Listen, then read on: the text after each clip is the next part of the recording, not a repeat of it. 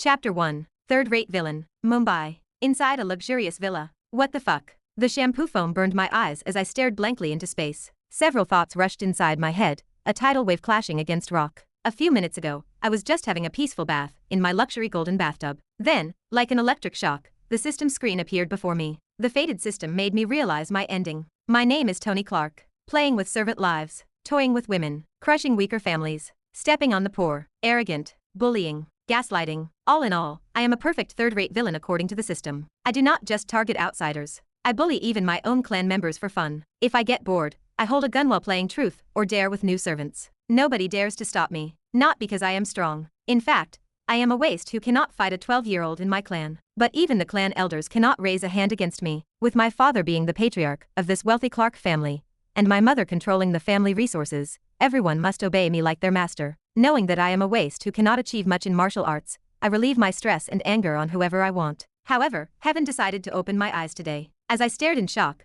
the system message appeared before me like a television screen. Transparent text glowed in a vibrant red color. Fated villain system. Villain Tony Clark. Age 18 years, 9 months. Martial arts, 12th class disciple. Comprehension none. Fighting technique none. Movement technique none. System only recognizes worthy achievements and skills. It is not the system itself that freaks me out. I can clearly see that I am a waste from the system screen. I normally would not care, as my talent is the worst to begin with. What scares me are the few lines mentioned below the character status. Fate is not a story waiting to happen. It is a structure already written. Every decision you believe you make freely may just be a branch already accounted for, a path predicted by forces you can neither see nor resist. The most terrifying truth is this: by the time you realize your fate, you may already be living its final chapter. Your fate, third-grade villain, who will bring down family annihilation. My family is destined to perish, and the reason will be me. This is not fair. It is okay if I die because of my actions. But my family? No. I cannot let this happen. But how can I stop this? The system seemed to hear my command. It began showing tips on the glowing interface.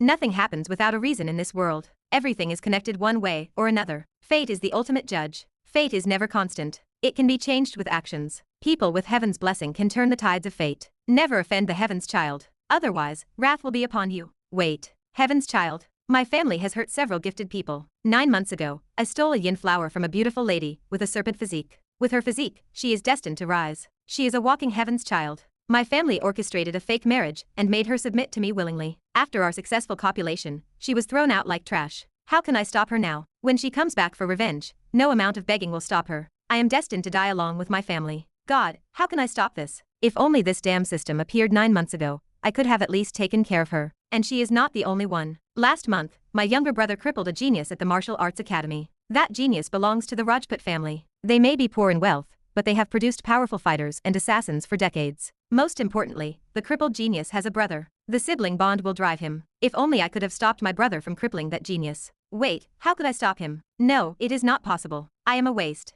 I am not worthy to touch the gates of the martial arts academy. With my family reputation and connections, it may be possible, but what could a waste do in the academy? My talent is bad, my body is weak, and my reputation is a disgrace to my family, a rich brat who toys with clan members and poor servants. I am an absolute waste who was born in the mighty Clark family. My younger brother will only see me as an idiot if I try to stop him from stepping on someone. These two are definitely heaven's children. In the future, my fake wife or this genius brother of the Rajput family will definitely come seeking death. More than anything, there are still family members to worry about. Many of them are gifted, but I bullied them like servants. Many elders already have plans for my father's seat. Some have already suggested replacing my name with the family young master. As I thought about more heaven's children, my eyes fell back on my fate reading. The system's message remains crystal clear. I'm a third-grade villain, who will die at the hands of a heaven's child to fulfill their revenge. With my weak martial ability, I am just a sitting pig ready to be butchered. But there is still hope. Fate can be changed. The only way I can do it is by using my family. In the entire city of Mumbai, I can command anyone with my family name. My family is the greatest asset I have, and I must stop all these heaven's children before they suppress me. One thing is clear, killing a heaven's child is impossible. Those bastards will definitely survive every catastrophe, as heaven looks after them. Making peace with past enemies is also impossible. The damage is already done. How can I give back the yin flower to my fake wife? Even if I give it, she won't accept it after how villainously I spoiled her body. Maybe my fate was already written by the three-faced god. Wait, I still have this. The system, the very cheat code I need. The glowing text still stands before my eyes like a god's blessing. Chapter 2. Reward. Dragon Physique. The glowing text stands before my eyes like a god's blessing. Fated villain system. Villain Tony Clark. Age 18 years, 9 months. Martial arts, 12th class disciple. Comprehension none. Fighting technique none. Movement technique none. System only recognizes worthy achievements and skills. Why did this damn system choose me? My gaze lingers on the word none. Not once, but 3 times. A slow breath escapes me, almost like a laugh, though no humor reaches my eyes. So this is what I am? An 18-year-old young master of the mighty Clark family, surrounded by wealth, trained since childhood,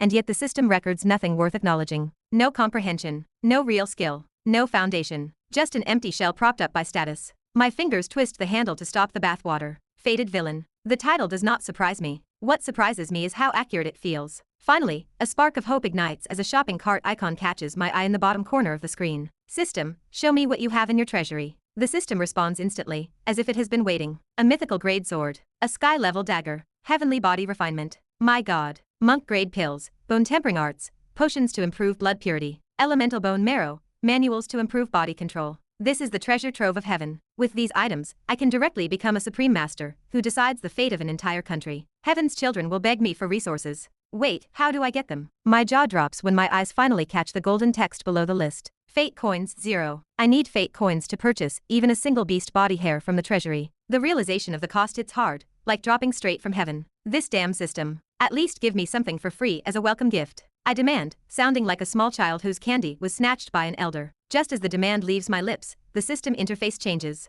Unclaimed rewards. Entering martial path. Rightward arrow 10x body refinement card, 1 day. Reaching 7th disciple in martial path. Rightward arrow fighting technique enlightenment, 3 hours. Reaching 12th disciple of martial path. Rightward arrow dragon physique manual, 1st evolution. Fate points, unclaimed. Defeated Kevin Clark rightward arrow plus 10. Suppressed Lily Clark rightward arrow plus 10. Total, 330 fate points. I stare at the number in shock, standing up from the bathtub. 330? I do not remember doing anything extraordinary. Kevin Clark was just a nuisance crushed casually. Lily Clark was an inconvenience put in her place. The rest was just petty arrogance, everyday dominance, and careless cruelty. There was nothing worth remembering. As the heir to the Clark family, all these younger generations must obey my command. Toying with them is a piece of cake, a twisted source of joy. Yet the system counted everything. Every act aligned with the role of a villain. Every moment matched the person fate expected me to be. A faint smile forms on my lips. So even meaningless actions have value. Looks like I can cheat the system with my authority. My voice drops slightly, echoing in the tiled bathroom. As long as they are evil enough, my actions can easily add up points. He he he. My smile deepens as attention returns to the rewards. The first one draws me in immediately, the 10 times body refinement card for 1 day. Body refinement is the foundation of martial arts. It is pain layered upon pain,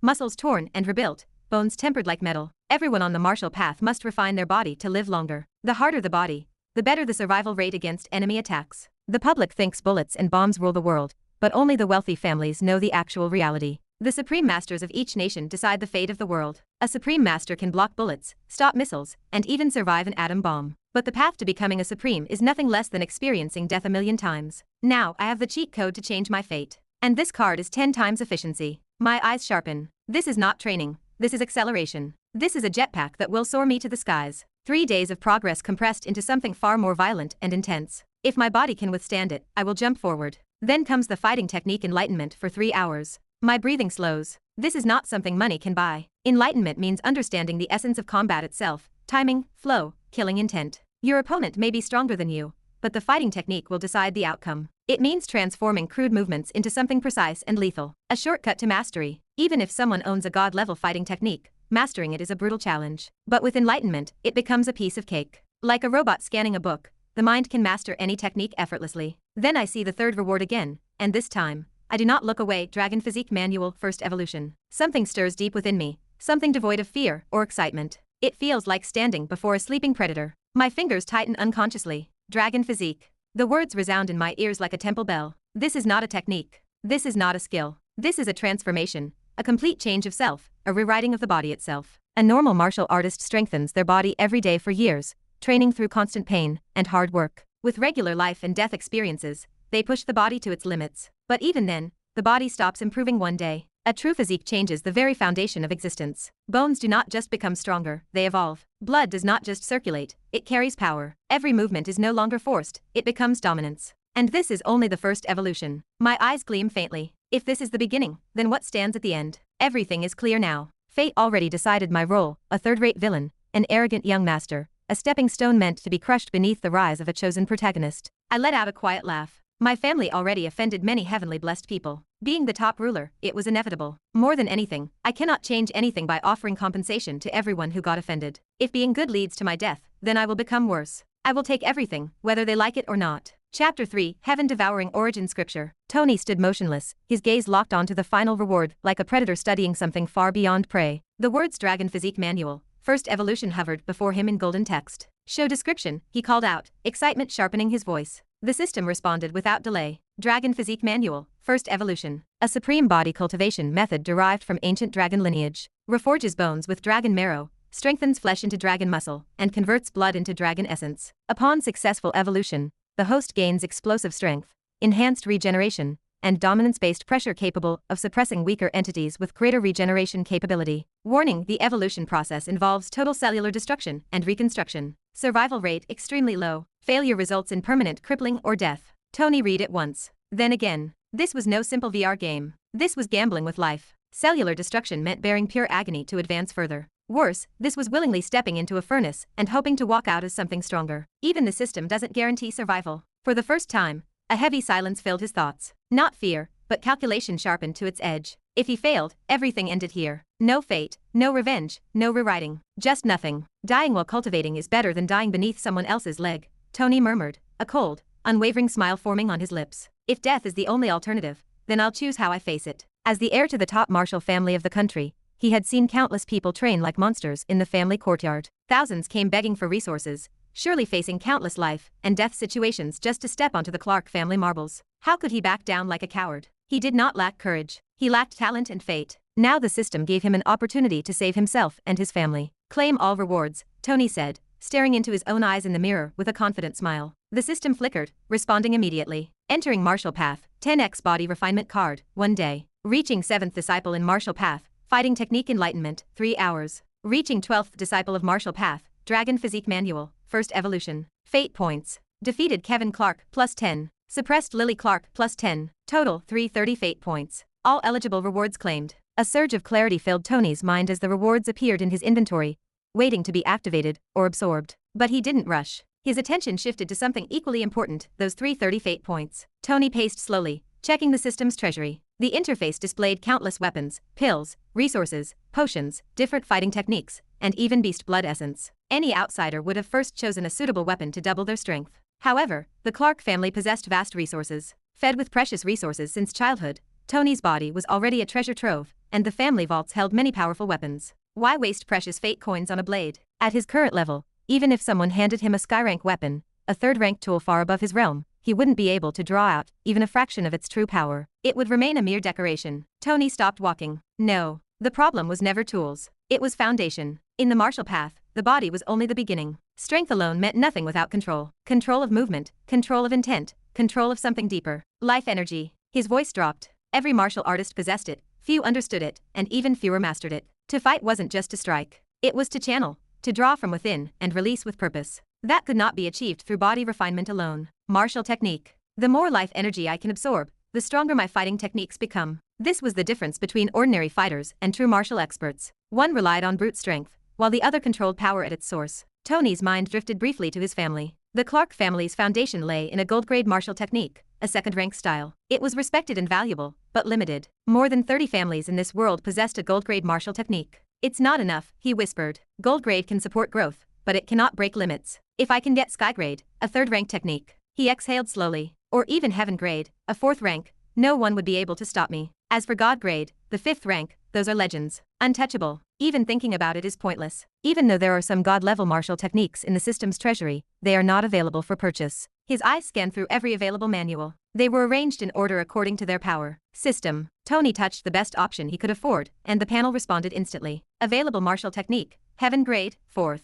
Name Heaven Devouring Origin Scripture. Absorption efficiency enhances life energy intake by 300%, drastically accelerating accumulation and recovery. Cost 300 fate points. Tony's pupils shrank slightly. The moment he saw the name, something instinctive stirred within him. Show description. Heaven Devouring Origin Scripture. A heaven-grade martial technique that allows the host to absorb, refine, and convert surrounding life energy into pure origin force. Enhances control over mind, body, and soul simultaneously. Greatly increases efficiency of energy release in combat. Allows continuous growth through external energy absorption. Tony stared at it without blinking. 300 points. It was almost everything he had. This is the foundation I need, he said. Even though the Clark family's tiger-breathing technique was powerful, it paled in comparison to the heaven-devouring origin scripture. A 300% increase in absorption was impossible to ignore. This would change his fate and his future. Chapter 4 Birthday Party. Chapter 3 The Path of Ruin. Purchase successful. The command left his lips, and 300 fate points vanished without a trace. No sound followed, no dramatic surge of power,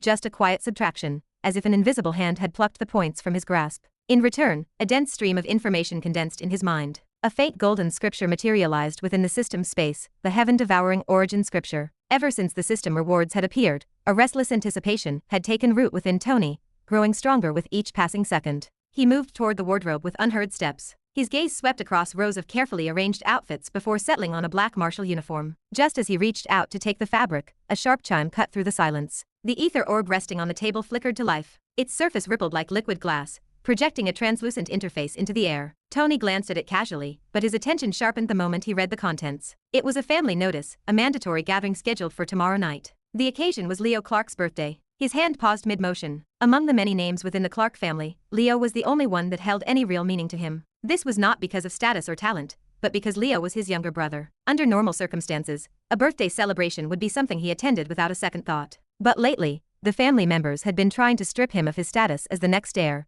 and Leo stood as one of the top contestants for the position. Still, formalities existed for a reason. "Mary," Tony called out, his voice carrying across the room with quiet authority. The response came quickly. The door slid open, and a well-figured woman stepped inside with hurried steps. Mary, one of the senior attendants, lowered her head the moment she crossed the threshold. Despite her composed appearance, the tension in her body was obvious. Her shoulders were stiff, and her hands trembled ever so slightly at her sides. She was a plum beauty with a round face, accustomed to the fearful whispers of the estate. To her surprise, Tony had never looked at her with evil intentions, though the other servants firmly believed she suffered all sorts of humiliation at his hands. "Young master," she said carefully, her voice restrained. Tony smoothed the fabric of his martial uniform, an outfit he wore very rarely. "Prepare the meditation chamber. The 5-star room." The words were simple, but their meaning caused Mary's expression to change instantly. She looked up in surprise before quickly lowering her gaze again. "Young master, the 5-star chamber requires approval from the third elder," she said cautiously. "He may not allow it, considering." She hesitated, leaving the implication clear. Considering Tony's lack of talent and his current shaky standing,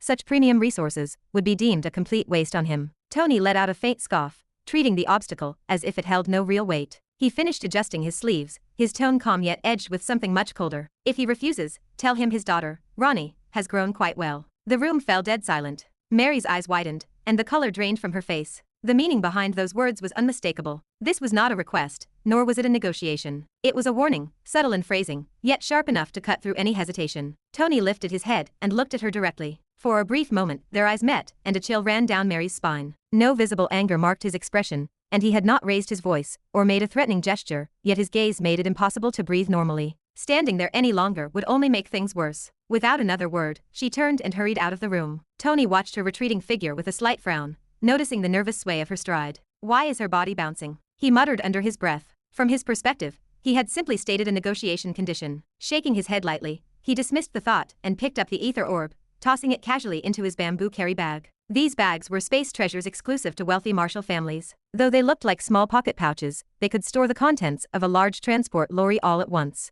As the family heir, he enjoyed the privilege of carrying the best of the best. Tony focused on his inventory, calculating which treasures to use first. Several minutes passed before Mary returned. This time, her movements were more controlled. In her outstretched hand lay a sleek key card that emitted a faint glow, symbolizing full authorization to access the 5-star meditation chamber. "Young master, the chamber has been prepared," she said. Tony accepted the card without comment and turned toward the door. "Why, young master?" she called out suddenly. He paused, though he did not turn around immediately. "There is something you should know," she said, lowering her voice instinctively to avoid being overheard. "Young master, your brother Leo's friend, Elvin, is planning something during the birthday gathering tomorrow. It seems he intends to frame you." Tony's expression did not change. Only after a brief pause did he ask, "How do you know?" "I heard the whispers among the servants." "I thought you should be aware," Mary replied. A faint smile appeared on Tony's lips. "Elvin," he repeated softly, tasting the name. The game had already begun. He didn't ask for details or show any concern. To him, this was nothing more than another predictable move. No one could truly touch him inside the Clark family. "Let him try,"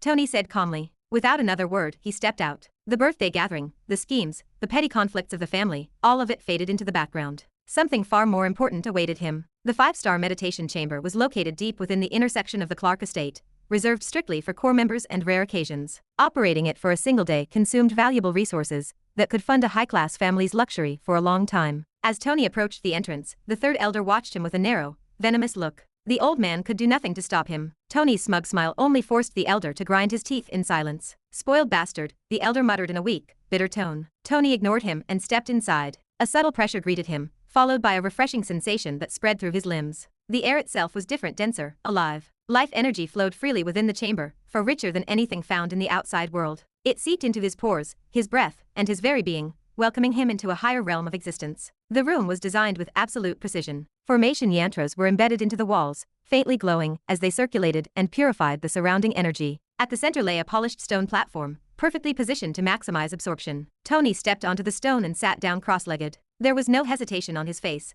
only a fierce eagerness to rise. Activate. Chapter 5. 10 times body refinement card. Inside the chamber, the air was alive. It did not merely feel dense, it pulsed, as if the entire room breathed alongside him. Refined life energy circulated through the formation arrays embedded in the walls, constantly replenishing itself and creating an environment that far surpassed the world outside. Tony sat at the center platform, his posture steady, his mind focused. A faint glow flickered before his eyes. "Would you like to learn the heaven-devouring origin scripture now?" The system's prompt hovered in the silence. Tony did not hesitate. Yes, learning heaven-devouring origin scripture. A golden radiance enveloped his body. It was not blinding, but it was completely overwhelming. A vast stream of information surged into his mind, not chaotically, but with terrifying precision. Every detail, every principle, and every subtle method of circulation embedded itself into his consciousness as if it had always belonged there. Tony's breathing changed. He naturally absorbed the life energy with ease. The way he inhaled shifted, and the way his body responded to the surrounding energy transformed completely. The heaven-devouring origin scripture was not just a better technique. It was a completely different concept. Unlike conventional martial methods,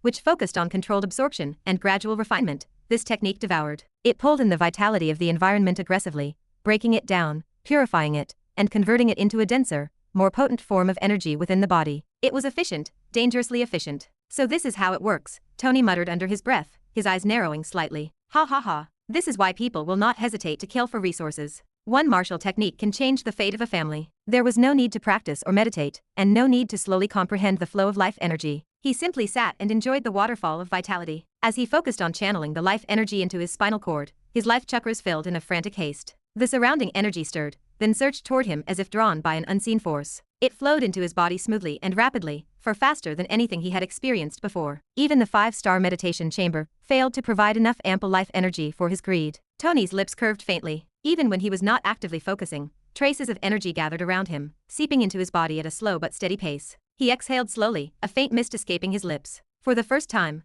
Tony knew the jubilant feeling of a genius, real progress in the martial path. All his life he had improved like a snail, but today was the exception. This was only the beginning. His gaze fell upon the 10 times body refinement card in his digital inventory. Without hesitation, he activated it. 10x refinement boost activated, 24 hours remaining. The chamber reacted instantly. The life energy in the air thickened, compressing around him until the room itself shook. It felt like stepping into a high-pressure zone where his body was pressed from all sides. Good. Tony retrieved a muscle refinement pill from his pouch, a premium resource meant to accelerate physical conditioning. With everything prepared, he no longer had any reason to hold back. "Thank you, Father," Tony muttered, swallowing the rare pill. He closed his eyes and entered deep cultivation. The moment he did, the heaven-devouring origin scripture fully activated. The surrounding energy surged violently, flooding into his body like a raging current. His muscles tightened under the pressure, his bones vibrated faintly, and every part of his physical form underwent rapid refinement. The 5-star chamber began trembling like a stuck washing machine. Its formation lines flickered wildly as the life energy inside drained far faster than it could circulate. Outside the door, the guards exchanged uneasy glances,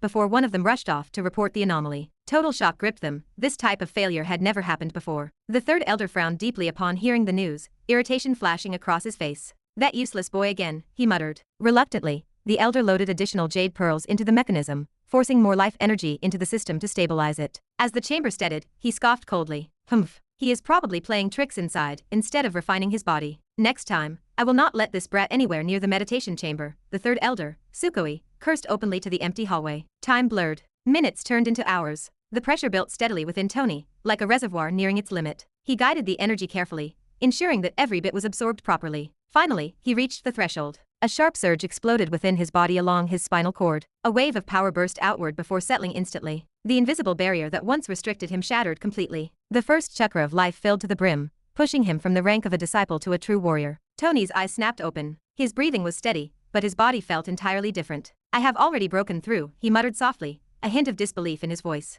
In just 10 hours, he had advanced from a 12th rank disciple to a warrior. Not only that, he had jumped directly past the low warrior rank straight into the mid-warrior rank. Even Tony had not expected such speed. Though he knew he had been close to breaking through before today, this level of efficiency was beyond anything in his memory. So this is what talent feels like. A faint smile appeared on his lips. For once, effort had produced immediate results instead of stagnation or failure. His fists clenched tightly. Power surged through his limbs, controlled yet undeniable. But he did not stop. Tony closed his eyes again and resumed his cultivation. Time passed in a steady rhythm: absorb, refine, strengthen. The heaven-devouring origin scripture continued working relentlessly, increasing the density and quality of the life energy within his vessels. His body adapted quickly, stabilizing his newfound strength while pushing closer to the next threshold. By the time he opened his eyes again, his aura had changed completely. He had not broken into the next major level, but he had reached the absolute peak of the mid-warrior rank, just one step away from advancing again. Rapid breakthroughs without proper consolidation would damage his foundation, limiting his future potential. Even with a system, certain rules of the world could not be ignored.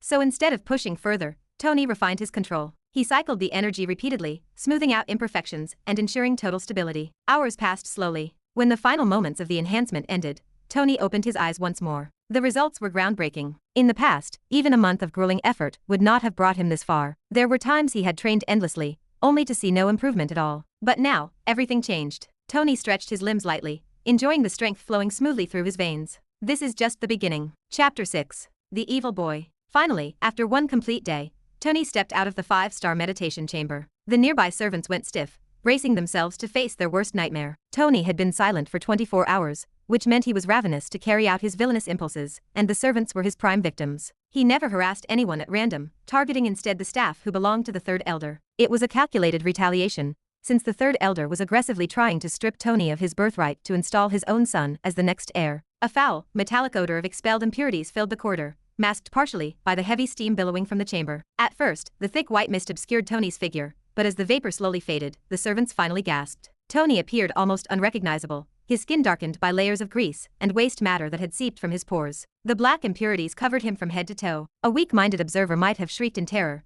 for he resembled a devil child emerging from the underworld. That terrifying appearance alone made the staff tremble. Yet despite the grime coating his flesh, a highly satisfied smile played on Tony's lips, his heart swelling with the massive breakthroughs achieved during his cultivation. He turned his head, his gaze locking onto the nearest guard. Tony's cheerful expression vanished the moment he noticed the man's reaction. "This fellow is done today," a servant whispered from the back line. Everyone looked toward the unfortunate guard, who had instinctively pinched his nose, unable to bear the stench radiating from the young master's body. Tony took a deliberate step forward, keeping his eyes fixed on the guard. In the next second, the terrified man dropped to his knees and began kowtowing, tears streaming down his cheeks. "Please, young master, spare me. I have 2 children, and my wife is still young. Please spare me this once. My nose is incredibly sensitive. I will serve at your feet for the rest of my life. Just please spare my life." The guard slammed his forehead against the floor repeatedly, his entire frame shivering with terror, completely oblivious to the blood pooling on his brow. Tony ignored the weeping man. He tilted his head, his gaze shifting to a bulky guard stationed nearby,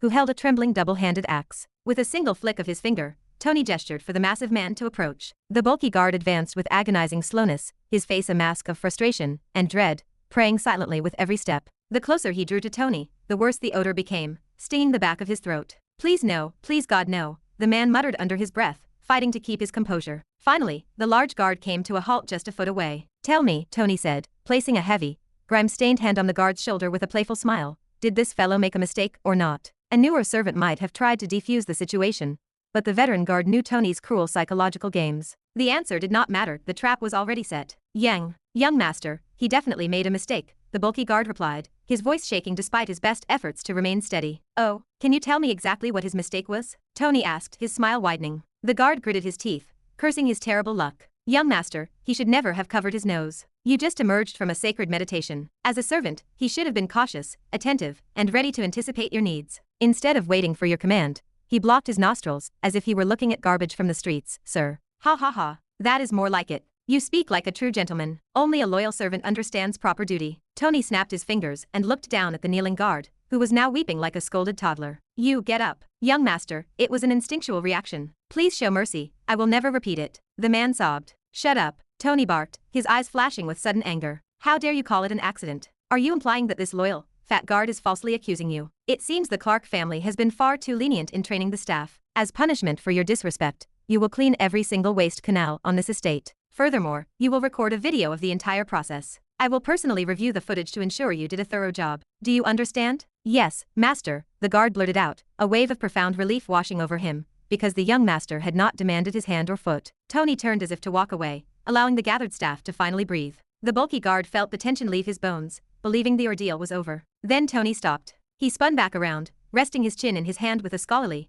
contemplative expression. Actually, now that I think about it, what you did was not entirely wrong. The kneeling guard froze, feeling as though a bolt of lightning had struck his mind. I cannot even tolerate the smell of my own body right now, Tony continued, his demeanor perfectly relaxed. If I encountered someone reeking like this, I would cover my nose too. Is that not just a natural human reaction? Or did you truly do it intentionally to insult me? The casual question made every servant go completely rigid. This is far from over, a voice whispered from the rear. The staff present all belonged to Third Elder Sukoi, and they realized Tony was weaving a web. They would have to fight for survival against his eccentric malice. Young master, I swear on the lives of my 2 children that I meant no offense. The guard cried, dropping heavily to his knees again. It was pure instinct. Even if I had 7 lives, I would never dare insult the future heir of the Clark family. Good, very sincere. I can see the righteousness in your eyes, Tony said, adopting a look of profound, mocking pity. But this bulky fellow right here insists that you committed a crime. Now I am left wondering who spoke the truth. Tell me, which of you is right? My time is incredibly precious, so decide among yourselves who is wrong.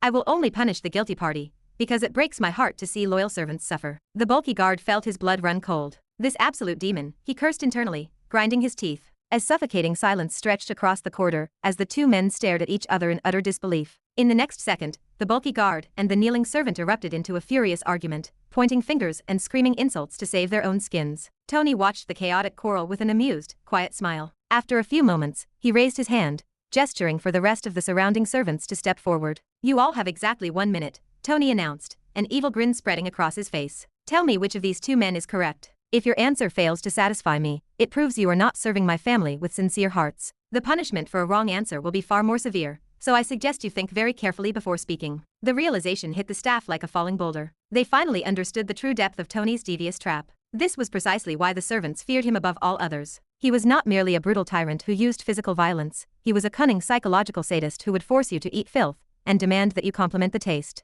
As the servants looked at one another in mute horror, Tony pulled out his golden ether orb and typed out a quick command for Mary to prepare his bath. Time is up. What a complete disappointment, Tony said, his voice dropping into a chilling, murderous register. Since none of you could provide an answer, every single servant present will clean the underground sewage canals with your bare hands. You will record every single second of the work. I expect the stone walls to be as pristine as polished moonstone. If the complete recordings are not delivered to me by tomorrow morning, I will personally sever your right hands. He stepped toward the exit, stopping right at the threshold to cast one final glance over his shoulder. And if any of you try to use my uncle's name to excuse yourselves from this task, I will take both of your legs as well. The moment the heavy doors slid shut behind Tony, the corridor erupted into a chorus of frustrated groans and desperate wails. The physical labor was grueling, but it was Tony's torturous, manipulative methods that truly pushed the weak-minded to the brink of insanity. Chapter 7. Storage Ring. Clark Family Estate. On the way to his private quarters, Tony watched the bustling crowd outside the estate through the massive glass walls. The commotion for tonight's birthday party had already begun,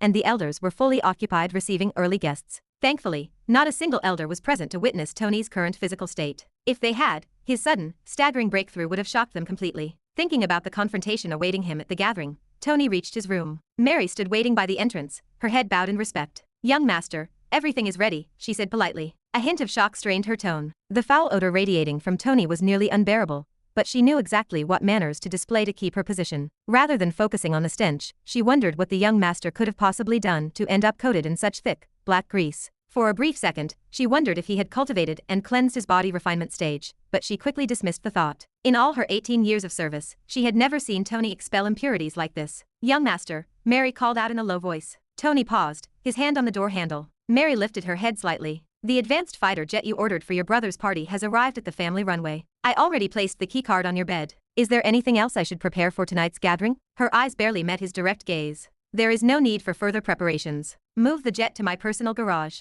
Tonight, I am not gifting that to my brother. I have a better choice. Go and get yourself ready for the party. Do not forget that you are my personal servant, so you must look presentable. Understand? Tony closed the door before she could reply. Mary stood in the corridor, completely frozen. She never expected such an instruction from Tony, a man who never cared for the well-being of his staff. For the first time in 18 years, he had told her to prepare herself for a celebration. Even stranger, the typical irritation and overbearing authority were entirely absent from his voice. Usually, before every major function, Tony ordered her to gather intelligence on his recent misdeeds and the potential traps he might encounter. It was a common ritual within the Clark family to debate the future hierarchy during every major family gathering. Inside his private bathroom, the shower water cascaded over Tony's head, washing away the layers of grime. He called up the system interface in his mind. Fated villain system. Villain Tony Clark. Age 18 years, 9 months. Martial arts warrior, mid-rank. Comprehension, heaven-devouring origin scripture. Fighting technique none. Movement technique none. He had been hopelessly stuck at the 12th disciple stage for a full year. While his peers moved from one stage to the next with the help of family resources, he had remained stranded at the first major bottleneck for months. Finally, that frustration was over. Fated villain system. Unclaimed rewards. Defeated Raghav, third uncle's head servant +3 fate points. Defeated Suresh, guard captain, +1 fate points. Defeated Manoj, inner attendant +1 fate points. Total unclaimed, 13 fate points. Tony's eyes went wide. Defeated? A faint frown formed as the water splashed against his face. Just minutes ago, he had merely toyed with a few servants under his third uncle, asserting his control to punish them. There had been no physical fight, yet the system recorded it as an absolute defeat. His eyes narrowed slowly. So even psychological submission counts. His lips curved into a faint smile as the realization settled in. The system did not care about fairness. As long as an individual was suppressed, dominated, or broken under his will, it registered as a victory. A quiet chuckle escaped him. If the system operated this way, earning points would be as easy as eating cake. As the young master of the Clark family, who could truly question his authority within these walls? Though he hated spending his hoard, Tony decided to use a few points to obtain a proper gift for his brother. In this entire world, Leo was the only person he genuinely cared about. Otherwise, Tony would never waste a single point on another human being. He scrolled through the rewards available for his remaining 43 points.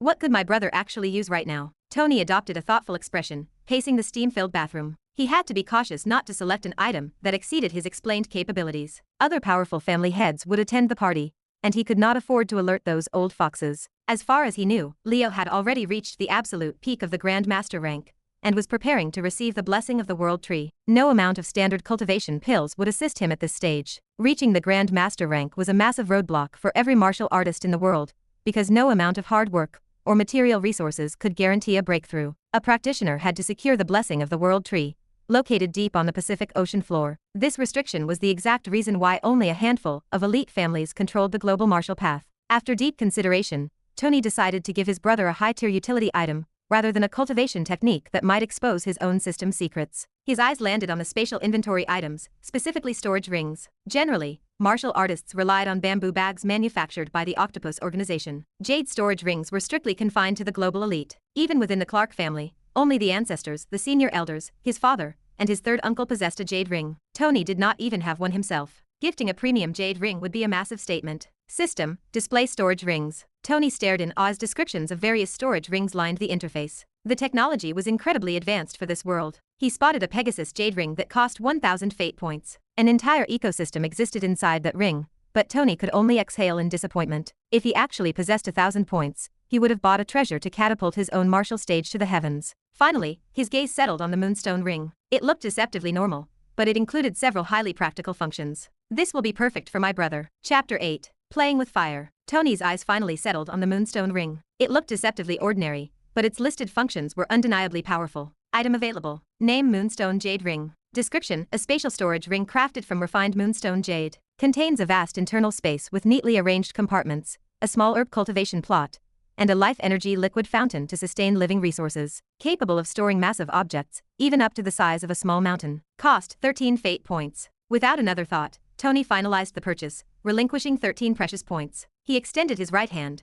watching the plain white, polished jade ring materialize directly into his palm. A deep sense of satisfaction washed over him as he inspected the ring's interior layout. The item truly lived up to its description. Even my father's storage ring will be inferior to this one, Tony thought, slipping the band safely inside his bamboo bag. He considered purchasing a second storage ring for his own personal use, but he quickly shook his head. He needed to keep his remaining fate points tucked away in case of an emergency. Imagining the exact look of surprise on his younger brother's face upon receiving the gift, Tony finished his cleanup. As the last of the black impurities washed down the drain, he stepped in front of the mirror. The glass displayed a completely transformed physique, tightly defined muscles, and glowing, pristine skin. The breakthrough was undeniable. Power surged through his veins, tightening his grip with newfound authority. Eager to test his upgraded strength, Tony wrapped a large bath towel around his waist and walked into the main room. He approached the one-way mirror wall, looking down at the early arrivals gathering in the courtyard below. His gaze locked onto his third and seventh uncles, who were deep in conversation with the Clay family patriarch. They are definitely cooking something,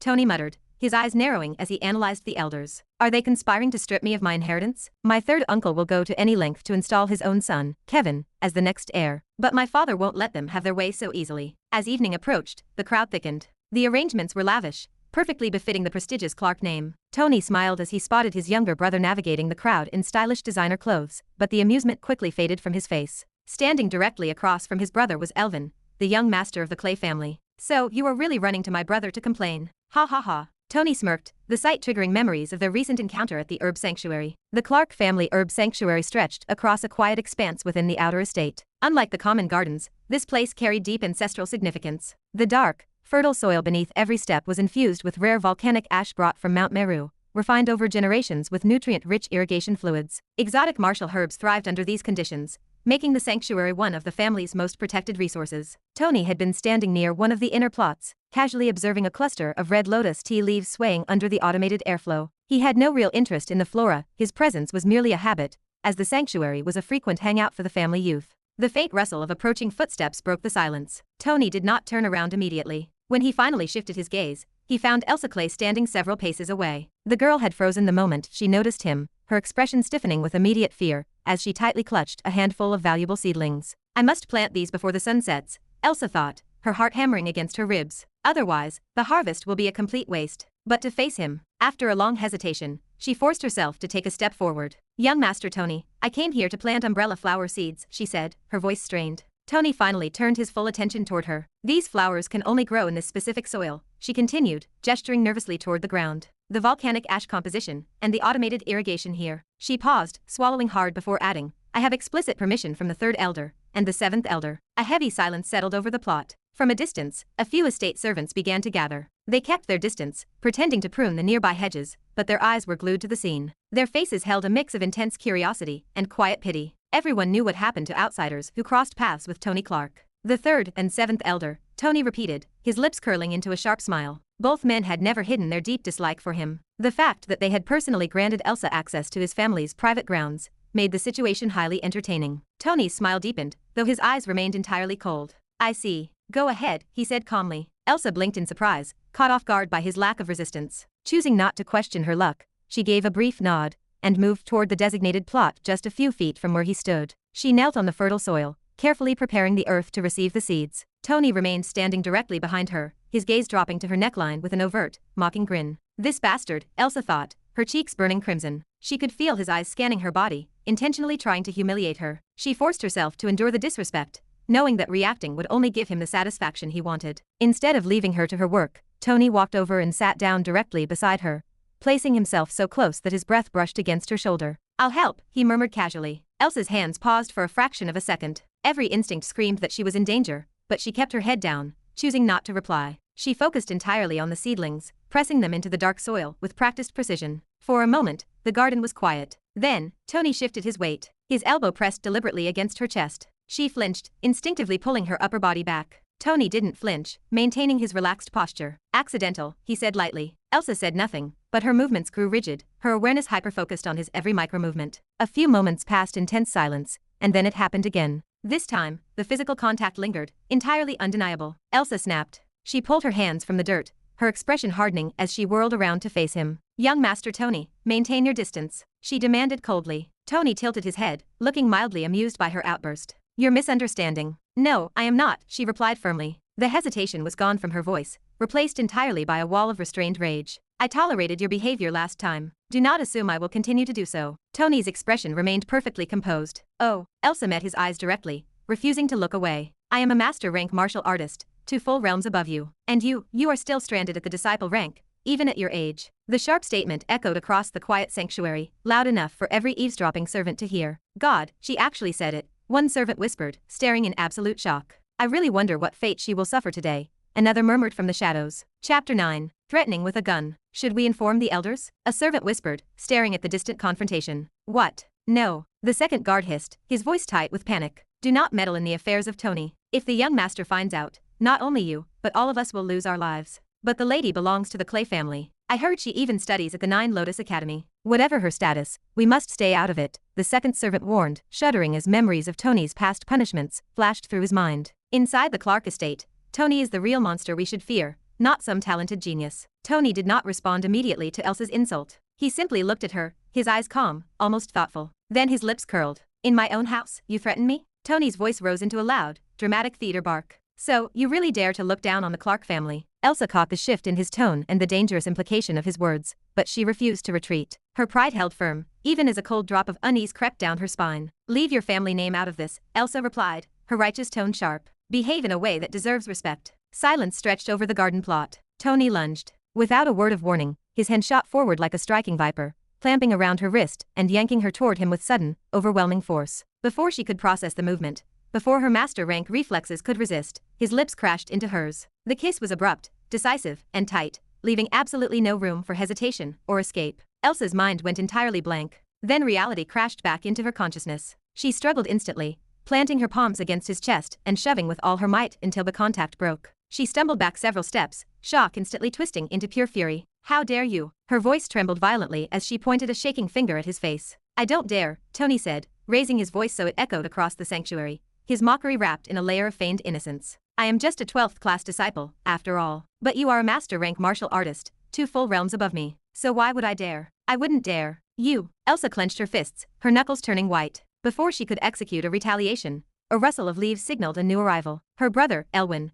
came rushing through the foliage, a sharp, stylish dagger gleaming in his right hand. He inserted himself directly between Tony and his sister, his chest heaving. You bastard. What did you do to my sister? Elwin demanded, his eyes boring into Tony. Nothing major, Tony replied casually. He completely ignored the weapon pointed at his chest, standing tall on his own territory. Within the walls of the Clark estate, he feared no one. I just kissed your sister, since she asked for it. The eavesdropping servants stood stunned by the blatant lie. Elsa gasped, her jaw dropping in utter shock at the sudden slander. Elwin froze, dumbfounded by the sheer audacity of the claim. For a fraction of a second, he turned his head to read his sister's reaction. No, no, brother, Elsa cried out loudly, tears of frustration gathering in her eyes. This fellow is twisting the truth. He is the one harassing me without any reason. He forcefully kissed me. Teach him a lesson. Elwin felt every urge to plunge his blade into Tony's chest, but he swallowed hard, holding his ground while projecting pure murderous intent. Tony, out of respect for your family, and as a fellow martial artist to your brother, I am going to leave this matter here, Elwin said, his voice dropping to a low, dangerous register. But I am warning you, never play your tricks against my sister again. Otherwise.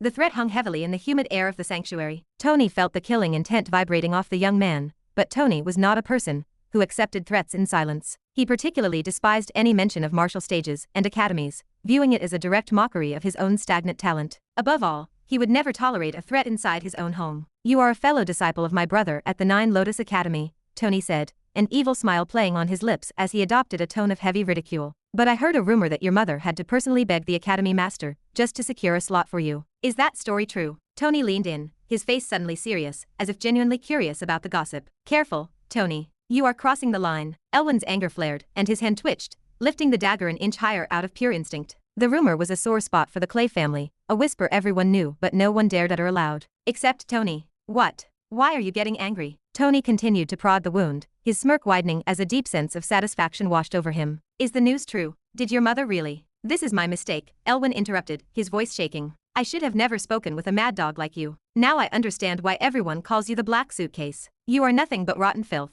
Smack. Tony's hand moved faster than the eye could follow, delivering a savage, open-handed slap across Elwin's face. The strike was so sudden and explosive that Elwin, despite his early Grandmaster rank body, failed to dodge it entirely. Crimson finger marks materialized on his pale cheek a second later. Absolute silence gripped the herb sanctuary. The watching servants stared with wide, unbelieving eyes. Elsa's breath hitched, unable to comprehend that Tony had actually dared to strike her brother. Do not call me the Black Suitcase, Tony said casually, adjusting his posture without a single trace of fear. He stood there calmly, looking as if he had just swatted a minor insect that was buzzing too close to his ear. Out of all things in this world, I hate that name the most. I hope you remember my words perfectly. You bastard, Elwin screamed, lifting his dagger to strike. He managed to move the blade only half the distance. Boom. A deafening blast shattered the quiet of the gardens, tearing a jagged, smoking trench into the earth between their feet. It was a high-caliber bullet. Before Elwin could comprehend the noise, the cold barrel of an advanced hand pistol pressed firmly against his forehead. Elwin's body stiffened with immediate fear, and he instinctively took a half step back. He was a powerful martial artist, but he was not a Lord Marshal capable of ignoring modern firearms. Because he had not yet received the World Tree blessing,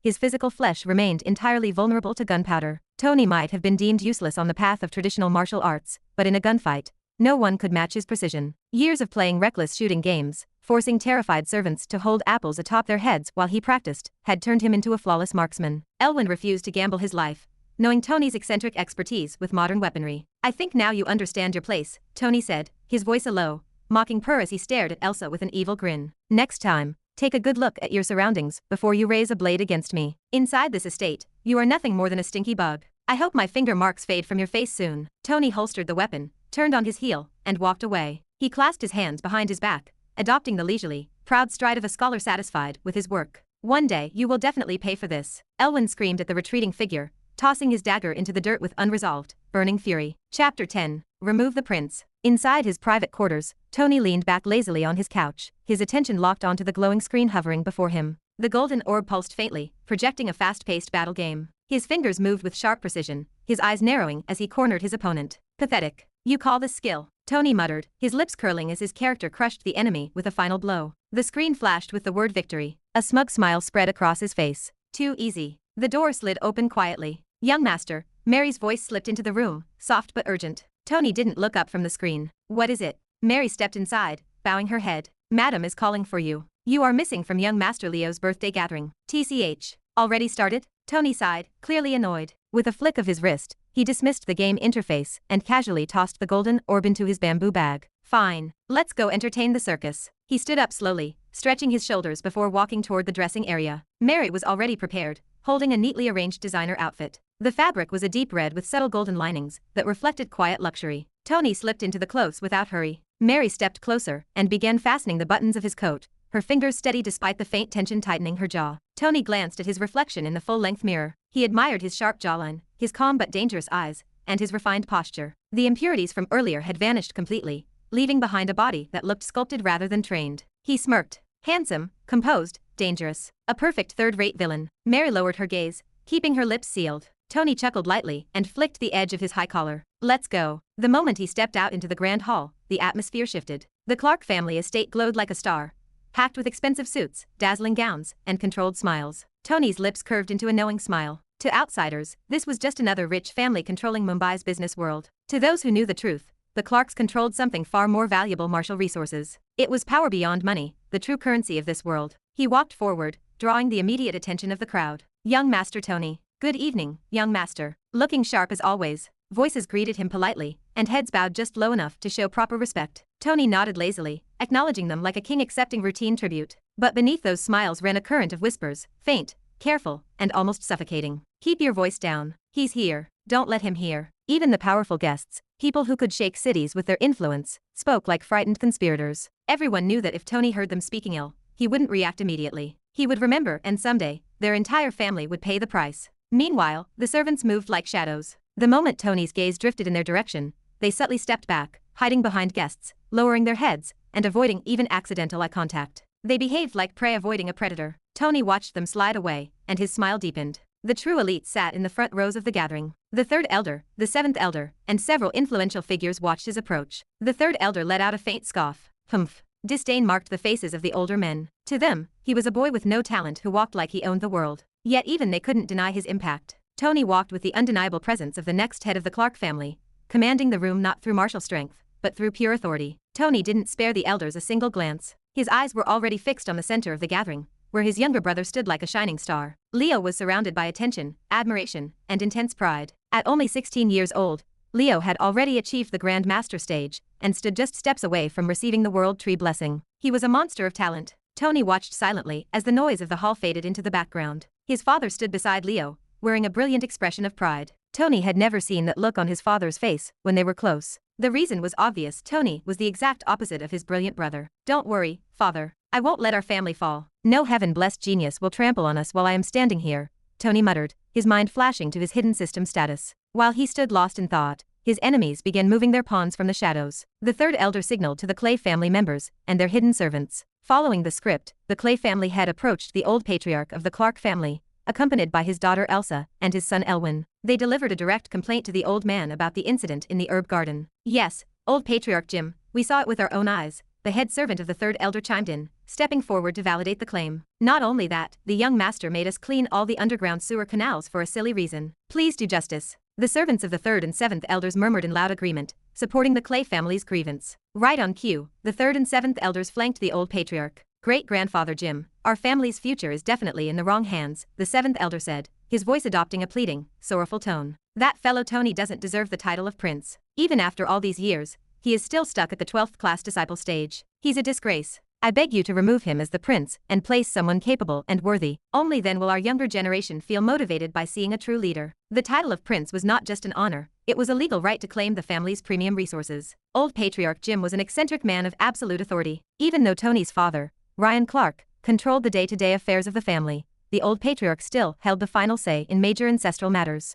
As expected, the old patriarch's face flushed with anger upon hearing the complaints. Irritation twisted his features, furious that servants were openly crying out about the family prince. "Tony, where are you?" Jim Clark roared, his voice booming across the hall, completely disrupting the celebration and silencing the esteemed guests. Tony looked down at the wine glass in his hand, a slight grin appearing on his right cheek. Tony, Chapter 11, Family Rules. "Tony, where are you?" The loud, frustrated cry of the old patriarch reverberated through the birthday party. It started. Tony muttered the words to himself, picking up his wine glass without a hint of worry. He had been waiting for this exact moment from his seat in the corner. The most worried man in the room was the current patriarch, Tony's father, Ryan Clark. Ryan immediately let go of his younger son Leo's hand and approached Senior Jim in a hurry. "Senior, I know you would not call Tony without a reason," Ryan said, his persuasive tone masking a desperate attempt to avoid the calamity about to befall his firstborn son. "But if this is about his bad behavior, why don't you skip it for now? All our esteemed guests are gathered here. This will definitely affect the Clark family name." "Ryan, do you think I do not know party manners?" Senior Jim's voice turned grim. "Some things are meant to be dealt with in public. If we do not address these shameless issues now,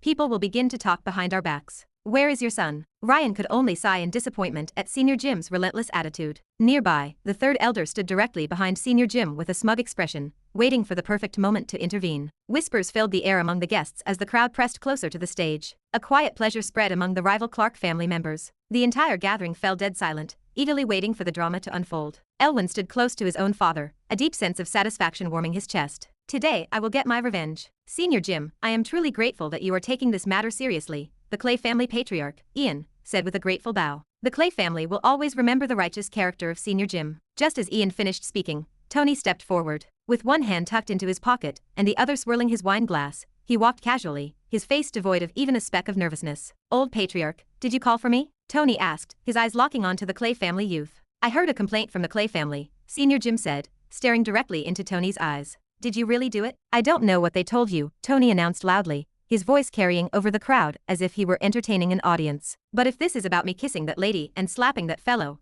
it is definitely true." Loud gasps followed. The guests stood stunned by Tony's direct confession, and their whispers erupted anew with exaggerated expressions. "So you openly admit to the crime," Senior Jim said, his gaze unwavering. "I also heard you punished the third elder's servants by forcing them to clean the sewage canals. Did you do that as well?" "Yes, I did it." Tony's reply came swiftly. "Senior Jim," the seventh elder interjected, stepping forward to seize the opening. "Young Master Tony has committed far more crimes than these. He completely breaches our family rules and harasses the servants daily. He has completely forgotten how to work hard and train his body. Even after all these years, he remains stuck at the 12th class disciple marshal stage. I suggest this is the perfect occasion to strip him of his title and choose a new family prince." The crowd finally understood the true motive behind the spectacle. The family elders were staging a coup to replace the family prince. It was an open secret. The discussion had already occurred several times in private, but because of Patriarch Ryan's fierce insistence, Tony had maintained his position as prince. "Senior Jim, please do not make a decision on a whim," Patriarch Ryan hurriedly intervened, his voice tight. "Tony deserves the title of prince as my firstborn. He will definitely improve his martial stage soon." Senior Jim's anger only seemed to intensify as he glared at the young man. "Brother Ryan, your son is not a child anymore," the third elder said, choosing the exact right moment to strike. "He has already passed his 18th birthday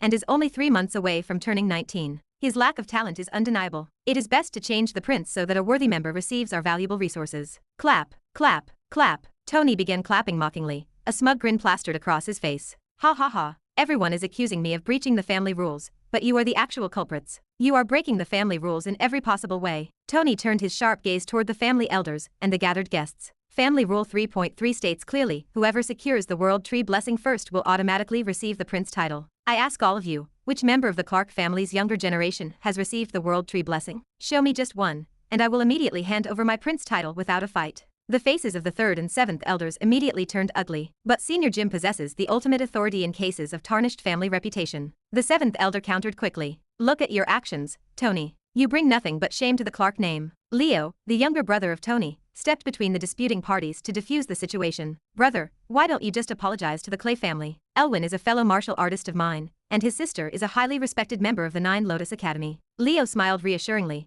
believing a simple apology would conclude the matter and prevent Senior Jim from taking harsh action. Every eye in the hall turned toward Tony, waiting for his reaction. The expectation of an apology hung heavily in the air. Elwin quietly pulled out his phone, slipping it into his palm to record the coming humiliation. Tony began walking forward slowly, his serious gaze fixed entirely on Elwin. The servants standing in the path instinctively took a step backward, clearing the way as Tony approached Senior Jim. The third elder sighed, a flicker of disappointment crossing his face as he prepared for Tony to utter a safe, cowardly apology to escape the trap. But Tony had no intention of playing the part of a weak, third-rate villain who bowed his head for a safe escape. Ha ha ha. Chapter 12. Tit for tat. Ha ha ha. Tony suddenly burst into loud laughter, standing right beside Senior Jim. Amusement danced in his eyes as he swept his gaze across the huddled servants, the stiffening Clay family members, and the massive crowd of guests gathered to watch the execution. Tony, what is this nonsense? Apologize now. The seventh elder's voice cut through the noise, his face twisted in frustration. So this is the pride of the Clark family? Tony adopted a deeply disappointed expression,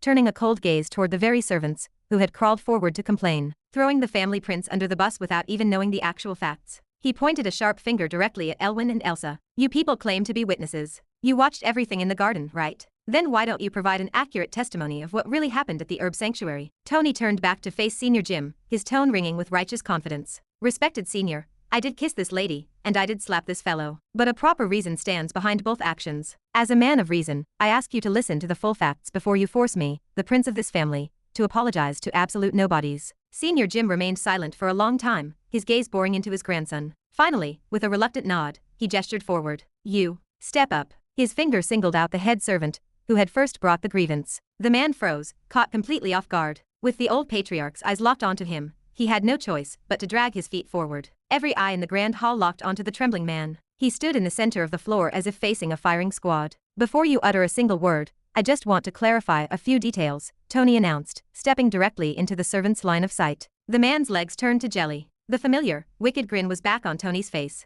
Were you present in the herb garden the exact moment I kissed this lady? Tony asked, his voice suddenly dead serious. Yes, master. I was standing quite far away in the back rows. That is why you might not have noticed me, the servant replied, his voice shaking like a leaf. Oh, Tony's smile widened, his teeth flashing under the chandeliers. So you only saw what happened. You didn't actually hear a single word we whispered, correct? The servant stiffened. The trap was laid bare, he had no audio to back up his claims. Yes, master, the servant whispered after a tense pause. Then tell the room who approached him first? Tony asked. Elsa clenched her fists so hard her nails bit into her palms. She finally saw the sick game he was playing. The servant dropped his head, his gaze glued to the polished marble floor. Young master, it is true that Lady Elsa approached you first. You didn't even look in her direction until she greeted you. The words came out steady now. The servant realized that while the third elder might let him live for a bad report, crossing Tony meant an immediate death sentence. Good, good. So you really saw it all. Tony waved his hand, his tone carrying an obvious, heavy prompt. Tell us exactly what you saw right after that. The servant turned a terrified face toward old patriarch Jim. Senior, young master Tony merely stepped forward to assist Lady Elsa while she was planting her seeds.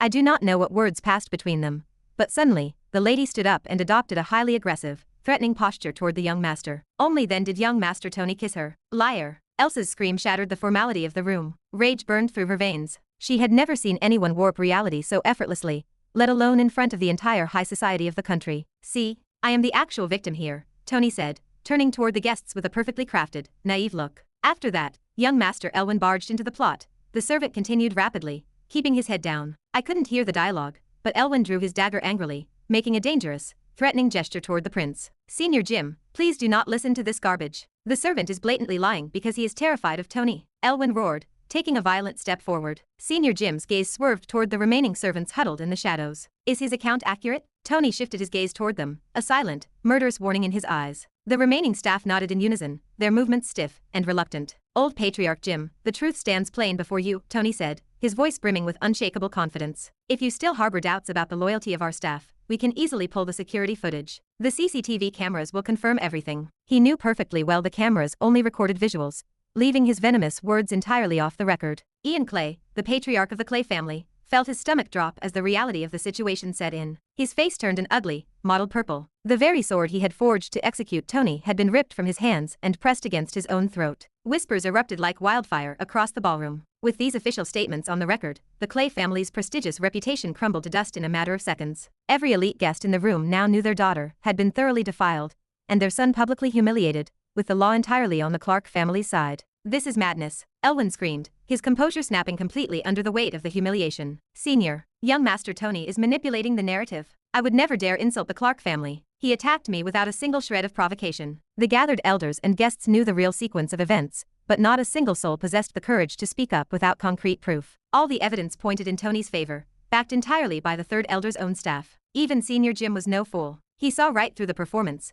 watching Tony manipulate the family laws like a master puppeteer. Tony soaked in the silence, thoroughly amused by the despair radiating from his rivals. Suddenly, he threw his hands wide, his voice booming through the rafters with gleeful malice. "Old patriarch, why the sudden silence? Justice has been laid out perfectly before you. Why haven't you ordered the immediate arrest and punishment of the Clay family for their slander?" The entire gathering gasped at the sheer audacity of the demand. Ian Clay stood frozen, utterly dumbfounded by the boy's relentless assault. "Tony," Elwyn choked out, his throat tight with unadulterated frustration. The trap had closed completely. Any further protest was simply begging for another strike to the face. "What? Are you terrified because your pathetic lies have been exposed to the world?" Tony spun toward the crowd of guests, his voice dripping with mock disgust. "Look at the utter shamelessness of the Clay family. They marched into our estate to frame the family prince, and now they cannot even bear to look at the truth when it surfaces." Elwyn felt the room spin violently, the lights blurring above his head. Before another word could leave his mouth, a heavy thud echoed near his feet. Elsa had collapsed entirely, falling unconscious onto the stage floor, unable to endure the absolute ruin of her family's honor. Chapter 13. Marriage Card.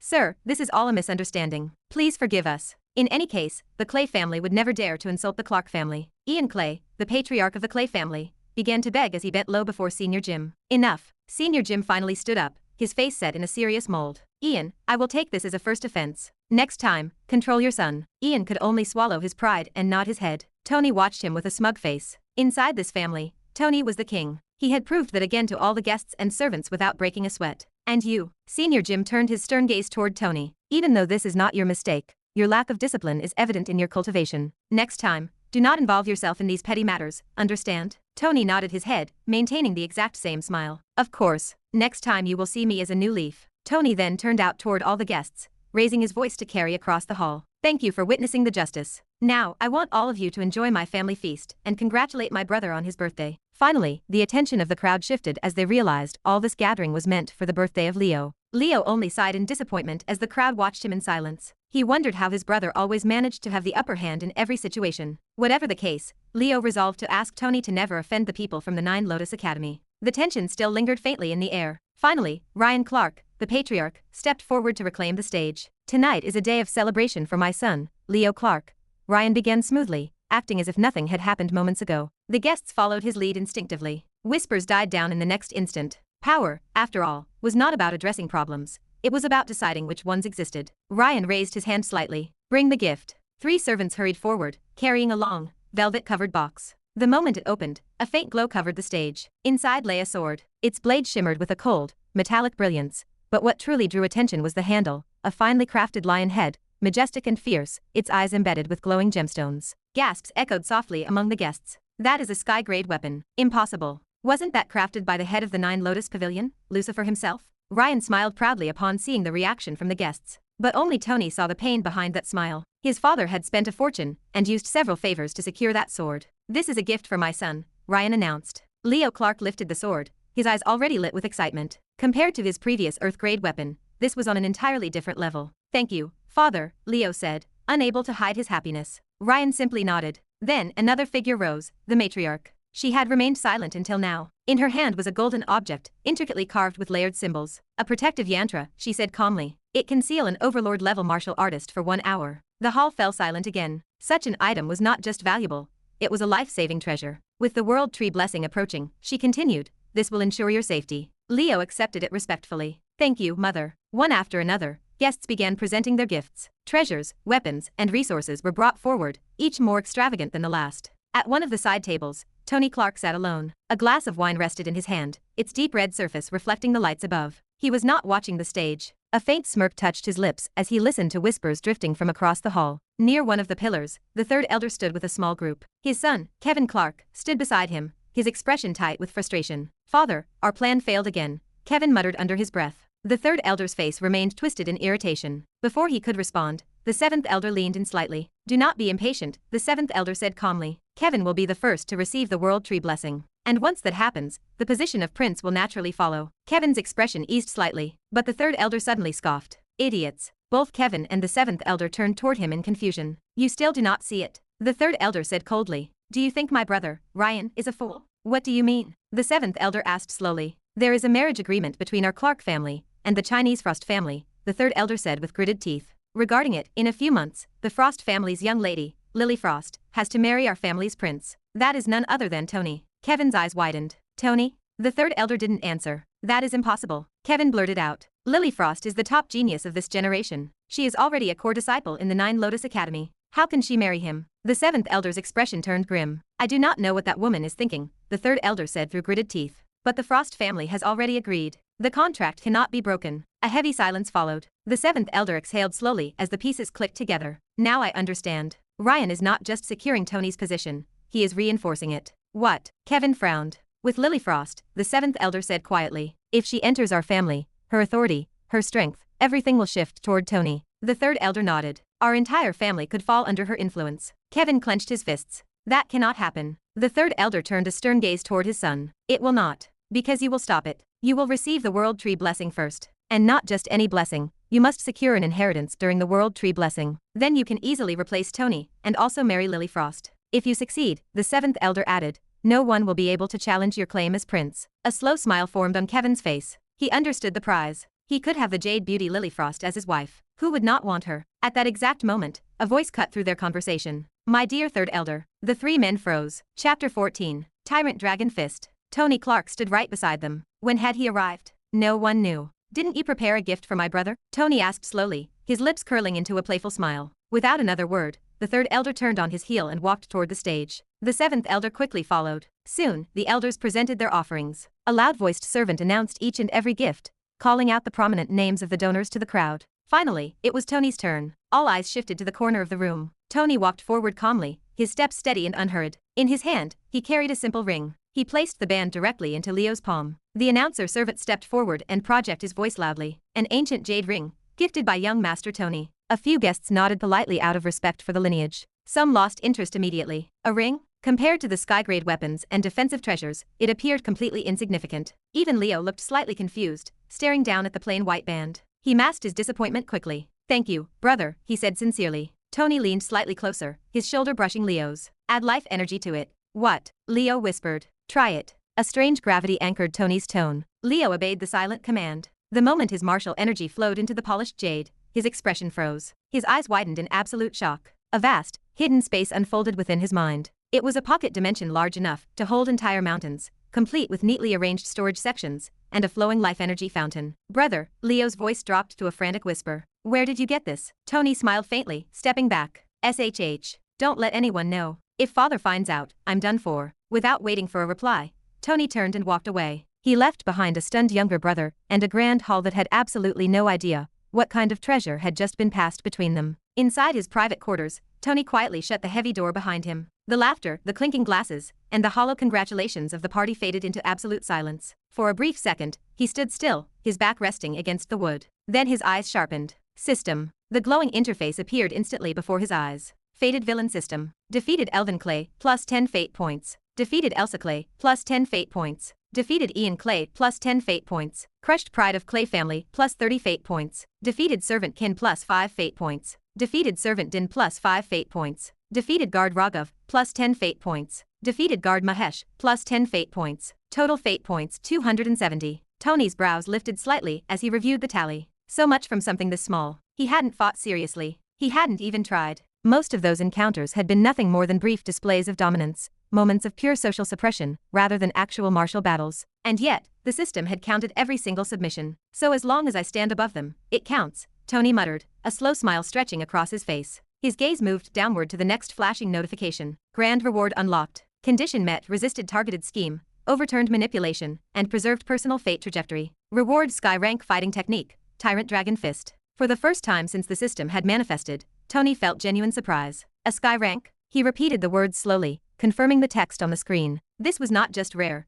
This was the kind of legacy entire ancient families slaughtered each other over. Even the Clark family's strongest heritage technique, the Water Flow Sword, reached only the Earth rank. Sky rank techniques were never meant to appear casually, certainly not as a routine reward. Tony exhaled slowly, but the faint gleam in his eyes betrayed his rising excitement. This system is far more generous than I thought. Without wasting another second, he turned and left the room, heading down into the depths of the estate. Deep below the mansion layout lay the 9 Pillars training ground, a fortified subterranean chamber designed to endure immense destructive force and isolate any acoustic disturbance from the world above. The moment Tony stepped inside the concrete vault, he disabled the surveillance system with a precise voice command. One by one, the reinforced steel doors sealed shut behind him with heavy hydraulic clicks. Now, there were no witnesses. Tony walked directly to the middle of the arena and sat down cross-legged on the cold floor. System Tyrant Dragon Fist, Peak Sky Rank. A forbidden fighting technique, with 7 escalating levels, each unleashing a dragon's wrath through the user's fists, multiplying destructive force with explosive recoil. Warning: insufficient physique will result in rebound collapse, causing internal rupture and possible instant death. A cold chill ran down Tony's spine as he finished reading the warning text. It looks like I need to achieve the true dragon physique to fully master this Tyrant Dragon Fist. But this is not the right time to undergo that transformation. First, I will achieve minor success in the forms. When the time is right, I can master the rest alongside the physical upgrade. Determination hardened his gaze. Activate. Fighting Technique Enlightenment card, 3 hours activated. The shift occurred immediately. Tony's perception sharpened to an unnatural, hyper-focused level. Every hidden detail of his internal anatomy became blindingly clear: his breathing rhythm, his muscle tension, and the exact flow of his energy pathways. It felt as if some cosmic force had peeled back the clumsy layers of human instinct and replaced them with pure, flawless understanding. Tyrant Dragon Fist, first form Silent Dragon Fist. Tony stood up slowly, raising his right fist. Shifting his weight to match the theoretical blueprints in his mind, he began delivering the punch repeatedly into the empty air. At a casual glance, the movement looked simple. Under the influence of the Enlightenment card, however, it was incredibly complex. His breath aligned perfectly with the apex of the strike. His muscles followed a natural, fluid rhythm, each motion connecting seamlessly to the next. When his fist extended to its maximum length, a faint, visible ripple distorted the air. Tony's eyes flickered with focus. He repeated the motion, again and again. Each strike grew sharper, faster, and more precise. Suddenly, a sharp crack echoed through the chamber. One of the massive stone pillars trembled slightly, a hairline fracture appearing on its surface. So this is the beginning, Tony muttered, analyzing his posture. There is a complex movement technique woven into the stance. He spent the next hour entirely focused on the intricate footwork. The trick lay in absolute silence. When the punch delivered its payload, it made no sound through the air. The enemy would never notice the approach until the impact landed. That was the true beauty of the silent punch. Tyrant Dragon Fist, second form Coiling Dragon Punch. This time, his body shifted lower. His stance widened, and his torso twisted violently. The destructive force did not originate from his arm. It generated from the rotational torque of his hips. His vision blurred as thousands of mental images flooded his mind, depicting coiling dragons moving with absolute authority. He engraved every mechanical detail into his consciousness, attempting to replicate the divine trajectory. When he struck out this time, the air compressed with an audible boom. The impact echoed much louder against the walls. A deep, visible fracture splintered up the central pillar. Tony's breathing deepened, his chest heaving. The difference in raw power was undeniable. More than 2 hours passed in a blur of motion, but Tony did not rush to learn the remaining moves. Only after completely stabilizing the coiling dragon punch did he allow his mind to unlock the next sequence. The third form revealed itself within his mind. Tyrant Dragon Fist, third form Flying Dragon Kick. This form carried immense weight, not just physically, but mentally. The strike required more than just physical force. It demanded absolute lethal intent. Tony drove his fist forward, channeling the overwhelming mental pressure into the target. A massive explosion shattered the quiet of the vault. The entire subterranean chamber vibrated violently. A deep, hollow dent formed on the reinforced pillar, far deeper than any previous strike. But the ferocious kinetic backlash sent Tony rolling across the hard floor. Crimson blood oozed from his lips, and his skin ruptured at several pressure points across his arms. Tony immediately forced himself back up into a sitting position, forcing his mind to comprehend the flaw in his execution. The Enlightenment card's duration was rapidly drawing to a close. It seems this is my absolute current limit, Tony muttered, wiping the blood from his chin as his energy reserves bottomed out. That is why a solid foundation matters above all else. I can only truly master the full depth of this Tyrant Dragon Fist by achieving the dragon physique. He opened his eyes, the glowing interface fading away as the training room fell silent once more. Chapter 15. Elite Warrior. The final traces of clarity faded as the Enlightenment card expired. The heightened perception and perfect understanding vanished, leaving the world completely normal once more. Tony stood at the center of the 9 Pillars chamber, his chest rising and falling as sweat traced down his skin. He forced his body into motion again, executing the first form of the tyrant dragon fist, then fluidly transitioning into the second. He did not dare to attempt the third form. The memory of the violent kinetic backlash was still fresh in his mind. Without the system's supernatural guidance, the movements were no longer effortless, but he practiced them anyway. Again and again, he drove his fists into the air. Each strike drained his reserves. Each movement consumed more life energy than his current body could safely sustain. I can't rely on this body forever, Tony muttered under his breath, sprinting forward to deliver another punch. A heavy boom echoed through the vault. The central pillar trembled under the impact, but this time, Tony staggered back. His physical limits had arrived. The life energy within him was nearly exhausted, and his current cultivation rank was simply unable to keep up with the extreme demands of the technique. Damn it. I need more life energy. He exhaled sharply, dropping straight to the ground and crossing his legs. The moment his breathing stabilized, Tony activated the heaven-devouring origin scripture. The response was immediate. The surrounding life energy surged toward him like a tide breaking through a collapsing dam. It flooded into his body, raw and dense, pouring through his spine, and dispersing across his internal pathways like lightning branching through a dark cloud. The energy gathered at key pressure points, reinforcing his skeletal structure from within. Time passed slowly in the quiet vault. Tony remained perfectly still, his mind entirely focused on guiding, refining, and compressing the incoming torrent to strengthen his physical foundation. A soft knock broke the silence. Tony's eyes snapped open. Who would come down here at this hour? The entire estate was occupied with the celebration, and even the low-level servants had been reassigned to the grand hall for the event. He stood up slowly, walked toward the entrance, and pulled the heavy door open. He froze for a fraction of a second. Leo, what are you doing here? Tony asked, his brow furrowing. I could ask you the same thing, Leo said, a faint grin playing on his lips. I thought you'd be enjoying the party. When did you become so obsessed with martial arts? Tony stepped aside slightly. What happened to the celebration? It will probably last all night, Leo replied, walking into the private chamber without waiting for an invitation. His gaze swept across the reinforced layout, pausing briefly on the fresh cracks and deep dents marking the concrete pillars. His expression shifted. You've been practicing here, seriously? Genuine surprise colored his tone. Tony shrugged lightly, masking his progress beneath a layer of pure indifference. I'm not the one who made those dents. I'm just down here trying to force a breakthrough. Leo did not look entirely convinced, but he chose not to press the matter. I came because father asked me to find you. Tony's expression sharpened. Did he say anything about the Clay family incident? Leo shook his head. No, it's not about that. Father is leaving tomorrow morning on an extended business trip. Tony narrowed his eyes. And he wants you to come with him. What? Shock cracked through Tony's composure. His father never took him outside the estate, especially not on important business trips. Leo laughed lightly at his brother's sheer disbelief. I knew you'd react like that. If my guess is right, he's taking you straight to the Frost family to officially confirm the marriage agreement. Tony's face froze. He slowly raised a hand to his forehead, pressing against his temple. This nonsense again. He exhaled a long breath. I heard that girl is a genius. Not just a genius, a monster, Leo smirked, the memory of the #1 beauty of the Nine Lotus Pavilion crossing his mind, a woman whose face he had yet to see. She is one of the top 5 talents in the entire pavilion. I couldn't even stand before her in a real fight. Tony shook his head dismissively. It won't happen. The difference between us is like a pebble and a mountain. Leo didn't argue. Instead, his smile widened. Anyway, I won't be around to see how it plays out. Tony glanced at him. Why is that?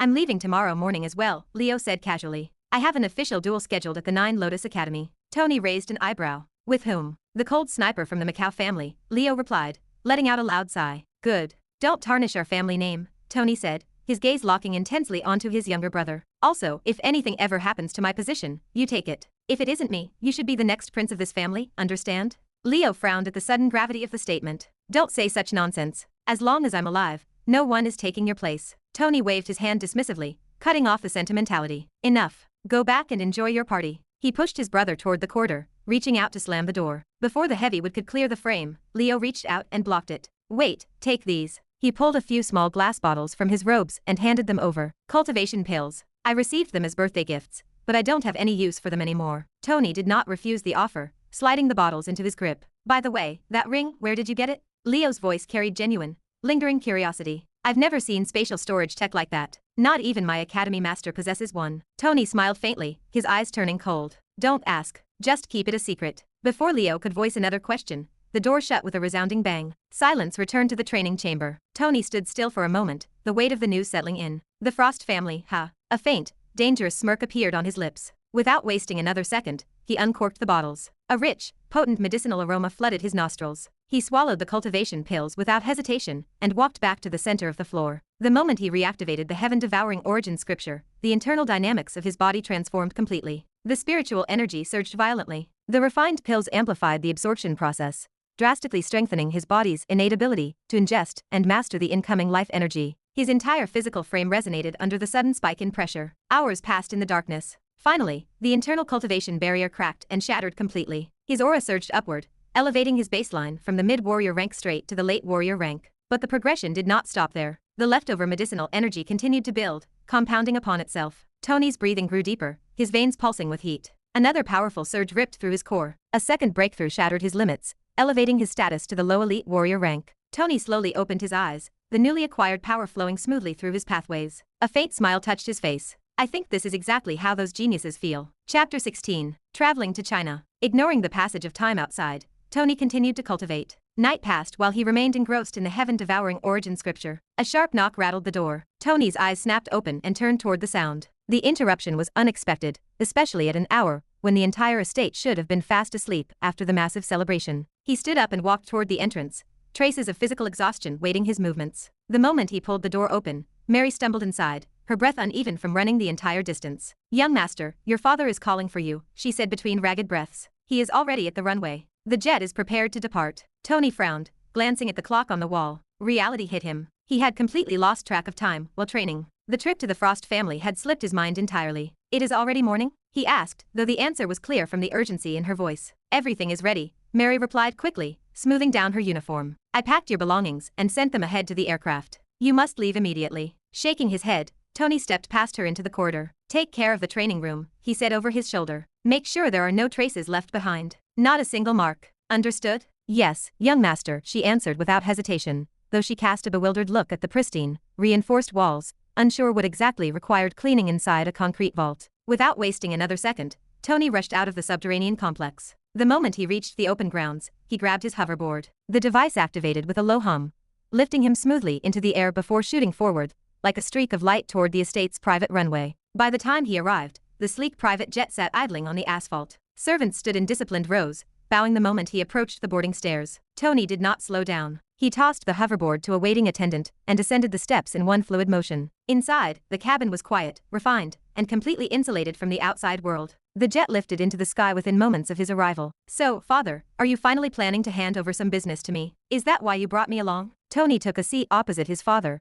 a faint smile forming on his lips as he leaned back casually into the leather seat. Ryan Clark did not respond immediately. Instead, he lowered his reading glasses and studied Tony for a brief moment. "I heard from your brother that you were locked in the training room," Ryan said finally, his voice deep. "I did not believe him at first. But looking at you now, it seems you have actually been working hard." Tony waved it off with a dismissive chuckle, swirling the melted ice in a glass on the table. "Don't take it too seriously. Just passing time. Nothing meaningful." Ryan's stern expression did not change. "Whether it is meaningful or not does not concern me. What matters is what you do next." Tony's smile faded slightly. Ryan leaned forward, his tone turning grave. "We are going to the Frost family. You will meet Lily Frost. From this moment onward, you will conduct yourself with absolute discipline. I do not want to hear about any of your usual tendencies." Tony raised an eyebrow, adjusting his cuffs. "Father, you make it sound like I am some kind of troublemaker." "You are," Ryan said flatly, tapping a finger on his armrest. "And I know exactly what you are capable of." Tony let out a soft laugh, shaking his head. "That is just a misunderstanding. I have always been a very reasonable person." "Enough," Ryan cut him off, his voice clipping the end of the word.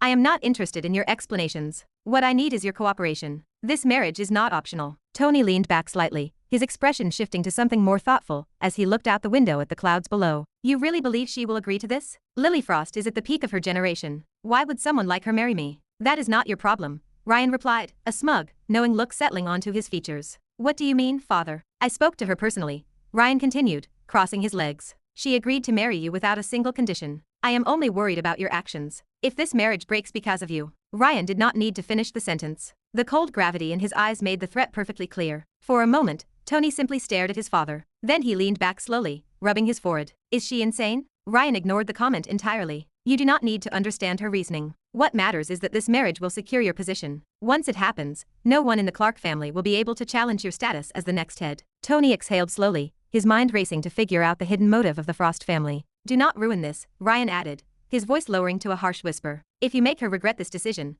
I will personally deal with you." Tony raised his hand slightly in mock surrender. "Understood. I will behave." Ryan gave a small nod before turning his attention to a stack of financial documents brought in by his head servant, Philip. Within moments, the patriarch was fully absorbed in his work, leaving Tony to his own thoughts. Taking advantage of the silence, Tony slipped away toward the rear of the cabin. After a quick, hot shower to wash away the lingering sweat of his breakthrough, he leaned against the cabin wall, his expression thoughtful. Lily Frost, he murmured to himself. Something about the arrangement simply did not sit right. The Frost family estate in Beijing, China, spanned hundreds of acres, a sprawling fusion of modern luxury and ancient architectural prestige. Towering glass structures stood alongside carefully preserved natural landscapes, and the flow of life energy across the grounds was dense enough to be felt even by ordinary individuals. The arrival of Tony Clark had already been formally announced, and the reaction inside the compound was far from welcoming. Inside the main ancestral hall, several elders sat in carved wooden chairs, their expressions ranging from mild irritation to outright displeasure. A waste. Our Frost family is reduced to this? The fifth elder muttered, slamming his teacup onto a side table. Marrying into the Clark family is one thing, another added, crossing his arms. But that boy? That so-called black suitcase? Their frustration vibrated through the room, but one person remained completely unmoved at the head of the table, Vivian Frost. The old ancestor's decision was absolute, and none dared oppose him directly. Elsewhere, in a quiet, secluded courtyard, Lily Frost stood beneath a blooming yellow flower tree, her white robes rustling in the morning breeze. Her younger sister, Julie Frost, stood directly before her, visibly agitated. Sister, you can still refuse this, Julie said impatiently, reaching out to grab Lily's hand. If you say one word to the elders, the entire arrangement will stop. Lily did not respond immediately. Instead, she looked ahead with a serene, unbothered smile. There are things you do not understand, she said finally, her voice like silk. Julie frowned, her grip tightening. Bullshit. I know father is forcing you to marry that black suitcase. Julie, do not overthink this. I am the one who agreed to this marriage in the first place. This alliance benefits our family, and our future will be secure. Even the octopus generals will think twice before meddling in our affairs. That does not mean you have to sacrifice yourself, Julie snapped, stamping her foot. Sacrifice. Lily shook her head, a small, calculating glint appearing in her eyes. If I were to marry someone truly powerful, do you think they would allow me to remain independent? At least this way, I maintain complete control. Control? I won't accept this. There must be another way, Julie said fiercely, turning on her heel and marching out of the courtyard. Back in the skies, the private jet began its final descent into Beijing. Tony stepped toward the exit, adjusting the collar of his red and gold coat as the mechanical doors prepared to open. He had no idea what awaited him inside the ancient estate, but as the sprawling Frost compound came into view through the clouds, a faint, dangerous smile appeared on his lips. Chapter 17. Heaven Blessed. The moment Tony stepped out of the aircraft, a massive green hill rose before him. The estate stretched across hundreds of acres, blending modern luxury with ancient martial prestige. The main home was ancient, built entirely from rugged stone. The traditional Chinese architecture was captivating. Unlike the Clark family estate, which was a modern facility packed with sleek luxuries, the Frost compound felt traditional and antique. This was not just a family residence, it was a domain. What caught Tony's attention, however, was not the grandeur. It was the welcome. Servants lined both sides of the path in perfect formation, bowing as flower petals scattered into the air, creating a ceremonial path leading straight to the main hall. Tony stopped for a beat. This was excessive, far too excessive. Even for a high-profile marriage alliance, this level of reception felt unnatural. As his gaze shifted forward, suspicion deepened. Not only had the Frost family patriarch come out personally, but nearly all the core elders and senior figures stood present as well. Each of them wore pristine white martial robes. These were not ordinary figures. These were individuals who could influence entire regions, yet here they stood in reception. Even Ryan Clark paused for a fraction of a second before continuing forward. Something was very wrong. A subtle pressure landed on Tony's shoulder. His father's hand anchored him. Tony's body bowed slightly, snapping him out of his thoughts. I greet the patriarch, Tony muttered. Andrew Frost stepped forward immediately, a wide smile breaking across his face. No need for such formalities, he said warmly. You may directly call me father-in-law. For a brief moment, Tony genuinely did not know how to respond. The words felt unreal, almost absurd. He straightened slowly, masking his reaction behind a polite expression, but inside, his thoughts churned rapidly. Why were they this eager? Did they not know his reputation, or did they simply not care? He greeted the surrounding elders one by one, bowing respectfully, observing them carefully with each nod. Their gazes were not mocking, nor were they dismissive. If anything, they looked expectant. That subtle detail unsettled him more than anything else. The procession continued into the grand hall, where both families took their seats. Tony sat alone at the center, a conspicuously empty seat left next to him. It required no intelligence to understand who that seat was reserved for. Wine was served, and the atmosphere shifted into one of controlled formality. Andrew Frost leaned back slightly, studying Tony before speaking again with a laugh. I truly didn't expect my son-in-law to be this handsome. You've exceeded my expectations. Tony nearly choked on his wine. He recovered quickly, offering a faint smile. You're too generous. Ryan Clark let out a restrained chuckle. Clearly, even his father was uncomfortable with how far this flattery was going. Just then, a figure entered the hall. A young woman walked inside, dressed in an elegant white gown. For a brief moment, Tony's attention shifted toward her, curiosity flickering in his eyes. Andrew noticed immediately and laughed. Not so fast, son-in-law. That is my second daughter, Julie. You will have to wait a little longer before meeting your future wife. Tony nodded politely, though something in Andrew's tone made him even more alert. Julie approached and took her seat, offering a gentle smile in Tony's direction. Welcome to the Frost family, she said softly. Thank you, Tony replied. On the surface, the exchange was polite, but a look of cold contempt burned beneath her mask. Julie observed him carefully, hiding her disdain perfectly behind a practiced smile. So this is the man who dares to marry my sister? A third-rate villain with no real strength, and he walks into our family like this? I'll make sure you regret stepping foot here. Her knuckles turned white. Tony, meanwhile, continued observing everyone present. The longer he sat there, the more he caught subtle details, small glances exchanged between elders, brief whispers quickly suppressed, controlled expressions that slipped for just a fraction of a second. They wanted this marriage. That much was obvious. But why? The question echoed repeatedly in his mind. No powerful family would willingly marry their prized genius into a weaker counterpart without reason. There had to be something beneath the surface. His gaze shifted and landed on one particular elder seated slightly to the side. Unlike the others, this man didn't bother hiding his expression. Clear dissatisfaction, even frustration, etched across his face. Tony's eyes lingered on him. Andrew Frost spoke up immediately. Ah, that is my fifth brother. He handles most of our family's business matters. The fifth elder gave a simple nod but said nothing. Instead,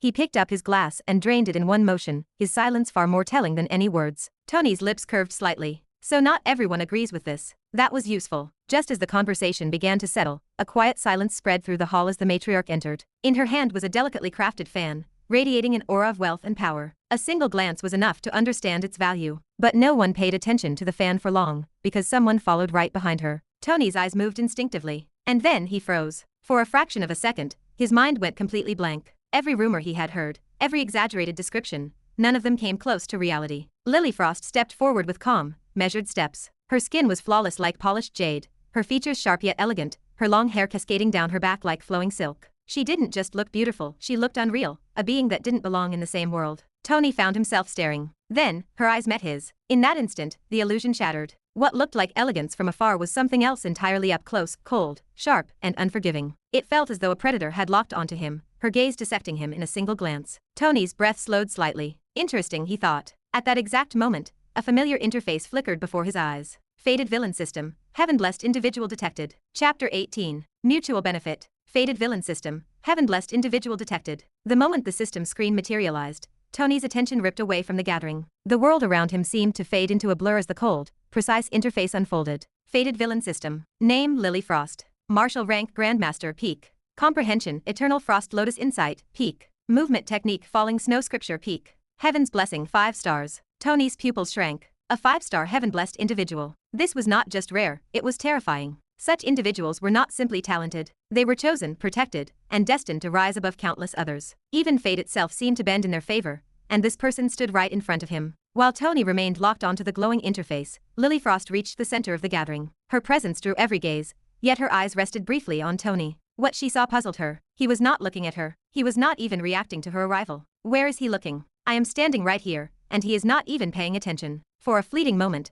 confusion crossed her calm face. The reality felt absurd. Every man she encountered either admired her openly, or struggled to maintain composure. Yet this man acted completely uninterested. Worse, he ignored her entirely. The realization caused a prickle of unknown frustration to tighten her jaw. She walked forward regardless, maintaining her flawless composure. Stopping before Ryan Clark, she bowed slightly. Greetings, father-in-law. I am honored to bear the Clark family name. Her voice was soft and refined, yet clear enough to reach every corner of the hall. Ryan Clark sat momentarily stunned. He had expected pride, perhaps a cold indifference, but certainly not humility, especially not from a martial powerhouse like Lily Frost. His expression brightened instantly. Good, good. No need for such formalities, he said, smoothing his robes, clearly pleased. Without hesitation, he retrieved a small treasure from his spatial storage and handed it to her. Take this. It will be beneficial, especially for someone of your elegance. Lily accepted the gift without hesitation, her lips curving slightly. My father-in-law is very generous. Laughter spread through the hall, easing the rigid ceremonial tension. Andrew Frost seized the moment immediately, gesturing with his wine cup. Lily, go. Sit beside your future husband.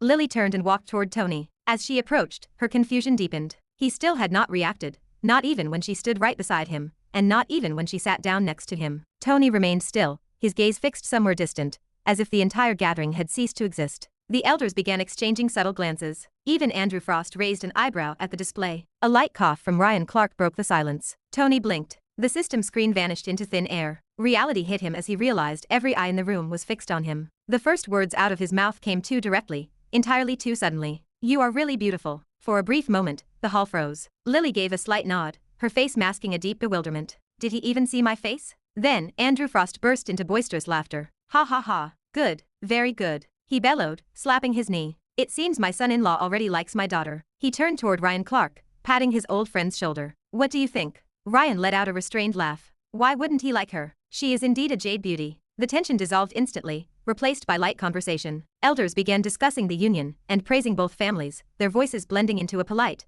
calculated atmosphere. But Tony was no longer listening. His thoughts remained completely stuck on the nature of a heaven-blessed child. He wondered what his future would look like after marrying someone marked by fate. It was nothing short of walking on a double-edged sword. Andrew Frost spoke again, this time directing his attention toward his eldest daughter. Show our family estate to young Master Tony. Take good care of him. Lily nodded without hesitation and stood up. She did not look back as she began to walk forward, and Tony followed her out. The moment they stepped out of the hall, the background noise faded. They walked through a vast garden where carefully cultivated spiritual herbs filled the air with a rich fragrance. The surroundings were beautiful and serene, but neither of them commented on the scenery. Silence stretched between them. While Lily waited for Tony to speak, he remained completely trapped in a different world. Tony's thoughts churned. A 5-star heaven-blessed. He could not ignore the implications. Such individuals were favored by the universe itself. If she rose, she would rise uncontested. If she fell, the ripples would be catastrophic. And if she turned against him? Tony's eyes narrowed slightly. That wouldn't just be a problem. That would be a total disaster. They reached a quiet pond filled with blooming lotuses, their petals emitting an enchanting fragrance. Lily stopped at the edge of the water. Even then, Tony remained lost in his own mind until Lily cleared her throat with a light cough. Tony snapped out of his thoughts, suddenly realizing where he was. He was alone with her. He hesitated for a brief moment before breaking the silence. If you don't mind, can I ask you something?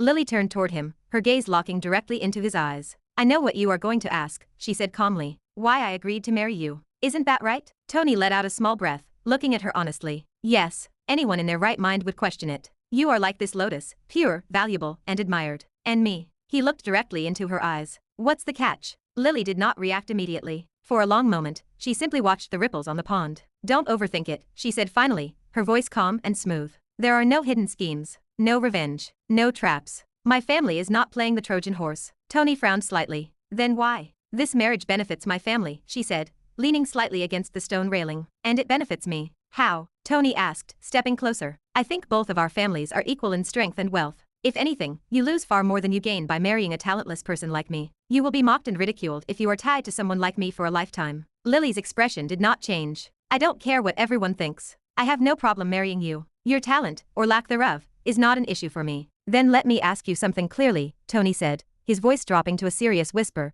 as he stood face to face with her. If there is truly no scheme, why are you really marrying me? Chapter 19. A perfect shield. What is the real motive? Tony asked at last, his gaze locking onto Lily without the slightest attempt to mask his suspicion. For a brief moment, Lily said nothing. A soft sigh escaped her lips, and her eyes drifted toward the lotus pond, organizing her thoughts before deciding how much to reveal. Among the 9 elders of my family, including my father, all of them have daughters, she began, her tone shifting to one of quiet gravity. Only the 5th elder has sons. 3 of them. Tony frowned slightly, remaining silent to let her continue. As the world still bends toward patriarchy, my father's position is not as secure as it appears. When the time comes, one of the 5th elder's sons will naturally be pushed forward as the next head of the Frost family. Tony narrowed his eyes. And marrying me changes that? Lily turned her head toward him, her gaze piercing. You're only seeing the surface. Think deeper. If I marry you, the alliance between the Frost family and the Clark family becomes an absolute force that no one can ignore. My cultivation is already superior among the Frost family youth.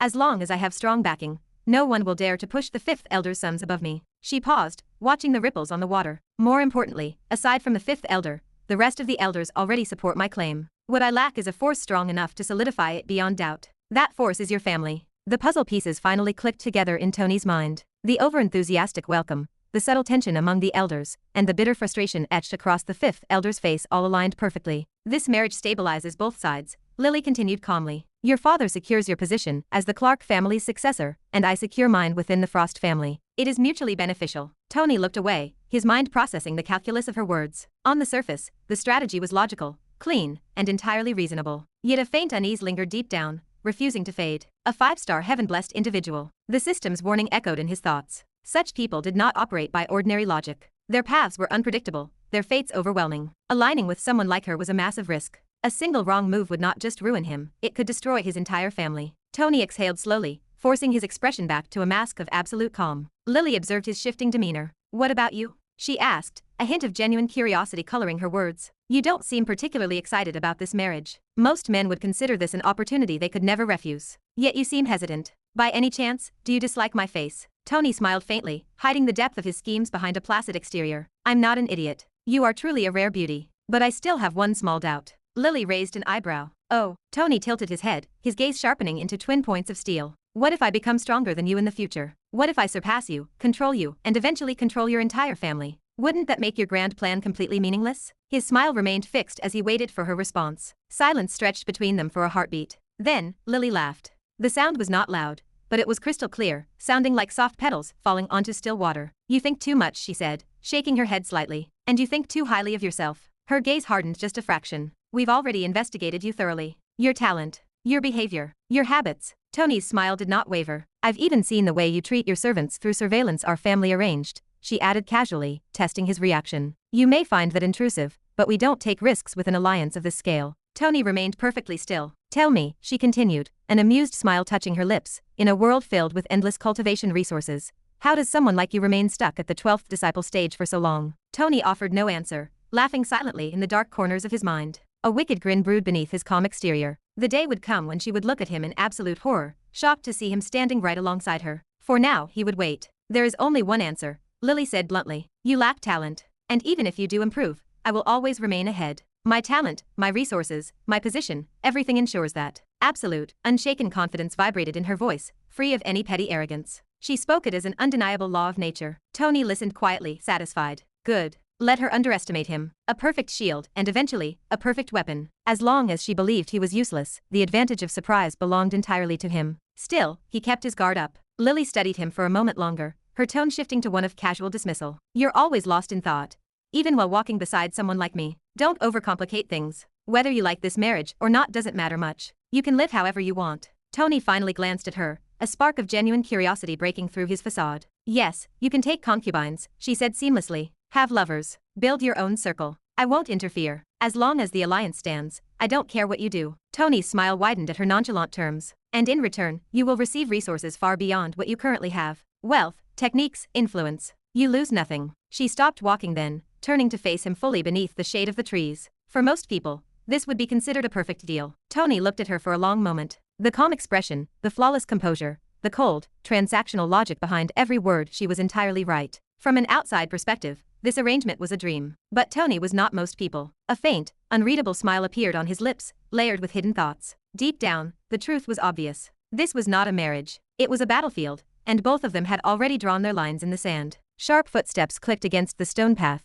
breaking the silence as a harsh voice cut through the garden. Sister, Julie called out, her eyes flashing with pure malice, as she glared directly at Tony. Chapter 20. Trapped. Sister, mother is calling for you, Julie called out, her voice tight with urgency before she even reached the edge of the pond. Both Lily and Tony turned as Julie sprinted toward them, her breath catching in her throat. Sister, hurry. Mother said it is important. I will take care of young Master Tony, and show him around the grounds. Julie pressed her hand against her sister's arm, her eyes wide. Lily frowned, a sharp, calculating gaze resting on Julie for a moment longer than necessary. Mother, right now? Julie nodded rapidly. She seemed incredibly serious. I didn't dare delay. Lily's suspicion remained, but a direct maternal summons could not be ignored. Stepping closer to Julie, she leaned in and whispered directly into her ear, do not do anything foolish. Turning back to Tony, her demeanor shifted instantly to its usual flawless calm. I apologize. I will return shortly. Tony gave a single, stoic nod, watching her white robes vanish down the stone path. The moment Lily disappeared behind the bamboo grove, Julie's polite smile twisted into a sharp, unpleasant smirk. She stepped into Tony's personal space, her eyes gleaming with a malicious light. Come with me, young master, Julie said,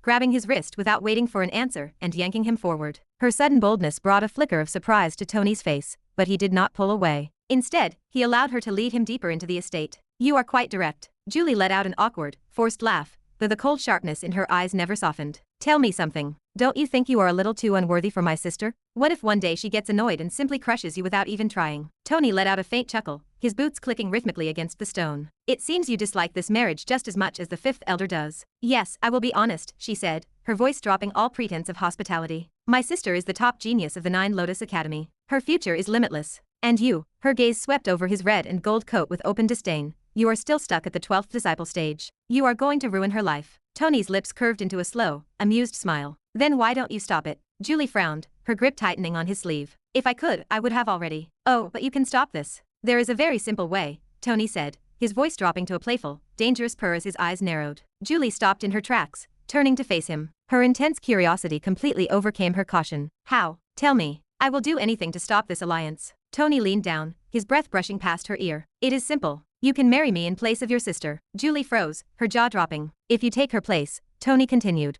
his voice perfectly smooth, your family still secures the Clark alliance, and you save your sister from a lifetime with me. Everyone wins. Fury exploded across Julie's face. You. How dare you? She snapped, ripping her hand away from him. You think I would ever marry someone like you? Tony nodded, an amused grin spreading across his face. So you won't even make a small sacrifice for your beloved sister? That is truly disappointing. Julie clenched her fists so hard her fingernails bit into her palms. For a fleeting, desperate second, the thought actually crossed her mind, but the grim reality of Tony's terrible reputation, his arrogant attitude, and his vile actions crushed the impulse instantly. You are playing with me, she said coldly, her voice shaking. If you don't want this marriage, say it openly. Ask your father to call it off. Tony chuckled softly, stepping closer until she had to tilt her head back to meet his gaze. That won't work. My father won't listen to a word I say. He leaned in further, his voice dropping to a low whisper. So tell me, will you marry me instead? I find you far more attractive than your sister anyway. A cold chill ran straight down Julie's spine. For the first time, she understood exactly why the rumors called Tony dangerous. It wasn't just his erratic behavior, it was the psychological way he twisted a conversation, leaving his target with no clear escape. What do you say? I really like your full lips, your narrow waist, and your big bosom. Also your. Enough, Julie shrieked, clamping both palms tightly over her ears, her face flushing crimson. I understand why people call you the black suitcase now. You are an absolute pervert. What is this place? Tony asked abruptly, his tone shifting back to complete indifference. During their argument, they had walked deep into the uncultivated edges of the estate. The manicured gardens had vanished, replaced by a dense, primordial forest. Tony slowed his pace, his eyes scanning the sudden shift in geography. Julie laughed, a cruel, internal triumph bubbling up inside her. What is the matter? Are you afraid? This is the wild herb garden. Restricted, lethal herbs grow here, some taking hundreds of years to mature. It is forbidden territory, but since you are family, I thought you should see it. Tony's eyes narrowed into slits, but he kept walking as Julie marched confidently into the thick brush. The deeper they ventured, the more oppressive the environment became. Towering ancient trees blocked out the morning sun, thick clusters of black bamboo hemmed them in from both sides, and strange stone pillars etched with glowing red yantras appeared intermittently through the fog. Tony glanced at one of the carved pillars, his voice casual. Planning to kill me out here?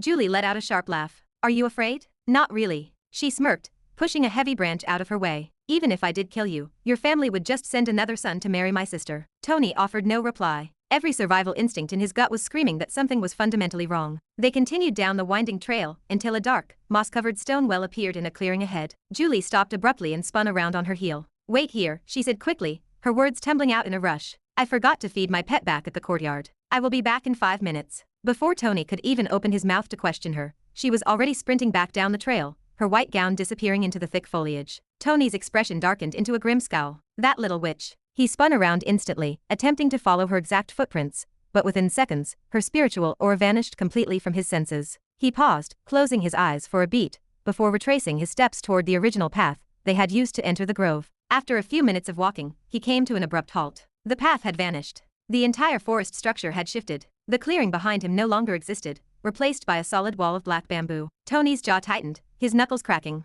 Illusion formations. He scanned the immediate perimeter, realizing the glowing stone pillars were the anchor points for the array. The ancient yantras distorted human perception, twisting paths, directions, and distances to trap intruders in an endless loop. Interesting, he muttered, running a hand over his coat. A low, guttural growl echoed through the thick fog, shattering the silence of the forest. Then another broke out to his left, followed by dozens of overlapping snarls from the shadows. Tony's eyes sharpened instantly. Without hesitation, he drew his suppressed pistol from his inner pocket and scaled the nearest ancient oak tree in one swift, athletic motion, perching on a thick branch. Below the canopy, a massive pack of predators slinked out from the undergrowth. Hyenas, Tony muttered, counting the mangy, red-eyed beasts. Before he could calculate an escape route, 3 of the beasts lunged upward, their jaws snapping inches from his boots, while the rest of the pack circled the base of the trunk, drilling heavily onto the roots. The loud crack of gunfire shattered the forest's illusion. A bullet tore through the skull of the lead hyena. Tony fired again, then again, each shot ringing out with clinical precision, dropping a beast with every squeeze of the trigger. But the pack did not scatter in fear. Instead, the smell of fresh blood drew more shadows out from the misty darkness, their heavy paws thumping against the dirt. Tony's expression hardened as he slammed a fresh magazine into the grip.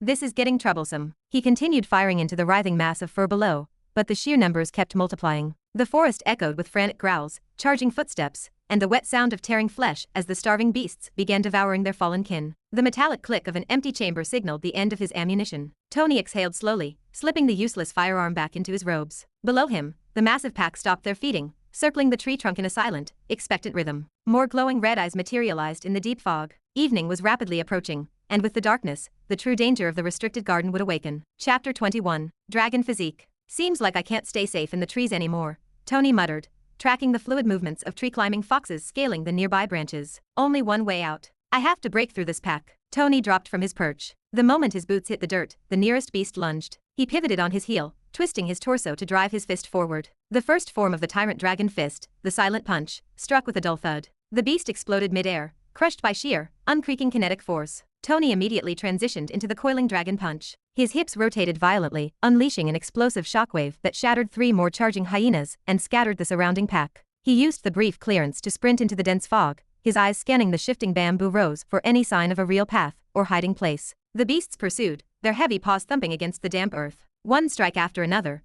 Tony unleashed his fury against the darkness. Each punch carried overwhelming force, snapping bones, tearing fur, and sending heavy bodies flying into the undergrowth. The ground rumbled under the repeated impacts as blood stained the soil, and a wall of mangled carcasses piled up in the clearing. 10, 15, 20, 30. Finally, the relentless pack thinned into nothingness. Silence reclaimed the grove. Tony stood perfectly still, his chest heaving as his gaze darted across the shadows. He wiped a smear of hot crimson from his knuckles, staring back toward the heart of the illusion garden. So this is your plan, you little witch, he whispered, a dangerous smile cutting through the dirt on his face. I will make you regret your life. Anger burned through his veins, but his breath grew increasingly ragged as he forced his legs to move through the twisted forest. His physical frame was pushed far beyond its limits. Every execution of the tyrant dragon fist drained the final reserves of his life energy, yet the residual shadows of the pack refused to relent. Blood dripped from his arms, his shoulders, and his back. Deep bite marks tore through his gold and red coat, and his movements slowed with each passing second. If this continued, he would die here,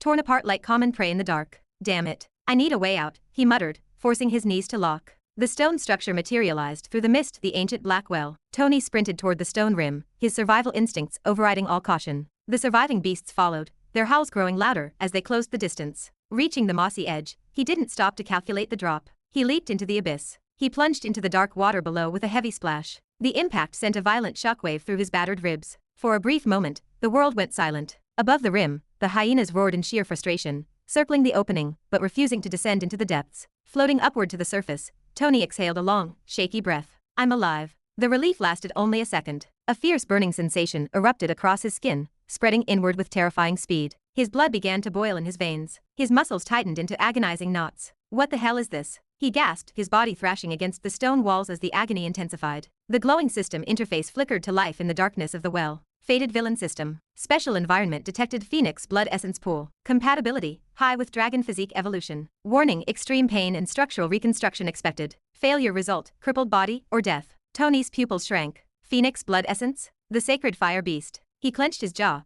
the water around him beginning to hiss and steam as the pain reached a deafening crescendo. A grim, determined smile broke through his grimace. Good. If I survive this, I won't be the same. He closed his eyes. Activate Dragon Physique Evolution. The system forcefully initiated the process, hitting his core like a physical explosion. A massive torrent of energy surged through his pathways as the interface began injecting rare body-tempering materials directly into his bloodstream. Liquid dragon marrow, refined celestial herbs, and volatile primordial essences flooded his system without mercy. Infernal flame dragon blood entered his arteries. His veins ignited into liquid fire, clashing violently with the phoenix essence saturating the pool. Instead of harmonizing, the two primordial forces collided like mortal enemies, tearing through his muscle fibers. No! Tony's scream echoed off the wet stone walls. His skin cracked open, glowing a deep, incandescent red beneath the surface. His internal organs felt like melting wax, his bones forging in a cosmic furnace. Before his mind could stabilize, the second wave descended, abyssal black dragon blood. A heavy, dark energy flooded his core, suppressing the raging flames for a microsecond only to compress them further. The internal pressure doubled, then tripled. His bones shattered into splinters, reformed under the pressure, and shattered again. Arg! His limbs twisted unnaturally, muscles tearing and rebuilding in violent, rapid cycles. His spine arched rigidly as the dark energy surged through his chakras, each pressure point exploding with unbearable force. The third blood type descended into the mix,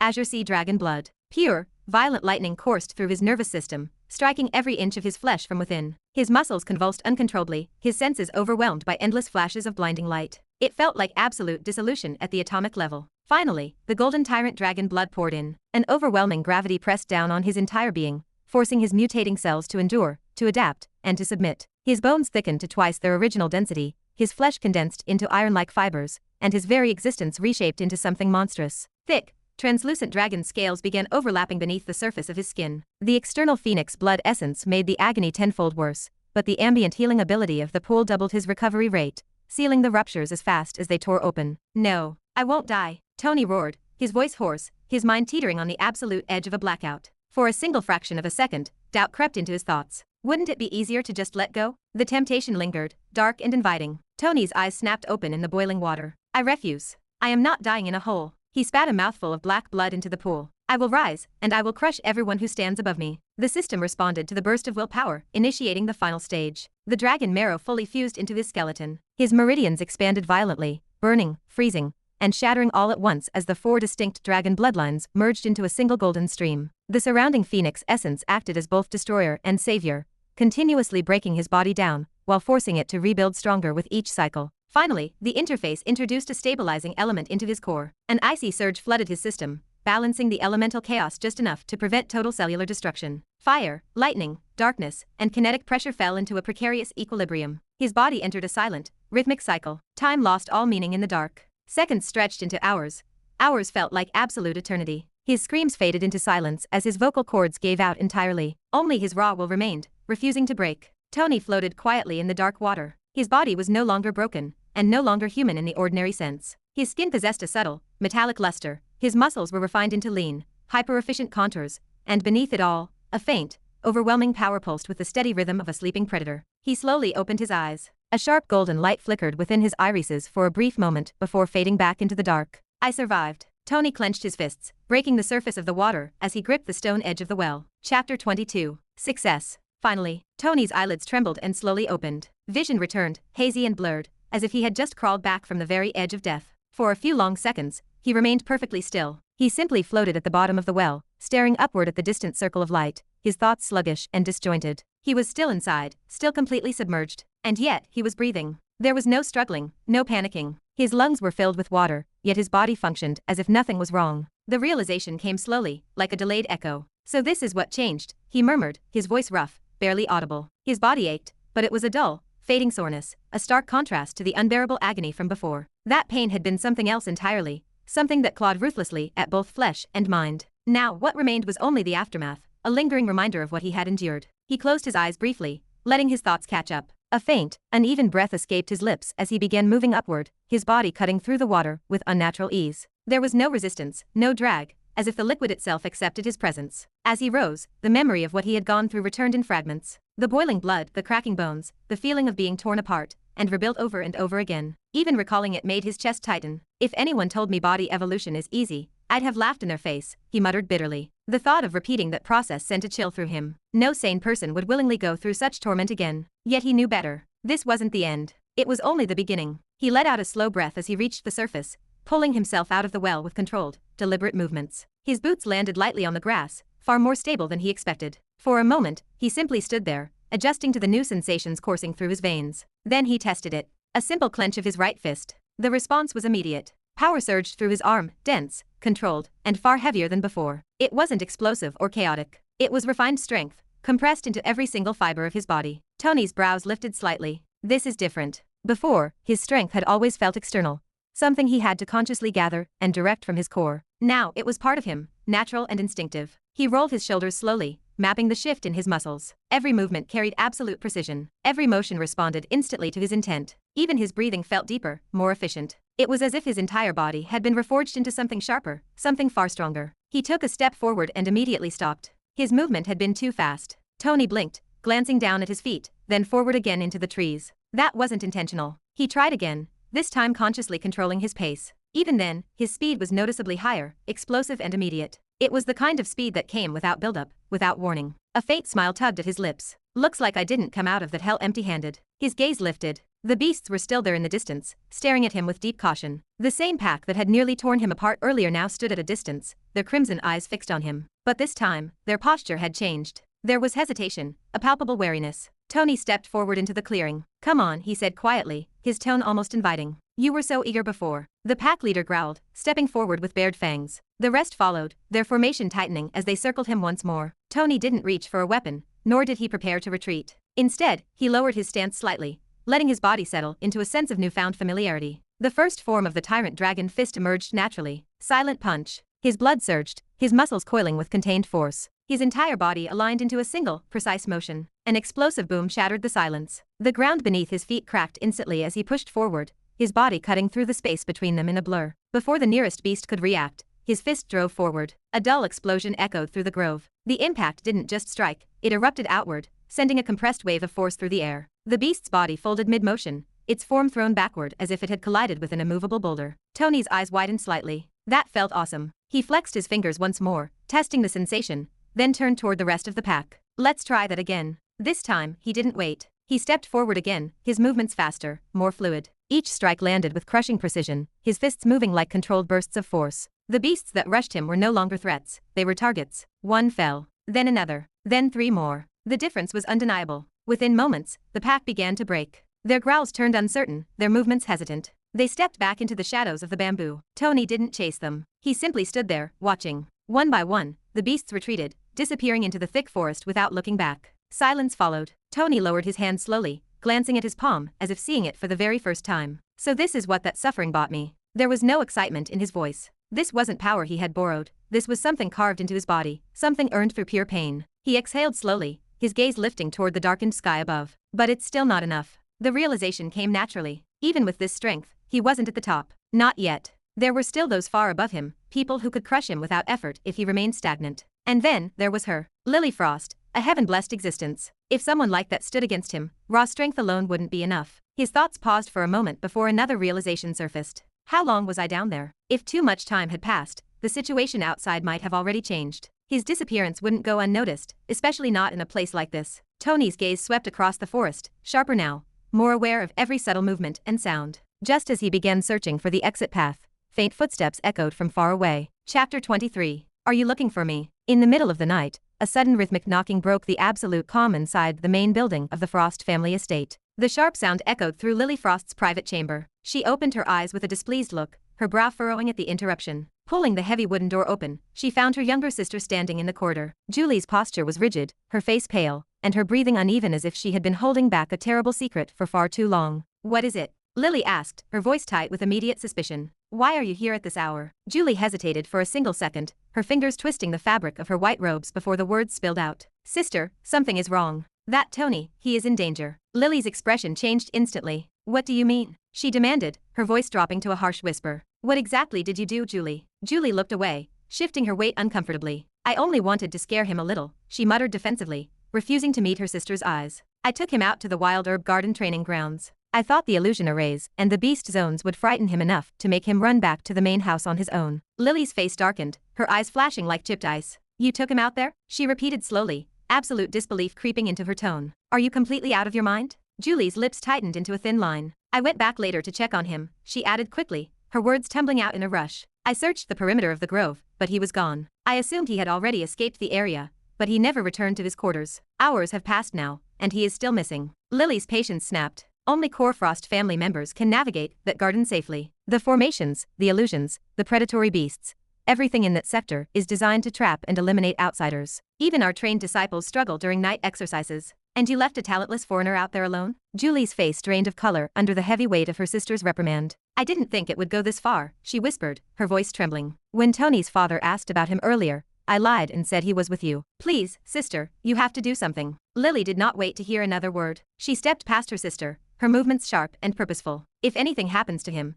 you will not be able to bear the consequences from the elders, let alone the Clark family, she said coldly. Without another word, Lily activated the falling snow scripture. Her physical form blurred, disappearing into the dark corridor like a streak of pale light. Julie swallowed hard, suppressing the panic rising in her chest, and sprinted after her. Within minutes, Lily reached the perimeter of the wild herb garden. The moment her boots touched the damp earth, her senses expanded. A faint, ethereal glow formed around her skin as she released a controlled wave of perception into the fog. The ancient illusion formations flickered subtly in response to her powerful spiritual aura, but she ignored the distortion, focusing her gaze entirely on the ground ahead. Her eyes widened slightly. Carcasses littered the clearing, dozens of them. Hyenas, wolves, and wild dogs lay scattered across the grass in unnatural stillness. Some possessed clean, punctured wounds through their skulls. Others looked as though they had been crushed by an immovable, overwhelming physical force. Dark blood saturated the soil, making the midnight air thick with the metallic scent of fresh death. Lily stepped forward slowly, kneeling to examine one of the mangled corpses. The entry wound was precise and mechanical. "A firearm," she murmured, her brows furrowing as she touched the singed fur. "He used a gun." She moved deeper into the grove,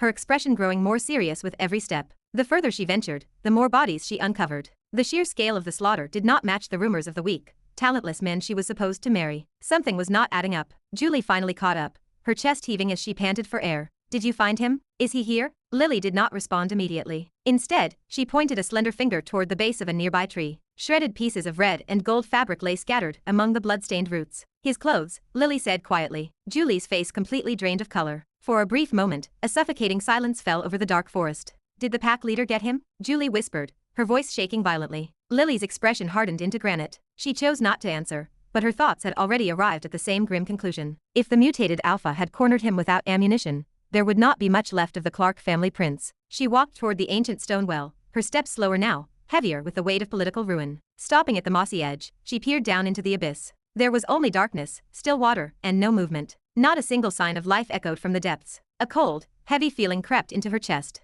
Behind her, Julie shifted uneasily, clutching her own arms. "He couldn't have survived that, right?" she muttered weakly. Lily clenched her fist until her knuckles turned white. This was a catastrophic mistake. She should have monitored her sister more closely. Even if she cared nothing for Tony as a person, the geopolitical consequences of his death inside the Frost estate were unimaginable. It would mean total war between the two factions. "I will go deeper into the restricted zone," Lily said, turning her back on the well. Julie's eyes widened in terror. "Are you serious? Even for us, going into the deep forest at night is suicide." She never finished the sentence. At that exact moment, a calm, mocking voice interrupted them from above. "Looking for someone?" Both sisters froze instantly. They snapped their heads upward, tracking the sound through the canopy. Tony sat casually on a thick oak branch directly above them. One leg dangled lazily in the air, while his back rested comfortably against the rough bark. In his left hand, he held a cluster of fresh spiritual grapes, popping one into his mouth with absolute ease. His expression was relaxed, almost amused, as if he had been enjoying a theatrical performance rather than fighting for his life against a horde of monsters hours prior. Lily exhaled first,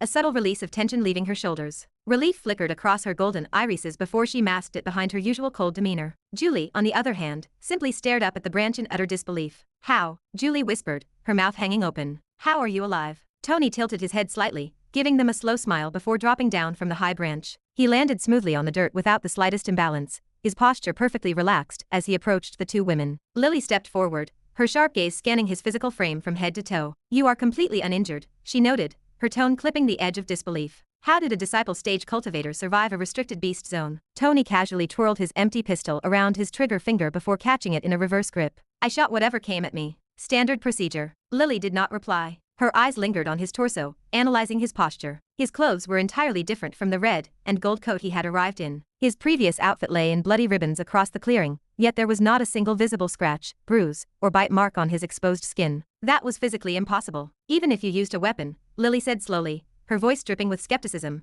"you should not have emerged entirely unscathed. This garden is not that forgiving to outsiders." Tony shrugged lightly, slipping the firearm back into his trousers. "Maybe I am just incredibly lucky." The answer was far too simple, and Lily did not believe a word of it, but she chose not to press further in front of her sister. Tony stretched his arms above his head, his joints popping slightly as he broke the tension. "Anyway, I have had enough excitement for one night. Let's head back to the guest quarters." Without waiting for permission or guidance, he stepped forward and casually draped his arm over Julie's shoulders. The sudden physical contact caused Julie to stiffen instantly, her entire body locking up like iron. Tony glanced down at her sideways, a faint, wicked smirk forming on his lips. "You're still upset with me?" he asked lightly, his voice carrying a subtle threat. "Or should I explain to your father exactly how I ended up lost in the Forbidden Garden?" Julie's expression darkened into a mask of pure fury, but she kept her jaw clamped shut. She swallowed her immense anger, and allowed his arm to remain heavy across her shoulders. Lily watched the interaction quietly from behind, her eyes narrowing into thin slits as the three of them began walking out of the grove. Something fundamental had changed within the Clark prince. This was not the same fragile,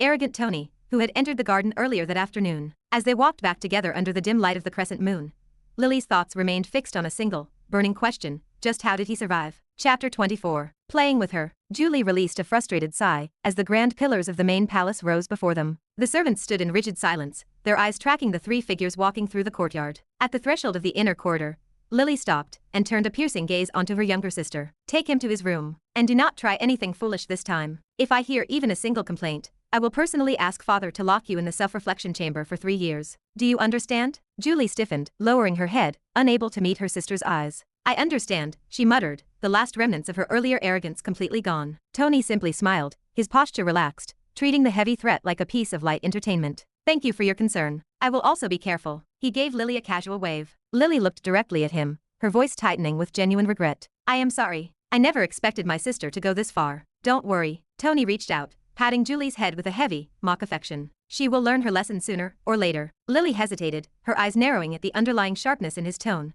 before she gave a short nod and turned away. Her chamber door closed behind her with a soft, final click. The corridor fell silent. Julie did not say a word. She simply spun on her heel and began walking, leading Tony through the maze-like passageways of the Frost estate. The silence between them stretched, heavy and awkward. For the first time, Julie did not dare look at him. The slaughter in the wild herb garden weighed on her mind, and the sight of him returning without a single scratch made her stomach turn. Tony followed with his hands casually tucked into his trousers. His gaze remained fixed on her back, analyzing every rigid line of her shoulders. To him, she no longer looked like a proud daughter of a great martial lineage. She looked like prey. They came to a halt in front of a pair of carved wooden doors. This is your room, Julie said shortly, pointing toward the threshold without turning fully to face him. Tony did not move. Instead, he tilted his head, studying her with a faint, mocking smile that sent a sudden chill down her spine. And where do you think you are going? Do you truly believe you can just walk away after what you did? Julie's fingers tightened into fists. She forced herself to turn around, her jaw set, her expression guarded. What do you want? Tony's smile remained perfectly fixed. Open the door. Julie clenched her teeth, swallowing the bitter taste of her pride as she unlocked the heavy door. She pushed it open, desperate to finish the task and flee. But as she turned to leave, his voice sliced through the quiet corridor. Wait. Tony walked past her into the room, glancing around the spacious guest quarters before issuing a calm command without looking back. Go prepare the bath. Julie froze. What? She turned sharply, pure disbelief flashing across her face. Who do you think you are? If you want service, I will send a maid. Do not order me around. She spun toward the exit. You can certainly try that, Tony said, his fingers casually loosening the top button of his shirt. But the moment you step out that door, I will go straight to your father and explain exactly how you left me to die in the restricted zone. Julie stopped mid-step, her spine turning to ice. Slowly, she turned back, her eyes burning with hatred. You. Tony did not even look at her, stepping toward the center of the room. I am waiting. Julie stared at him, her fists trembling as she struggled to control the rage boiling in her chest. Then, with a frustrated stomp of her boot, she turned and marched into the washroom. Inside, she gritted her teeth as she twisted the brass handles, deliberately turning the water temperature much higher than necessary. Through the faint reflection on the glass partition, she watched Tony remove his shirt. His movements were calm and unhurried, carrying the absolute confidence of a man who had already won. Arrogant bastard, she muttered under her breath. By the time she finished and stepped out of the steam, Tony stood waiting, his upper body completely bare. The sight caught her off guard for a split second, not out of modesty, but because of a strange, heavy pressure radiating from his skin. His physique was entirely different from the soft, uncultivated body the rumors described. Julie's eyes flickered, and she immediately looked away, her voice tightening. The bath is ready. She darted toward the exit. She did not make it. A hand clamped around her wrist like an iron vice. Before she could draw a breath to scream, Tony shoved her back against the door. The wood rattled against her spine as he leaned in close, his shadow completely enveloping her. Her breath hitched. What are you doing? Her voice shook, losing its firm edge. Tony did not answer. He raised his left hand, pressing a single finger firmly against her forehead, forcing her head back until she was looking up at him. His golden irises lingered on her face before slowly shifting lower. Have you thought about my offer? He asked, his voice dropping to a low purr. You taking your sister's place doesn't sound like a bad idea anymore, does it? Julie's anger flared through her fear. Stop dreaming. Even if you suddenly became powerful, I would never stand beside someone like you. You are disgusting. Tony chuckled, completely amused by the defiance. He stepped closer, the heat from his skin radiating against her robes, making her muscles lock up entirely. Julie's lips parted, but the words died in her throat. A suffocating weight pressed down on her chest. His presence felt incredibly heavy, carrying a primal dominance that her instincts screamed at her to escape, yet her legs refused to move. Tony watched the terror take root in her face, his smile deepening. He leaned down, his lips inches from her ear. Tell me, how are you going to pay for your sins, little witch? Julie's breathing grew ragged, her chest heaving. Please, just move away. Tony leaned closer still, his hands moving to her shoulders, his gaze dropping to her mouth. Julie closed her eyes, bracing herself for the worst. The weight vanished. When her eyes snapped open, the space in front of her was empty. The sound of splashing water echoed from behind the glass partition. Tony had already entered the bath. Julie stood by the door, stunned, before a wave of burning humiliation rushed through her veins. Bastard, she hissed. She turned the handle and stepped out into the corridor. Ah! A sharp, tearing pain shot through her scalp, ripping her head backward. Her hand flew to her head instinctively. Her long hair had been tightly knotted around the heavy brass door handle. Her face froze in utter disbelief before twisting into absolute fury. Tony. Her scream shattered the quiet of the inner palace as she thrashed against the door, desperately trying to untangle herself. Inside the washroom, Tony sank deeper into the steaming water, the heat soaking into his muscles and easing the residual tension of the evolution. He raised his right hand, turning his palm over under the surface. His skin felt entirely different, denser, cooler to the touch, and far more resilient. Even his fingernails possessed a subtle, metallic sheen that had not existed 24 hours ago. He looked at his reflection in the dark glass of the window. So this is the dragon physique. Tony cleared his mind. System. The cold interface materialized before his eyes. Fated villain system. Villain Tony Clark. Age 18 years, 9 months. Martial arts elite warrior peak. Comprehension, heaven-devouring origin scripture. Fighting technique, tyrant dragon fist, minor success. Movement technique none. Status, tyrant dragon physique. First evolution completed. A slow, dangerous smile spread across his face. It seems my martial cultivation broke through along with my physical structure. With this level of strength, I no longer need to fear common grandmasters. At the very least, I can survive a direct clash. His thoughts drifted back to the main hall. Lily Frost, a 5-star heaven-blessed existence. His expression dimmed slightly. If she remained a loyal ally, this marriage would elevate the Clark family beyond anything the continent had ever seen. But if there was even a trace of hidden malice behind her serene smile, the alliance would become a trap. I need to be careful. Tony closed his eyes, his gaze narrowing into darkness as the water swirled around him. Chapter 25. Trojan Horse. Among the top martial families across the globe, the undisputed sovereign of Europe was the British imperial family. Even the seven-headed octopus organization, the global body that dictated the laws for martial artists, had to carefully weigh the opinions of the throne. Inside the grand imperial hall, Emperor Jamie Smith sat at a circular table. His expression was grim, his eyes fixed on a thick intelligence dossier spread before him. Beside him, Queen Sophie Smith maintained a rigid, composed posture, though the sharp tension in her gaze betrayed her inner concern. Before them stood a heavily decorated officer, his uniform adorned with gold medals that caught the light of the crystal chandeliers. Your Majesty, Grand Commander Kingsley spoke with deep respect. The reports are verified.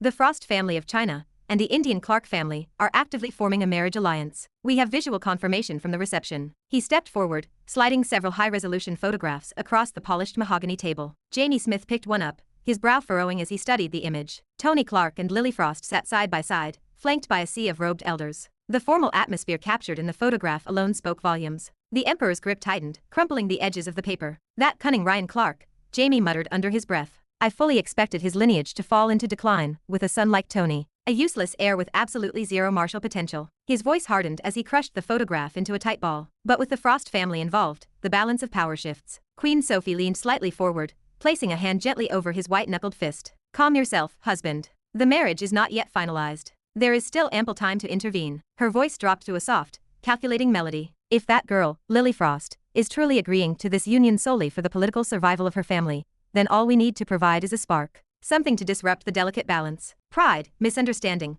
public conflict, these things are always enough to turn fragile allies into bitter enemies. A faint smile touched her lips, and once they turn against each other, the alliance will collapse under its own weight. The Emperor leaned back into his velvet throne, weighing her words before shifting his gaze toward the commander. Do you have an operation prepared, Kingsley? Kingsley's posture shifted, an air of quiet confidence settling over him. Your Majesty, direct kinetic action is impossible at the moment. As long as Tony remains within the Clark family's ancestral territory, he is entirely untouchable. However, I anticipated this geopolitical hurdle. Jamie's eyes narrowed into slits. Go on. We have a guest awaiting your audience, Kingsley said, clapping his hands once. The heavy double doors of the hall swung open. An elderly man stepped inside, dressed in refined, dark attire. His posture was perfectly upright, his expression calm and analytical. The moment Jamie recognized the visitor, his eyes widened slightly. Sukhoi Clark, he said slowly, identifying the powerful third elder of the Clark family. Sukhoi stepped forward, offering a polite, measured bow. Your Majesty, it is an honor to finally meet you in person, away from the prying eyes of the subcontinent.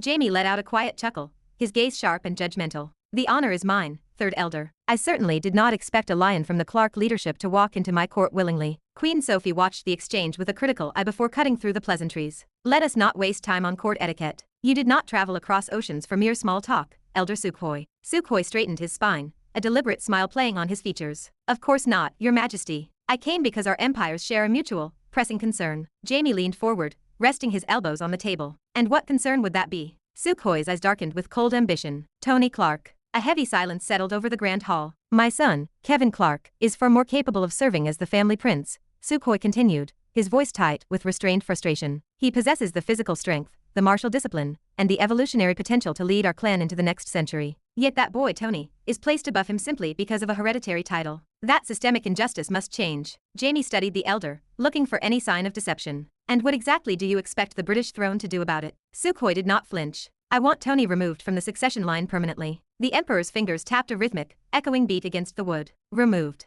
Are you asking us to eliminate him? Before Sukhoi could formulate a response, Queen Sophie interjected. And what of Leo Clark, the second son? If Tony falls from grace, wouldn't the second brother naturally step into the vacancy? Sukhoi shook his head dismissively. Leo is not a problem. Tony is the operational linchpin. Once he is stripped of his status, my faction can easily handle the internal fallout. I will secure the patriarch's seat. Jamie's expression remained unreadable, his eyes reflecting the flickering candlelight. You speak with grand confidence, Sukhoi. But tell me, what does the imperial family gain by dirtying its hands for your internal coup? Sukhoi's smile widened, revealing a glint of predatory teeth. I believe you already know the grand calculus, Your Majesty. If the Frost and Clark families successfully unite, they will form a continental superpower capable of rivaling, and eventually eclipsing, the British imperial family. By assisting my rise, you are not merely preventing a hostile alliance, you are securing your global dominance for generations to consecutive come. The room fell dead silent as the Emperor evaluated the proposal. That geopolitical alignment alone is not quite enough to warrant our interference, Queen Sophie countered. Before she could raise further objections, Jamie raised a hand, silencing her. He leaned forward, locking his gaze directly onto Sukhoi's eyes. We will back your play, Third Elder. But in return, once your son Kevin takes the seat of the Patriarch, you will quietly pledge your clan's loyalty to the British crown. I agree, Sukhoi replied without a single heartbeat of hesitation. Jamie's lips curved into a satisfied smile. Excellent. Then we have a pact. He turned his attention back to his commander. Kingsley, draft the parameters. We do not need to assassinate the boy. A weakling of his caliber does not require martyrdom. Destroy his reputation in a public forum. Strip away his face. If the Frost family views him as an absolute disgrace to martial society, they will tear up the marriage contract themselves. Kingsley nodded, though his expression remained professionally cautious. Your Majesty, as long as the target remains within the walls of the Clark estate, our covert options are severely limited. Sukhoi spoke up, drawing their attention. I have already engineered a solution to that problem. Both the Emperor and Queen turned to face him. If the imperial family utilizes its diplomatic influence to grant Tony an unprompted, prestigious position within the Nine Lotus Academy, Sukhoi explained calmly, my brother Ryan will have no logical reason to refuse the honor. He will send the boy straight to China without the slightest hint of suspicion. A dangerous, triumphant look settled over the elder's face. And once Tony leaves the sovereign protection of the Clark ancestral grounds, his security detail drops to zero. The brilliant simplicity of the trap caused Jamie's expression to brighten. That is an exceptional strategy. Queen Sophie nodded in slow agreement, a cold spark lighting her eyes. Our son, Prince Mark, is already established as a top cultivator within the Nine Lotus Academy. He will personally ensure that Tony's academic life is thoroughly unforgettable. A quiet, sinister laughter rippled through the imperial hall. Jamie picked up his crystal wine glass, raising it toward the ceiling. To a future devoid of unnecessary obstacles. Sukhoi and Kingsley raised their glasses in turn. The crystal met with a soft, ringing chime that echoed off the stone walls as wide smiles spread across the room. Chapter 26. Invitation from Academy. China, Frost Family Estate. A sharp knock pulled Tony out of his sleep. His brows furrowed. Irritation flashed across his face as he opened his eyes. Disturbance this early meant trouble. He swung his legs off the mattress,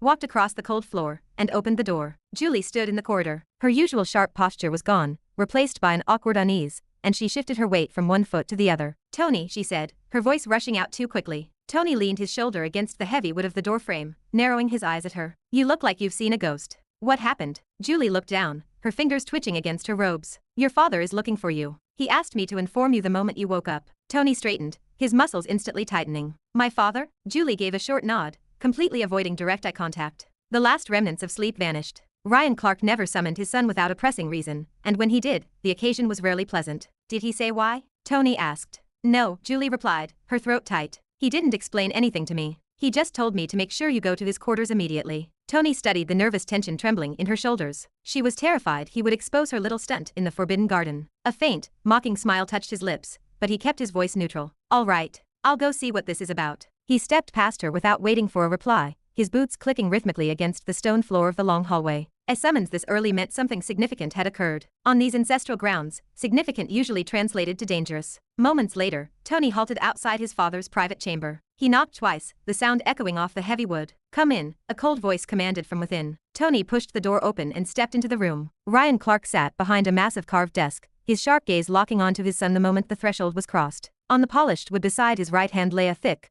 sealed envelope marked with a distinct crest, an insignia Tony recognized instantly, the Nine Lotus Academy. Tony shifted his gaze back to his father, keeping his face perfectly expressionless. You called for me? Ryan did not answer right away. He leaned forward, inspecting Tony with a critical eye, searching for something different. A subtle change lingered in the boy's posture, a weight in his presence that had not been there the day before, but the impression was too vague to pinpoint. Ryan shook his head slightly, dismissing the thought. "There are 2 matters you need to know," Ryan said, leaning back into his high-backed chair. "First, your engagement with Lily Frost has been finalized." Tony kept his jaw set, though his mind began to race. "Lady Lily personally approached me this morning," Ryan continued, tapping his fingers against the desk. "She insisted that the engagement be announced to the public as soon as possible." Tony's eyes narrowed. The girl was pushing the timeline forward herself. "I see," Tony replied. "I trust you understand the immense political weight of this marriage," Ryan said, his voice dropping into a colder, harsher register. "This is not just about your personal life. This concerns the future of the entire Clark family. I do not need to remind you of the consequences if you ruin this alliance." Tony gave a stiff nod. Even now, his father anticipated failure. Ryan smoothed the lapels of his coat. "This union secures your position as the successor to the main lineage. But do not misunderstand your situation. That does not make you worthy of a genius like her." An inward laugh flashed through Tony's mind. "Worthy?" He suppressed the smirk, maintaining his stoic mask. "Then what exactly do you expect from me, father?" "Prove you have a purpose," Ryan shot back instantly. "If you lack martial talent, then compensate through other means. Study business, build influence, show competency in leadership. Show the world that you are not completely useless to our clan." Tony remained silent, letting the insult wash over him. Let them believe he was a weakling. The less they knew about his actual strength, the better. "And the second matter," Ryan continued, breaking the brief silence as he lifted the heavy envelope, "is that you have been admitted into the 9 Lotus Academy." Tony's composure cracked. "What?" The word slipped past his teeth before he could stop it. He stared at the crest on the paper, genuinely stunned. "That is impossible. I do not meet a single one of their entry requirements. The academy was a sanctuary for monsters. Its standards were ruthless, and even renowned prodigies failed the trials. A 12th disciple stage cultivator should not even be allowed to stand near the outer gates." Ryan's expression hardened, his hand slamming flat against the desk. "Watch your tone. It is not something for you to question. The invitation has already been issued under their official seal." Tony tracked the golden ink on the envelope. "How did this happen?" Ryan narrowed his eyes. "They made a rare exception with a few specific conditions. Consider it a direct result of my diplomatic efforts." A trace of doubt wavered in the patriarch's voice. Ryan had spent years exhausting every connection to secure a slot for Tony, and the academy had rejected every bribe. This sudden invitation had arrived completely out of nowhere. "Your association with Lily Frost likely played a major role as well," Ryan added, adjusting his posture. "With her standing as a peak grandmaster, your value increases simply by standing in her shadow." Tony offered no rebuttal. Inside his mind, a darker conclusion took form. Lily was a 5-star heaven-blessed existence. Fate itself was warping reality around her, and the current was dragging him along into the center of the storm. Before Ryan could explain the conditions, the heavy double doors swung open. Andrew Frost stepped into the chamber, a bright, booming laugh preceding him. "Congratulations, my son-in-law," Andrew cheered, walking over to stand beside Ryan's desk. "It seems even the high elders of the 9 Lotus Academy have finally recognized your potential." Tony stood straight, offering a polite, practiced nod to the master of the estate. Andrew took a seat comfortably next to Ryan, looking thoroughly pleased with the arrangement. "We have already discussed the logistics. The formal engagement ceremony will be held here before you depart for the academy grounds." Tony looked between the 2 older men. "That soon?" Andrew's smile widened. "Of course. Once the engagement is public knowledge, our internal factions stabilize. More importantly, you will be able to remain close to Lily during your studies." He leaned forward, his voice dripping with an underlying meaning. "She will guide your progress, and she will protect you from any unnecessary trouble." Tony kept his face still to hide the amusement bubbling in his chest. "Protect. More like monitor every breath he took." "Do you have any objections to this timeline?" Andrew asked, his sharp eyes locking onto Tony's face. Before Tony could formulate a reply, Ryan cut in. "He wouldn't dare object," the patriarch said flatly. "This is the best possible outcome he could hope to achieve." Andrew let out a booming laugh, slapping his knee. "Good. Excellent. Then everything is settled." Tony remained perfectly still, a silent spectator to his own future. Andrew stood up, smoothing his white robes as he walked over to Tony. He lifted the sealed parchment from the desk and pressed it into the young man's hand.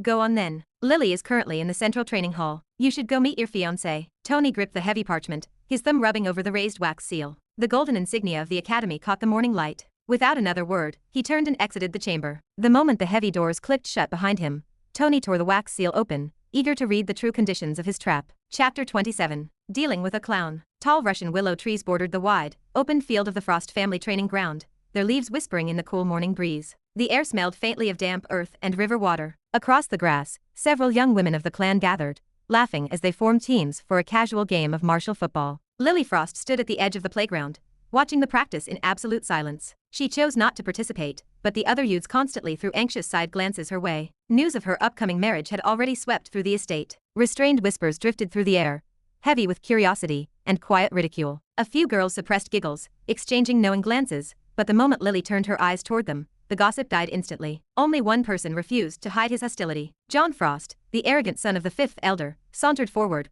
while spinning a heavy iron ball on the tip of his finger. The sphere was forged from reinforced metal, far too heavy for an ordinary man to lift, yet it looked like a plastic toy in his grip. Without warning, he flipped his wrist and tossed it lightly toward Lily. She caught the mass of iron effortlessly, her hand steady. "Sister," John called out, his booming voice drawing the attention of the onlookers. "You deserve far better than this match." Lily raised an eyebrow, shifting her weight. She had fully anticipated this confrontation. Among all the branches of the family, the fifth elder's lineage stood to lose the most from this alliance. "Better?" Lily asked, her tone entirely even. "Then tell me, brother, who do you suggest I marry?" John stepped closer. "Anyone but Tony Clark. If you simply give the word, a line of top geniuses from across the world will march to our gates. Men who are actually worthy of standing beside a peak grandmaster." He lowered his voice, his eyes flashing with disgust. "But Tony? The man is a walking disgrace. His own flesh and blood barely tolerate his presence. He is lazy, arrogant, and completely talentless despite the immense wealth backing him. Do you truly believe a baseline human like that belongs in your bed?" Lily remained silent, letting him dig his own grave. Her lack of response only emboldened him. "When trouble comes to our borders, what will he do?" John pressed, gesturing aggressively. "Protect you? Support our clan? No. He will drag you down into the mud. He will become a liability to your cultivation and a financial burden to the main house." Lily kept her expression unreadable, reading his true motives like an open book. This tirade had nothing to do with her well-being. It was pure terror. If this marriage solidified her claim to the patriarch's seat, John's chances of inheriting the family wealth would vanish forever. Sensing her quietness, John softened his tone, adopting a persuasive smile. "If you are open to better options, Prince Edward Smith of the British imperial family is a close personal friend of mine. He is exceptionally talented, politically influential, and destined for greatness. He is a true match for your beauty." He spread his hands. "With the crown backing you, you gain global status and a future far beyond this province. The elders would ratify the contract by nightfall. You deserve a peer, sister, not a useless black suitcase." He pointedly avoided using Tony's name, letting the derogatory nickname hang in the air. Lily's lips curved into a faint, frosty line. "Thank you for your immense concern for my future, John. Do not repeat those words again." John blinked, his smile faltering. "Tony Clark is my fiancé," Lily continued, her voice dropping into a sub-zero register. "The matter is settled. Unless I explicitly request your counsel, keep your opinions to yourself." The sudden coldness stunned him, his jaw tightening as the girls on the field stopped their game to watch. "Sister, you cannot be serious. The ceremony has not happened yet. Why ruin your life for a political transaction?" "My decisions do not require your validation," Lily replied, her posture rigid. "And my position within this lineage is not nearly as fragile as your faction seems to think." John's face darkened, but he quickly forced a tight laugh. "You are tying yourself down out of a twisted sense of duty. But before the ink dries on the contract, you still have a choice. Do not waste your potential on a cripple." Lily's patience disintegrated. "That is enough. The engagement is confirmed, the High Elders support it, and I have zero intention of altering the path. Stop interfering." John clenched his teeth, realizing he had pushed her past the safety threshold. Still, his pride refused to let him back down in front of the younger disciples. "Then at least look at the chessboard clearly," he whispered venomously. "That boy might not even keep his title as the Clark family prince. Even with your backing, his future is entirely uncertain." A calm, mocking voice sliced through the willow trees. "Have you finished running your mouth?" John and Lily froze. Tony stood a few paces away at the edge of the tree line. His hands were casually tucked into his trousers, his posture completely relaxed,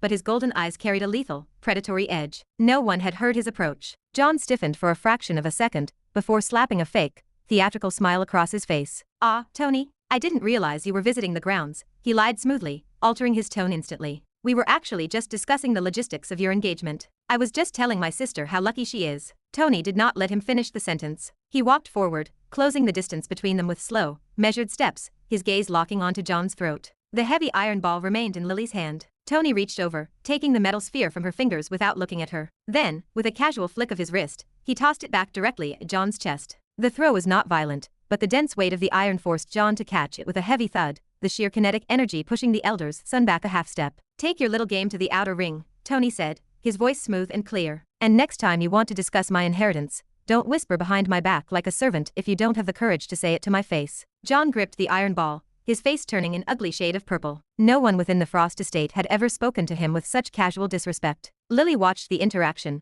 a spark of genuine surprise flashing through her eyes before she forced her features back into a mask of stone. Tony ignored her completely, keeping his eyes fixed on his target. John's knuckles turned white around the iron sphere, his fake smile rotting away completely. "Stop acting like a king, boy. You don't possess a single ounce of spiritual strength to back up that mouth." Tony's lips curved into a slow, wicked smirk. To deal with a clown, I don't need to waste my strength. The two men stood face to face, the raw tension radiating from them so thick that the girls on the field took several steps back. Tony leaned in slightly, closing the final inch of distance. "If you want to play in my sandbox, John," Tony whispered, his voice vibrating with a terrifying density that made John's skin crawl, "at least have the backbone to do it in the light." John's jaw ground together in absolute fury. He felt the eyes of every woman in the training ground boring into his back. If he backed down now, his reputation within the clan would be permanently destroyed. Chapter 28. Dealing with a Clown Part 2. John stared at Tony with unadulterated hatred, his expression no longer masked by polite pretense. He took a heavy step forward. "So what if you heard everything?" John spat, glaring straight into Tony's eyes.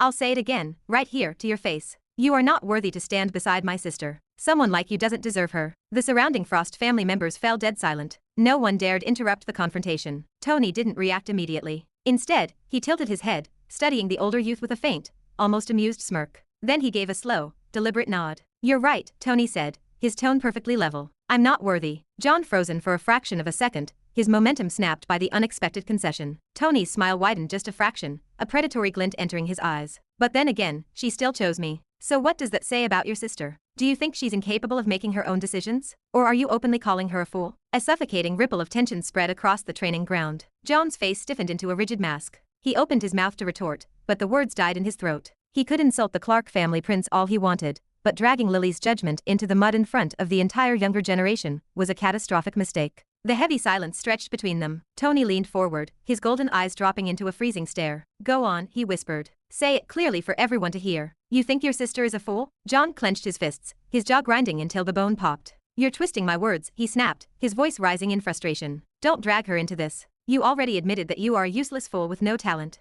That's enough." Tony let out a soft laugh, shaking his head in mock pity. "I don't argue with children who bark too much. My father always told me to never waste time with fools. They only lower you to their level and beat you with experience." John's eyes flashed crimson with sudden fury. "You." Without another word, John hurled the reinforced metal ball directly at Tony's chest. The heavy sphere cut through the air with terrifying velocity, whistling with enough kinetic force to shatter ribs and crush organs on impact. Before the iron could breach Tony's personal space, a sharp pulse of pure spiritual energy surged through the grass. Lily's silver spear moved like a streak of lightning, intercepting the projectile mid-air, absorbing the momentum, and bringing the rolling mass under her absolute control. "Enough," Lily said. Her voice was flat, ice-cold, and completely unyielding, as she locked her gaze onto her cousin. "This ends right now. If you continue this tantrum, John, I won't hold back my strength next time." With a flick of her wrist, she tossed the ball back across the grass. John caught the heavy iron, his features twisted into a dark scowl. He glared at Tony for a long, quiet moment before spinning on his heel, his explosive frustration barely contained. "Everyone, get to your positions." John shouted toward the field, gesturing aggressively to the onlookers. "Stop wasting time." The casual game resumed, but the light-hearted atmosphere had vanished completely. Lily turned toward Tony, her breathing even, though a hint of deep curiosity lingered in her golden irises. She rested the butt of her spear against the turf. "You didn't even flinch. Do you truly understand what would have happened if that iron had struck your chest?" Tony shrugged, casually brushing a speck of dust from his sleeve. "I would have handled it." Lily studied his relaxed posture, searching for any sign of a tremor. There was no fear, no hesitation, only an absolute, unshakable calm. She wondered in silence whether the man standing before her was merely an excellent actor, or if he possessed a brand of courage she had completely failed to account for. Tony pulled the thick envelope from his inner pocket and extended it toward her. "Take a look at this." Lily glanced at the seal briefly before pushing it back. "I've already seen the draft. Congratulations." Tony snorted, slipping the parchment away. "Congratulations? Did you bother to read the addendum properly? The High Elders expect me to pass their foundational entrance test within a single month. That isn't an official invitation, Lily. It's a beautifully wrapped setup." He adjusted his collar, a trace of genuine irritation clipping his words. "The Academy board knows a standard disciple cannot pass. This is just a public mechanism to humiliate the Clark lineage while squeezing tributary resources from my father." Lily did not deny the political reality of his statement. She shifted her grip on her spear. "Even so, you won't be navigating the trials alone. I will guide your cultivation." Tony raised an eyebrow, a mocking twist to his lips. "You sound incredibly confident." "I am," she replied flatly. He chose not to press the issue, though his expression remained deeply analytical. His gaze drifted back toward the center of the clearing, tracking the aggressive movements of the fifth elder's son. He pointed a finger. "That one. He's the main contender from the branch families?" Lily followed his line of sight, her expression turning somber. "Yes. If his faction succeeds in disrupting our alliance, he will inherit the patriarch's mantle." Tony let out a faint chuckle. "No wonder the boy is so desperate. He is far more afraid than he is angry," Lily noted, her lips curving into a ghost of a smile. Before they could delve deeper into the family's internal strife, a sharp shout echoed from the center mark. "Lily, we're short a striker. We're starting." She exhaled a soft sigh and lifted her weapon into a combat guard. I must return to the match. Tony waved his hand dismissively and walked toward a stone bench at the edge of the perimeter, seating himself comfortably to watch the proceedings. Go on, he called out with a mocking grin. Let me see exactly how strong my future wife really is. Lily glanced back over her shoulder, giving him a look that balanced a stern warning with mild amusement, before she sprinted onto the field. The game erupted into motion. Unlike standard football,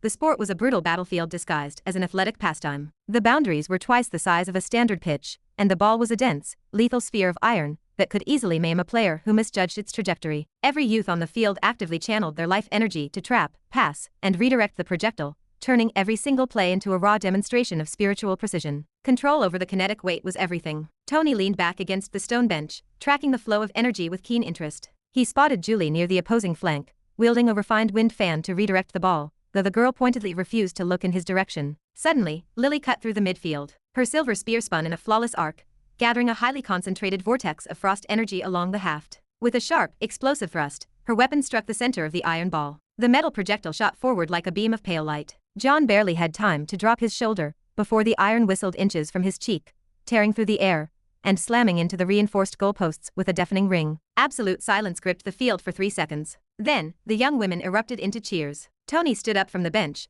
clapping loudly to ensure his voice carried across the turf. Not bad, he shouted, his grin widening. You're significantly better than the reports indicated. Lily glanced back toward the sidelines. Her icy demeanor softened for a fleeting moment before she made a subtle, downward gesture with her hand, signaling for him to quiet down. Across the grass, John's face turned an ugly, mottled shade of purple. He walked back toward the center circle with slow, deliberate steps, his knuckles turning white as he dragged the iron ball from the netting. His older brother approached him from behind, speaking in a low, urgent murmur. You're losing your composure, John. The entire outer courtyard is watching you spiral. John kept his bloodshot eyes locked onto the stone bench where Tony sat. That foreign bastard, he hissed through bared teeth. He thinks our lineage is a joke. The brother leaned in closer to his ear, his voice dropping into a sinister whisper. Then stop playing by the academy rules. John did not answer immediately. Slowly, the rage on his face reorganized into a cruel, twisted smile. The whistle blew, and the match resumed. Lily moved toward the vanguard, her attention entirely focused on the opposing team's formation. John, however, completely shifted his defensive position. He dropped back toward the rear guard,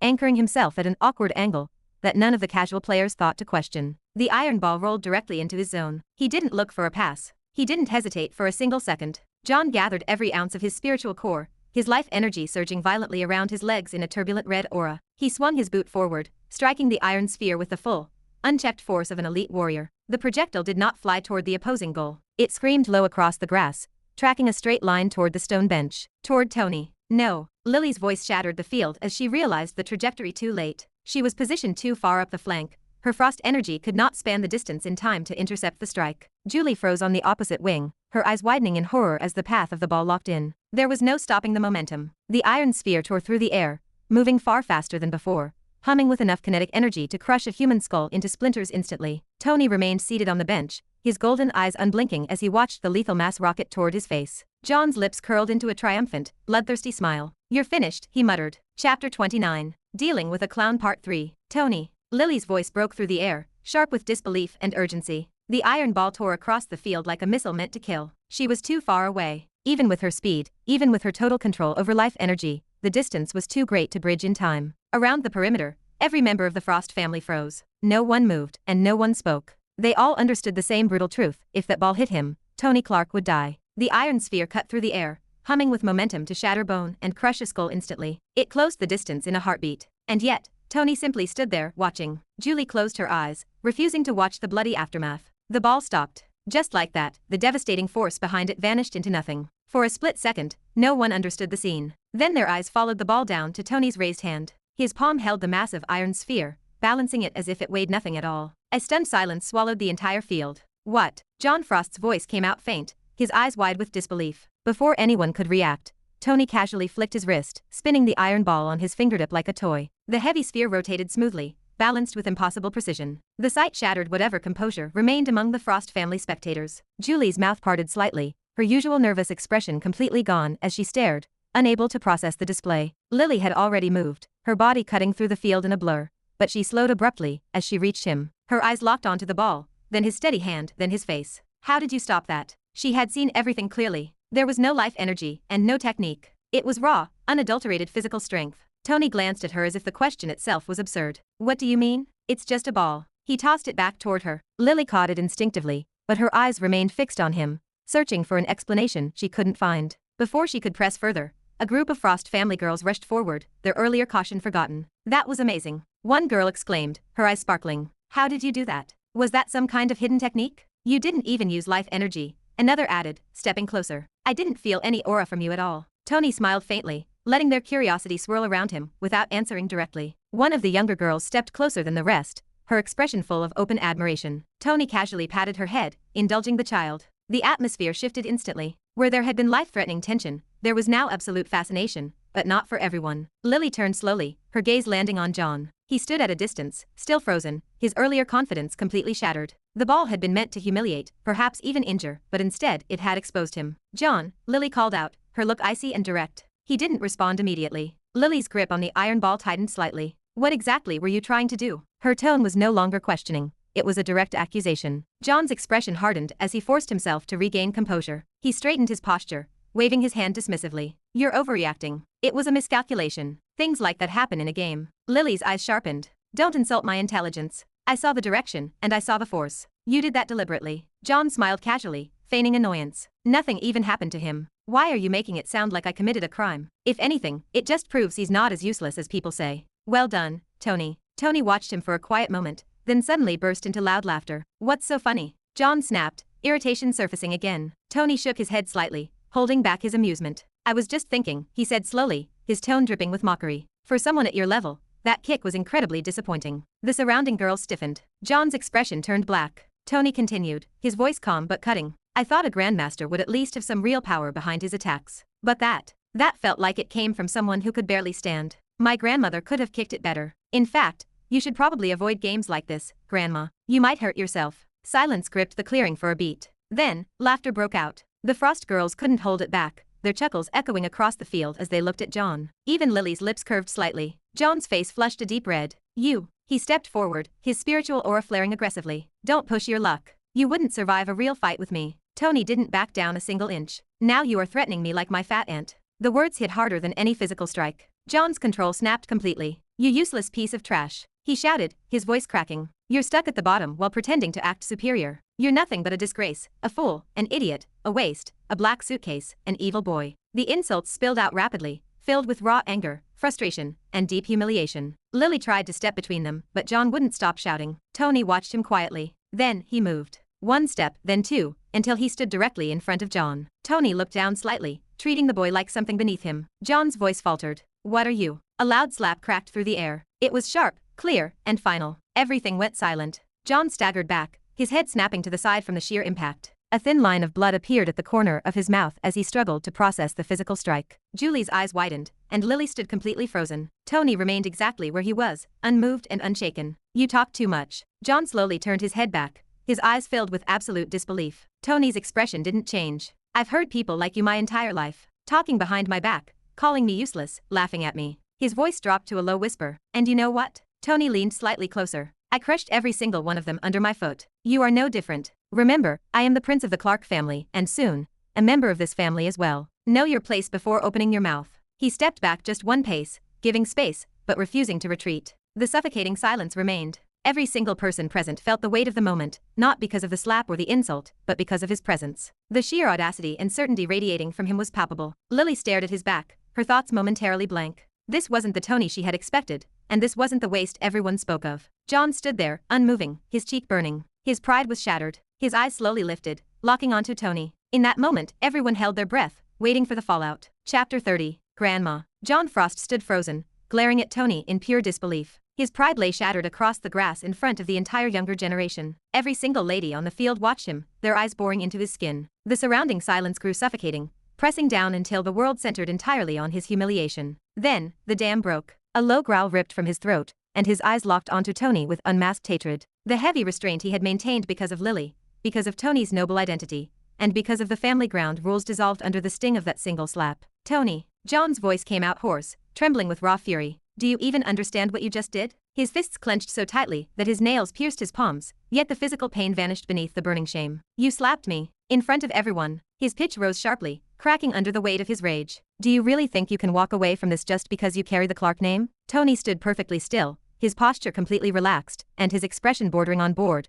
treating the explosive outburst like white noise. The total indifference only fueled John's wrath. I tolerated you, John snarled, his words turning cold and venomous. I endured your arrogance and your disgusting behavior only because you are about to marry my sister. But do not mistake that for respect. You are completely unworthy of standing here, not in this family, and certainly not beside her. A faint, turbulent ripple of life energy began to coalesce around his limbs, pulsing violently. With your talent, or rather, your pathetic lack of it, you won't even keep your position as prince. Do you think people will bow to a title forever? That name won't protect you when real strength enters the room. The crimson energy surged outward, creating a visible pressure wave that forced the surrounding girls to take a step back. You shouldn't have provoked me, John whispered, his voice dropping into a dangerously calm register. Now, you pay the price. In the next heartbeat, his aura exploded. Grandmaster rank. There was no hesitation this time, no restraint, and no tactical calculation. John lunged forward, moving so quickly that the onlookers saw nothing but a blur. A single, explosive step tore through the turf, and his fist shot straight toward Tony's jaw, carrying the full, unrestricted force of a grandmaster. The air distorted around the punch, the sudden atmospheric pressure making the weaker disciples gasp for breath. Terrified shouts erupted from the sidelines. Stop him. He's serious. Tony will die if that lands. Panic rippled through the group. The casual game had transformed into an execution ground. No one wanted to witness a murder, especially one that could ignite a blood feud between two massive clans. Lily's expression changed completely. She bolted forward, her body cutting through the air as her silver spear materialized in her grip. If that strike connected, Tony would be utterly destroyed. But John had already factored her into his strategy. His timing was meticulous. He had chosen the exact fraction of a second where any outside intervention would arrive just slightly too late. The fist closed the distance. Then it halted, freezing a few inches away from Tony's nose. For a long moment, the onlookers stared, unable to comprehend the sight. Then, their eyes drifted to Tony's hand. He had casually raised his arm, his fingers firmly gripping John's wrist. No veins bulged in his hands, no tension strained his shoulder. It appeared as though he had simply reached out to catch a drifting leaf, and reality bent to his whim. The silence that followed was absolute. Lily skidded to a halt, stunned into immobility, as she watched Tony handle the attack effortlessly before her spear could even cross the distance. John's features twisted into a mask of pure horror, the rage instantly evaporating. He threw his weight forward, trying to force the strike home, but his arm refused to budge an inch. His momentum wasn't just blocked, his entire body was locked in place. What is this? John muttered, his voice cracking. Tony tilted his head slightly, observing the trembling wrist with mild curiosity. This, he asked softly, his voice clear in the quiet air. You call this an attack? The words cut deeper than any blade. John's eyes widened, and he tried to wrench his arm back, but the grip tightened. It wasn't enough to break the bone, but it was more than enough to render any resistance entirely meaningless. How are you doing? You talk too much, Tony interrupted. There was no visible preparation, no dramatic buildup of aura, and no release of spiritual energy. With a single fluid motion, his free hand shot forward. The tyrant dragon fist silent form. The technique lived up to its name. No one saw the strike coming. John's ribs reacted before his brain could process the impact, the blow landing dead center on his torso with devastating precision. For a heartbeat, nothing happened. Then, John's feet left the grass. A strangled wheeze escaped his lips as he launched backward through the air, his limbs flailing before he crashed heavily onto the hard earth. The impact echoed across the training field. He landed face first, sliding through the dirt before coming to a dead stop. He lay motionless for a long second, then began to hack violently. Crimson blood spilled onto the grass. The damage was entirely internal. The spectators stood rooted to the spot, their lifetime of martial assumptions shattered beyond repair. The gap between a 12th class disciple and a grandmaster was supposed to be an unbreachable wall, an evolutionary boundary. Yet, they had just watched that wall crumble into dust. John struggled to push himself up onto his hands and knees, one palm clutching his ribs as his breathing rattled. You, he gasped, glaring up at Tony with a hatred that bordered on insanity. You'll regret this. Tony looked down at him with an unreadable expression. If you want revenge, he said softly, you should at least stand properly first. The girls exchanged frantic glances, their faces pale with confusion. A few whispered about hidden defensive artifacts, while others began to question their entire understanding of cultivation ranks. But Lily knew better. She had tracked every movement. There was no spike of life energy, and no trace of an external treasure activation. This was pure, unadulterated physical power. That realization unsettled her far more than any hidden weapon ever could. Tony flexed his fingers, testing the lingering heat within his knuckles. The memory of the ancient well flashed through his mind, the agony, the total destruction, and the agonizing reconstruction of the dragon physique. Every single second of that torment had been worth it. If you're still not satisfied, Tony continued, his tone turning casual, we can keep going. No interruptions. No excuses. He locked his gaze onto John's trembling form. Or is this your absolute limit? John's fists shook against the dirt. His pride demanded a counterattack, and his anger screamed at him to stand and fight, but his survival instincts roared a different warning. He could not win. After a long, agonizing pause, John hauled himself up and turned away. He offered no parting words, no threats, just a silent, limping retreat. Each step he took looked heavier than the last. The moment his figure vanished beyond the willow trees, the suffocating tension finally broke. Restless whispers erupted across the grass, thick with shock. Lily walked over slowly, lowering her silver spear. "Are you all right?" Tony glanced at her,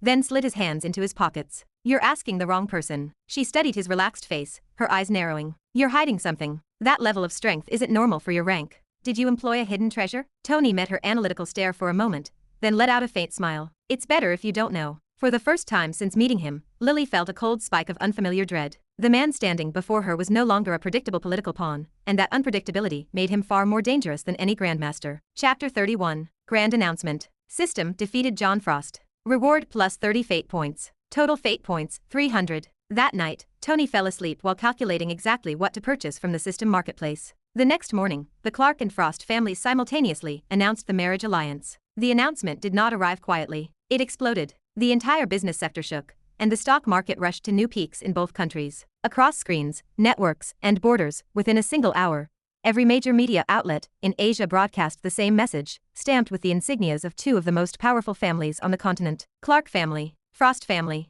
official engagement notice. The text formed a long declaration discussing the joining of the two clans in every aspect: corporate, martial, and political. The wording was formal, precise, and unmistakably authoritative. It bore the signatures of both patriarchs, sealed with ancient wax crests that symbolized legacy, power, and absolute dominance. The Clark family and the Frost family hereby announced the engagement of their heirs, Tony Clark and Lily Frost. The rest of the message spoke of unity, prosperity, and shared futures, but no one read between the lines. Everyone already understood the terrifying implications of this bond. In high corporate towers, executives paused mid-meeting, their presentation screens frozen on the breaking news feed. Deals were delayed. Negotiations halted. Phones lit up across continents as business magnates recalculated alliances that had taken years to build. "If this goes through," one chairman muttered, staring at the financial terminal, "the entire market shifts." "It's not just business," his advisor replied quietly. "It's influence. Military contracts, energy control, global trade routes, they will dominate everything." In fortified government offices, ministers and military advisors gathered in urgency. Intelligence reports were rewritten within minutes. Strategic assessments updated in real time. "This changes the balance of power in Asia completely,"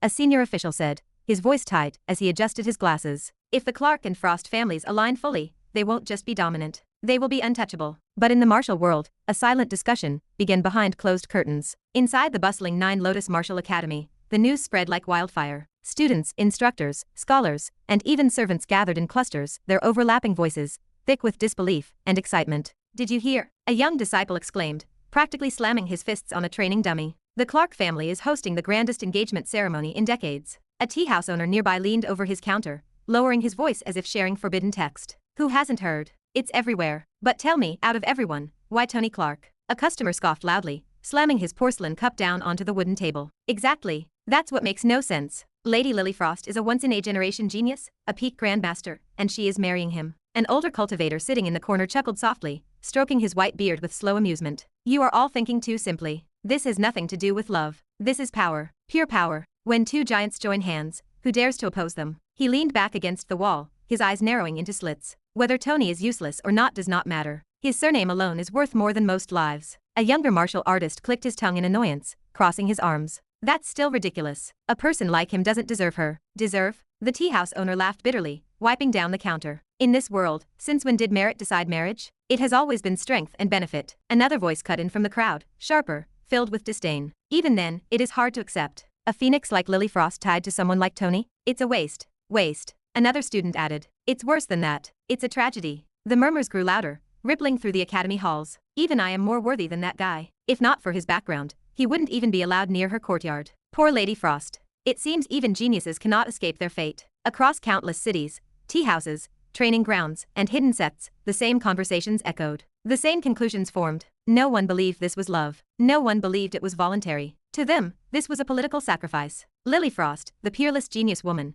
was being bound to a notorious, talentless villain for the sake of family survival. If Tony had heard the gossip, he might have laughed, or perhaps coughed blood from the sheer irony. Somehow, in a situation where he had been forced into the arrangement himself, he had become the villain who stole the heroine's future. But while the world whispered, the Clark family acted fast. Within their ancestral estate, preparations had already begun at a scale unseen in decades. The decorations were not merely luxurious, they were symbolic. Every banner, Every emblem and every announcement carried a clear message of absolute supremacy. Meanwhile, far away, within the heart of British Imperial territory, the atmosphere was far less celebratory. Inside the Grand Imperial Chamber, Emperor Jamie Smith stood before a massive digital tactical screen, the joint announcement displayed in full clarity before him. General Kingsley stood a few paces behind his throne, silent, waiting for the fallout. For a long moment, the Emperor said nothing, his hands clasped tightly behind his back. Then, the silence broke. They have already announced it. Kingsley lowered his head slightly. Yes, Your Majesty. The announcement was made simultaneously across all major channels. It was highly coordinated.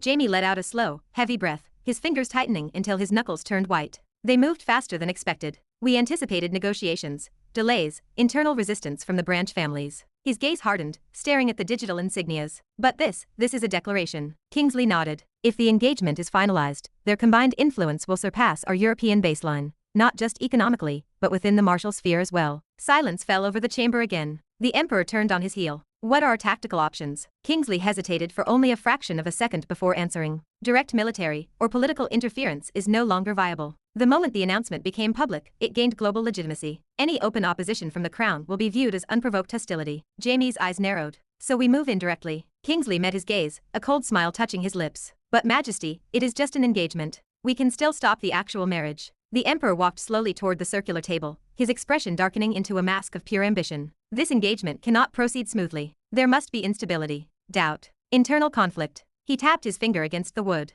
If the foundation cracks, the structure collapses on its own. Kingsley understood the underlying order immediately. Should we target Tony directly? Not yet, Jamie replied, turning back to the glowing screen. We observe first. A forced alliance is never perfect. There are always fractures. The room fell silent as the two men began to draft their covert operations. Outside, the world celebrated, gossiped, argued, and speculated, but beneath the surface, forces had already begun to move. A single announcement had reshaped the world, affecting millions without their awareness. Chapter 32. Octopus House. In the imperial training grounds of the British Empire, the 9th Prince, Edward Smith, sparred against his servants. He single-handedly dealt with 9 armed men at once. His sword cut through the air in clean, controlled arcs, forcing the ring of soldiers to retreat step by step. Steel rang sharply, breaths grew uneven, and one by one, their formation broke. A final swing ended the bout. His blade stopped just short of the last man's throat. The soldier froze, eyes wide, chest heaving. The others were already down or had stepped back, unable to continue. Edward lowered his sword and sheathed it in a single fluid motion. That's enough. Leave me.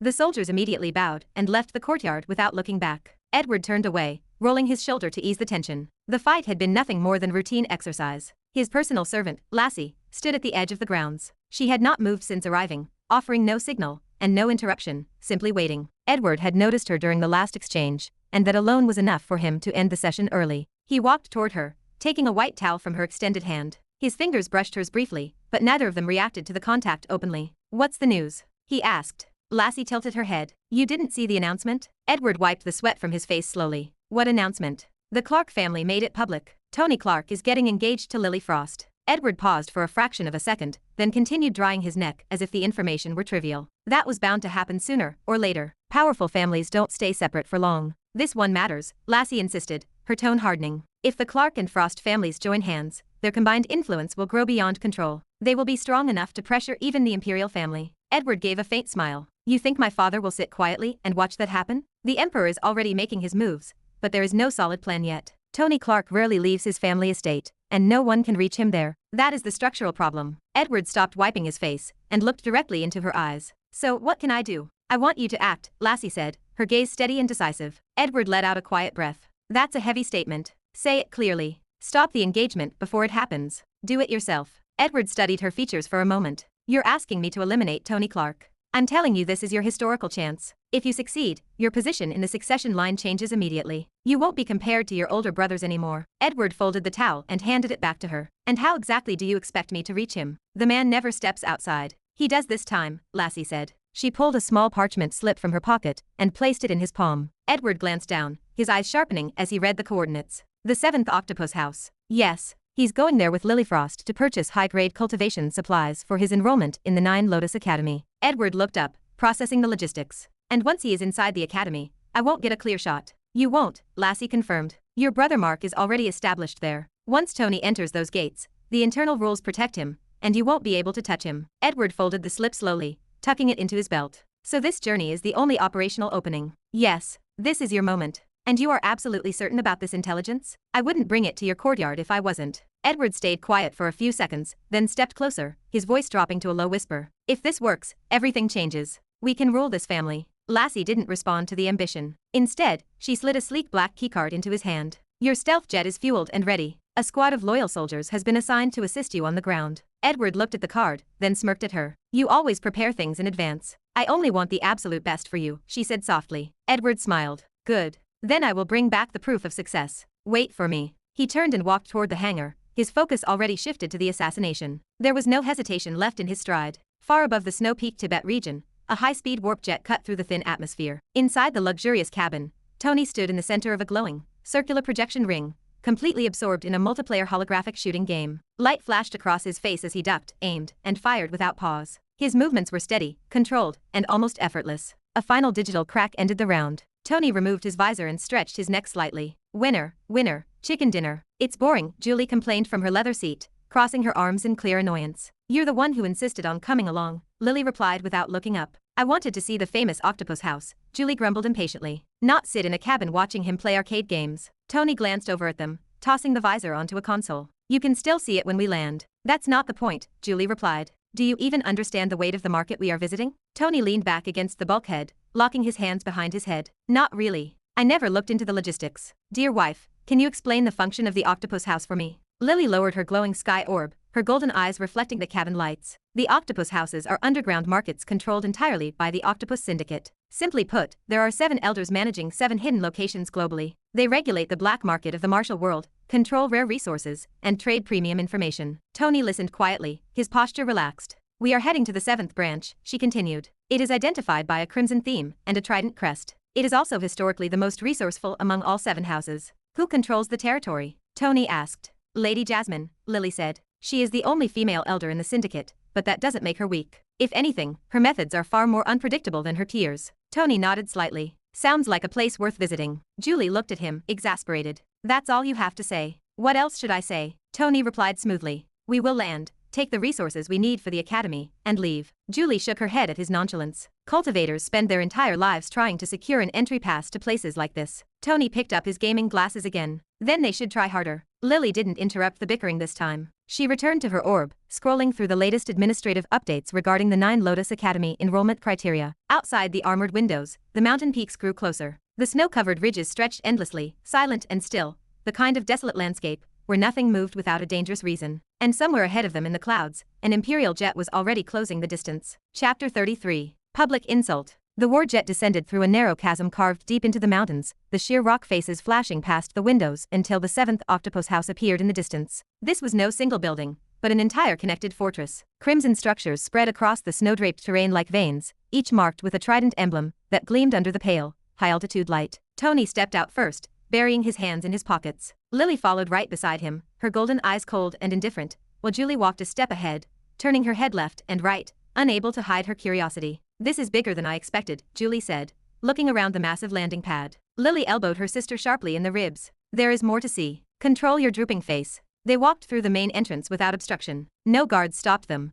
But the absence of physical barriers did not mean they were unwelcomed guests walking in secret. Heavy eyes followed them from every direction. Staff, wealthy buyers, and hardened martial artists all subtly shifted their postures to observe the newcomers. The whispers started early, rippling through the corridors. That's him, Tony Clark, walking with Lily Frost. So it's true. The engagement announcement is real. The black suitcase himself. What is he doing here? Isn't he supposed to be completely useless in cultivation? Yeah, but look at him walking like he owns the place. Tony caught every single word, but his stride remained unbroken, his face a mask of absolute calm. Julie glanced sideways, lowering her voice. They're talking about you like you're some kind of villain. They're not wrong, Tony said. That doesn't bother you? No. Lily stepped forward without breaking her pace, her silver boots clicking against the polished stone floor. Ignore them. Let's buy the supplies first and leave. They entered the uniform hall, where rows of academy outfits were displayed in precise, geometric order. Each set varied slightly in material and design based on rank and martial specialization. Lily moved ahead, scanning the racks with clear, professional intent. You'll need at least 3 sets, Lily said, pulling a dark fabric from the rack. Standard, reinforced, and training wear. Tony picked up one of the uniforms, examining the heavy collar briefly. They all look exactly the same. They're not, Lily replied, snapping the fabric taut. Material density, resistance layers, internal energy weaving. This specific one can absorb impact far better. Tony handed the garment back to her. Then pick for me. Julie crossed her arms, looking at him with a pout. You're not even going to choose your own clothes? I don't care enough to, Tony said. Lily didn't waste time arguing. She selected 3 sets efficiently, checking the sizes and stitching quality without hesitation. These are enough, she said, handing the load to an attendant. You won't need more for the opening semester. Tony nodded once. From there, they moved toward the medicinal section, where the atmosphere shifted. This area was quieter, more tightly controlled, smelling faintly of bitter herbs and ozone. Shelves of pills, elixirs, and sealed glass containers lined the walls, each labeled with detailed runic descriptions. Julie's eyes lit up as she rushed toward a display case. Now this is interesting. Tony picked up a small, translucent vial and read the glowing label. Enhances recovery speed.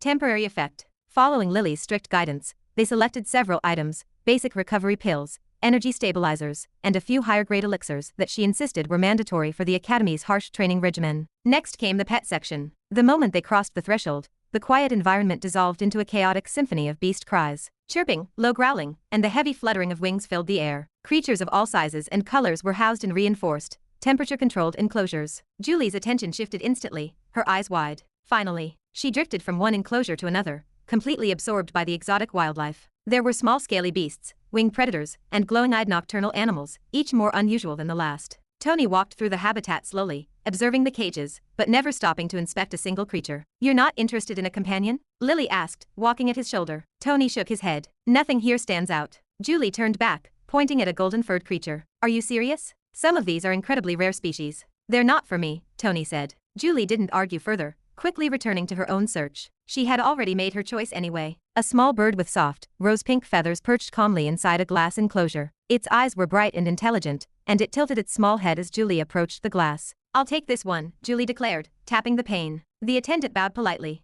That is a whisper-wind parrot, young lady. It can mimic complex human voices and sense emotional fluctuations in its environment. Julie smiled slightly, her expression softening. Then it's perfect. What are you naming it? Lily asked. Julie thought for a second, watching the bird preen its wings. Rose. The bird let out a soft, melodic whistle, almost as if acknowledging the title. Tony glanced at it once, and then they completed the purchase, moving forward into the deeper chambers of the market. As they moved from one storefront to another, the background whispers refused to die down. If he's really that useless, why would Lily Frost stand right next to him? Maybe the rumors from the capital are wrong. Or maybe the Frost family has their own hidden plans. Still, that's Tony Clark. The black suitcase. The evil boy. Tony walked through the sea of judgment without a single flicker of emotion changing his expression. From a high, elevated platform, the 9th prince of the imperial family, Edward, watched the trio. He stood partially concealed behind a massive structural pillar, his steady gaze fixed entirely on Tony's back. So that's him, Edward said quietly. One of his personal guards shifted his weight behind him. Should we move now, your highness? Not yet, Edward replied, his fingers tapping the hilt of his sword. Let him walk a little more. His eyes shifted briefly to Lily, noting her protective stance,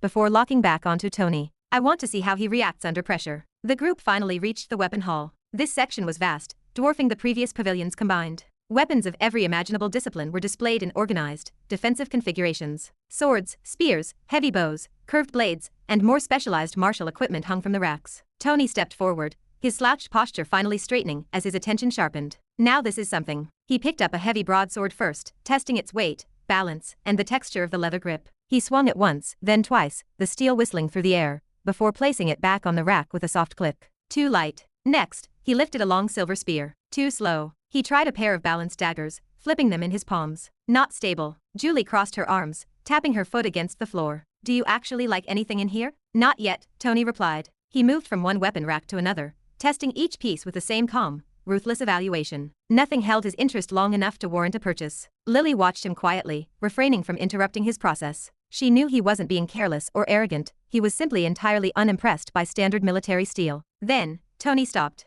At the far end of the hall, a separate exhibition area stood apart from the main floor. It wasn't crowded. In fact, it was completely empty of customers. A faint, shimmering energy barrier surrounded the display cases, and each weapon resting inside carried a distinct symbol, a shield engraved with the personal insignia of the 7th Elder. Tony stepped closer to the barrier. These are different. Powerful. They're restricted, Lily replied, her hand resting near her spear hilt. They are not available for general purchase. Tony's eyes moved across the glowing display, until they settled on a pair of gauntlets. They were dark, compact, with a subtle, flowing design that represented something far greater than simple craftsmanship. He stared at them for a long moment, his focus intensifying. I want to try those. You can't, Lily said. Those specific artifacts require an octopus token to unlock. Tony looked at her. What token? The master of this octopus house distributes special coins to elite clients, Lily explained, her voice dropping. They use them to grant exclusive access to restricted items. It's a political way to reward loyalty, or show favor to certain high-tier individuals. Tony looked back at the gauntlets, their dark crimson surface seeming to absorb the surrounding light. So without that coin, I can't touch them. Yes. Tony didn't move away from the glass. Maybe my father has some coins lying around, he muttered under his breath, staring intently at the crimson metal. At that exact moment on the high platform, Edward shifted his stance slightly and spoke without turning his head. Send him down. One of his servants nodded, turning on his heel to descend the steps toward the weapon hall. The man approached Tony's position with deliberate, heavy steps, his voice booming across the quiet section to ensure he drew maximum attention from the crowd. So this is Tony Clark, the man said, looking the prince up and down with sneering eyes. I expected someone far more capable. Julie frowned immediately, stepping forward. Who do you think you are? The servant ignored her entirely, keeping his arrogant gaze locked onto Tony. I've heard a lot about you around the Empire. The black suitcase, right? The famous young master with absolutely no martial talent. The surrounding hall grew dead quiet. People turned away from the racks, the whispers pausing as everyone focused on the brewing confrontation. The servant continued, his voice steady and clear through the room. Fascinating. A man like you standing in front of restricted Grandmaster weapons, looking at them as if you could actually use them. Tony didn't respond, his hands remaining in his pockets. The servant, Kelvin, smirked slightly,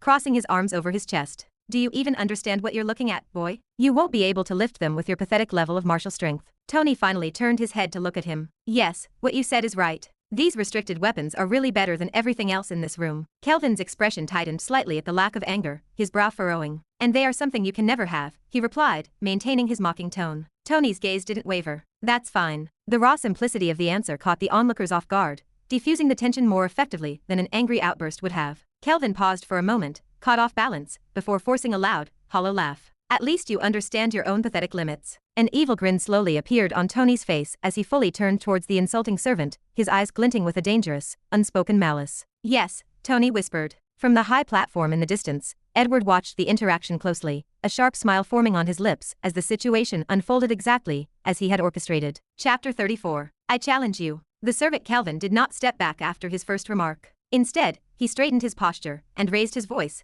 ensuring every cultivator in the immediate vicinity could hear the mockery. Some people really don't understand their place, Kelvin said, pinning Tony with a sneering gaze. Standing in front of restricted weapons like this, do you even know what kind of strength is required to use them? A few buyers nearby slowed down, their attention fully shifting to the dispute. Kelvin continued without pause, crossing his arms. Or maybe you think wealth is enough. Unfortunately, it doesn't work that way here. Tony did not react. His focus remained anchored on the dark crimson gauntlets resting behind the barrier. Rightly said, Kelvin. A voice suddenly echoed across the high stone arches, loud and clear. Heavy, authoritative footsteps followed. Edward walked into the open now, no longer concealing his presence behind the structural pillars. His tone carried across the entire weapon hall, drawing attention from every distant corner. Sometimes even the richest people can't get what they want without proper strength. The atmosphere in the hall shifted instantly. Low murmurs rippled through the gathering crowd. It's the ninth prince, Edward Smith. I didn't expect him here. So that servant belongs to the imperial family. The whispers grew louder as more people gathered, forming a dense circle around the exhibition. What had started as a minor exchange was turning into a public spectacle. Edward stopped a few steps away, his eyes fixed on Tony. He made no attempt to hide his hostility. Edward, control your servant, Lily said, her voice cutting through the murmurs like ice. Edward let out a short breath, his lips twitching with amusement. Control? He's just speaking facts. He looked at Lily, then back at Tony. What surprises me more is something else.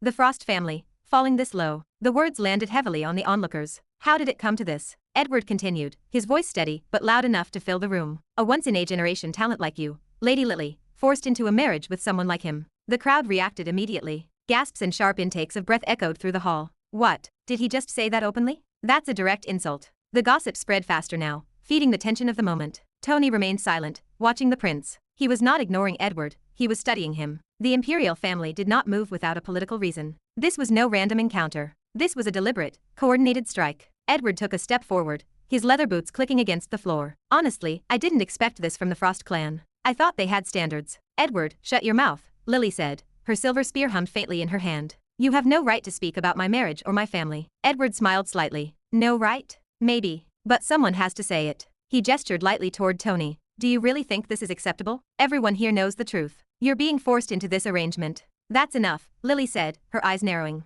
Miss Lily, Edward continued, completely ignoring her warning. You don't need to protect him. We all know what he is. A man with no talent, no standing in the martial world. You deserve better. The crowd murmured louder in agreement. Tony finally smiled. At that exact moment, the prince's entire strategy became clear. First the servant, then the public insult, and now the pressure on Lily. Edward was not here just to mock. He was here to put on a grand show for the public. Tony took a step forward, closing the physical distance between them. At first your dog, now you. Since when did the imperial family start worrying about my marriage? The hall went dead silent. Edward adjusted his cuffs, fully prepared for the retort. I'm simply speaking for what everyone is thinking. You don't deserve Lily Frost. None of us want to see her life wasted. He paused, his smile turning mockingly sweet. Also, if needed, I can even help you find someone more suitable, Tony. A girl from my servants would match your level perfectly. A few people in the crowd laughed quietly behind their hands. Tony nodded slightly, completely unfazed. So now you've become a marriage broker. Edward's smile widened. If it saves the life of the talented Lily Frost, why not? Tony's expression remained solid. Forget my marriage for a moment. Tell me something. He locked his eyes directly onto Edward's. Who do you think is worthy of Lily Frost? Edward did not hesitate. Me, he said clearly. The declaration spread through the hall like fire. I am stronger, more capable, and from a better position, Edward continued, his chest swelling. A woman like her deserves someone who can stand beside her properly. He turned slightly toward Lily, extending a hand. Say the word, Lady Lily. You'll become part of the imperial family. I'll make sure you're treated the way you deserve. The entire hall waited in breathless anticipation. Even the shop attendants stopped moving. Julie stared at Edward in absolute disbelief, but she kept her mouth shut. Tony said nothing. He wanted to hear Lily's answer. Lily looked at the extended hand for a long moment, then smiled faintly, her expression dripping with absolute disdain. You're thinking too highly of yourself. My strength is far beyond yours. Even in a direct fight, you wouldn't last more than 3 moves. Her reply felt like a physical slap to Edward's face. The crowd exchanged frantic looks. Edward clearly did not expect Lily to reject the Empire and support Tony so directly. If you want to try, let's fight right here, Lily added calmly, her fingers tightening on her weapon. Edward's face turned an ugly shade of red. The memory was still fresh and painful. Inside the academy grounds,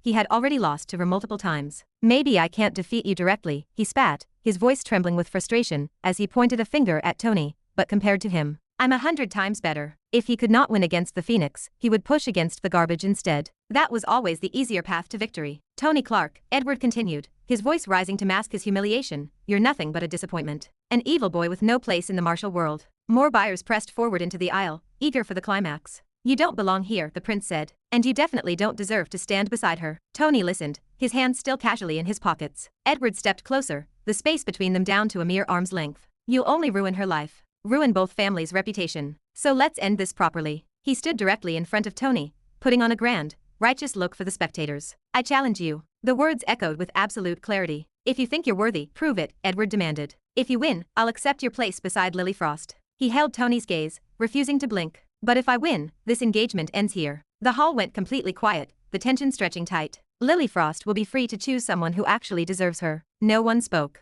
No one moved. Every eye in the 7th Octopus House pinned itself directly onto Tony. Chapter 35. K-Drama Queen. All eyes shifted toward Tony Clark. The challenge hung heavily in the air, impossible to ignore. The entire weapon hall had transformed into a theater, and everyone present knew their role. Several elders standing near the edge of the pavilion exchanged quiet, knowing looks. They understood the brutal reality of the matchup. A 12th class discipline marshal stood no chance against a seasoned grandmaster. The gap in power was not an obstacle, it was a death sentence. Julie clenched her fists, her knuckles turning white against her dress. Edward had not traveled to the outer markets for a fair match. He had engineered this entire spectacle to humiliate Tony in front of the continental elite. She forced herself to remain still, knowing this decision belonged to Tony alone. Low murmurs rippled through the gathering crowd as spectators placed their bets. He won't accept. He can't win. It will be a slaughter. Edward stood in the center of the floor, his chin raised in arrogant confidence. Before Tony could open his mouth, Lily stepped forward, her silver boots clicking sharply against the stone. Edward, why are you issuing challenges to a man who does not carry a blade? If you want to fight, face someone suitable. Face me.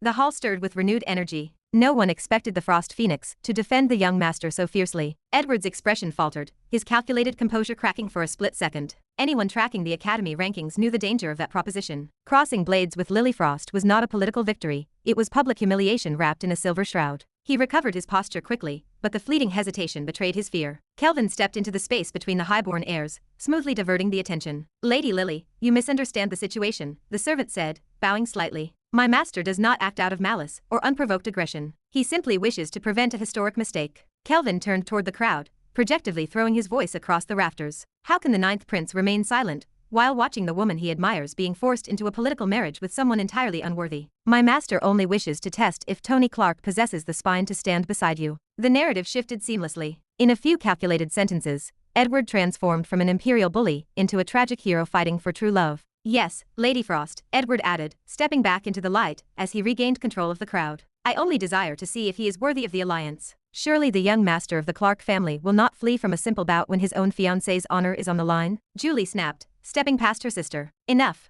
Do you think we are blind? You came here with an army just to corner him. Kelvin maintained his smooth, unbothered smile. If the match feels unfair, we are perfectly willing to adjust the parameters. The crowd leaned in closer. We will seal all life energy and restrict internal techniques, Kelvin continued, gesturing to the open floor. A pure physical contest. Fists and legs. No ancestral advantages, no martial pressure. He glanced at Edward for confirmation, then faced the onlookers. Edward nodded. That is more than reasonable. I have no interest in crushing a weaker man. The surrounding whispers took a different turn. That seems fair. Prince Edward is showing remarkable restraint. A physical bout levels the playing field. If Tony refuses now, a merchant muttered, he leaves with no dignity left. Lily watched the crowd carefully. The trap had closed. If Tony remained silent, the public narrative would permanently label him a coward. She kept her lips sealed, knowing that any further interference from her would only validate Edward's claims. The entire hall waited in breathless anticipation. Tony finally moved. He looked at Edward, then at Kelvin, before scanning the faces of the gathered martial artists. His features showed no anger, no panic, and no pressure. He simply looked incredibly bored. Why should I fight you? Tony asked. The question dropped like ice water onto a hot stove, instantly killing the momentum of the crowd. Edward smiled faintly, adjusting his signet ring. To prove your sincerity to your future bride. Tony let out a dry laugh, shaking his head. Sincerity? He took a casual step forward, his voice low but perfectly clear. Edward, who do you think you are? I am not stealing your wife. Whether I prove my worth to Lily or not is strictly family business. The hall went silent again. Tony turned his back on the prince, addressing the spectators. Does anyone here need to see my sincerity? Please, step forward. I promise I won't crush your clan's logistics tomorrow. No one moved. No one spoke. The warning was delivered with a smile, but the underlying threat was unmistakable. Kelvin immediately attempted to salvage the momentum. Master Tony, there is no need to threaten peaceful merchants using your father's name. Tony's gaze snapped to the servant, cold and heavy. Enough, little dog. You have barked far too much today. Kelvin swallowed hard, struggling to maintain his professional smile. I am merely explaining the guidelines. No, Tony cut him off, his voice sharpening. You are twisting words. Fight, fight, fight. That is all you people know how to scream. He stretched his arms behind his head, letting out a small yawn. Since when did it become my job to entertain every random royal who wants to prove his worth? Several sect masters in the rear exchanged subtle nods. The logic was impossible to argue against. If the ninth prince wants to broadcast his feelings and test his muscles, that is his prerogative, Tony continued, turning back to Edward. But why should I waste my afternoon helping you sort out your personal frustrations? The murmurs shifted in Tony's favor. He has a point. The prince is crossing a line. You are upset, Tony said, pointing a finger at Edward's chest. You like Lily, and you cannot accept the fact that your empire was too slow to secure the contract. That is your administrative failure. Why should I fix your broken heart? A ripple of quiet amusement spread through the pavilion. And this entire performance, Tony added, gesturing around the red-accented hall. Standing on platforms, giving grand speeches, throwing down gauntlets. What is this? A soap opera? A few merchants laughed openly. Tony didn't let up, mimicking Edward's dramatic posture and softening his voice into an exaggerated whine. Oh, Lady Lily, look at me. Choose me. I am far more worthy. If you do not accept my love, I will slay your fiancé to prove my devotion. This time, half the hall erupted into laughter. Edward's patience disintegrated, his face flushing a dangerous crimson. Tony, stop this nonsense. Tony looked at him, completely relaxed. Then stop begging for it. The silence that followed was suffocating. The political balance had completely inverted. Edward stood in the center of the hall, his anger bare for everyone to see, unable to advance or retreat. The elegant trap had turned into a public farce. Tony stepped closer, his eyes narrowing with dangerous clarity. He had seen through the entire operation. The loud servant, the public arena, the restriction of martial energy, it was all a coordinated effort to manufacture a scandal. Everyone here knows why you really came to the outer market, Tony whispered, his voice cutting through the quiet. This was never about a wedding. Edward offered no reply, his jaw locked tight. If you want to negotiate for resources, say it like a statesman, Tony said, turning away toward the exit. Otherwise, shut your 9 holes and leave the mountain. The hall remained completely still as Tony walked away. Lily and Julie followed behind him, small smiles gracing their lips.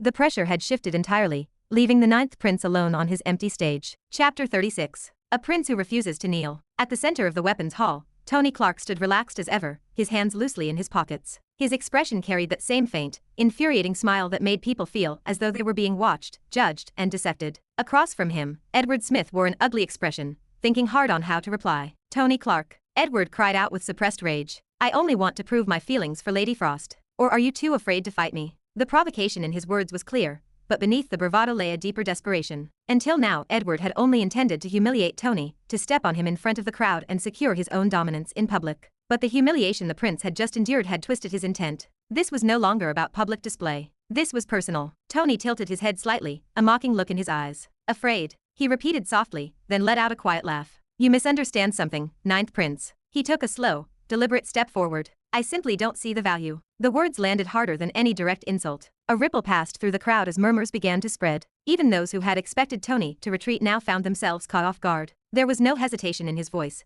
no desperate attempt to save face, just pure dismissal. If you want to prove something, then go fight yourself, Tony added lazily, his tone heavy with boredom. Why involve me in your personal struggles? The hall fell silent again. Even Lilyfrost's gaze shifted slightly, a faint flicker of surprise passing through her usually calm expression. Julie, standing beside her, narrowed her eyes while trying to understand Tony's angle. Edward's fists clenched tightly. You think you can avoid this? Or is it that you already know the outcome? Tony didn't answer immediately. Instead, he swept his gaze across the crowd, tacitly inviting them to think. Then he spoke again. And what exactly do I gain from this? Edward frowned, caught off guard. Tony smiled faintly. If I lose, I give up my engagement with Lilyfrost. If I win, I keep it. He looked back at Edward, amusement dancing in his eyes. Tell me, does that sound like a fair deal to you? The realization hit the crowd almost instantly, and whispers erupted through the room. He's right. That's not a duel, that's a trap. There's nothing for him to gain. The momentum shifted. For the first time since the confrontation began, the crowd was no longer passively watching. People were actively thinking, murmuring loudly, and siding with Tony. Edward's face flushed red.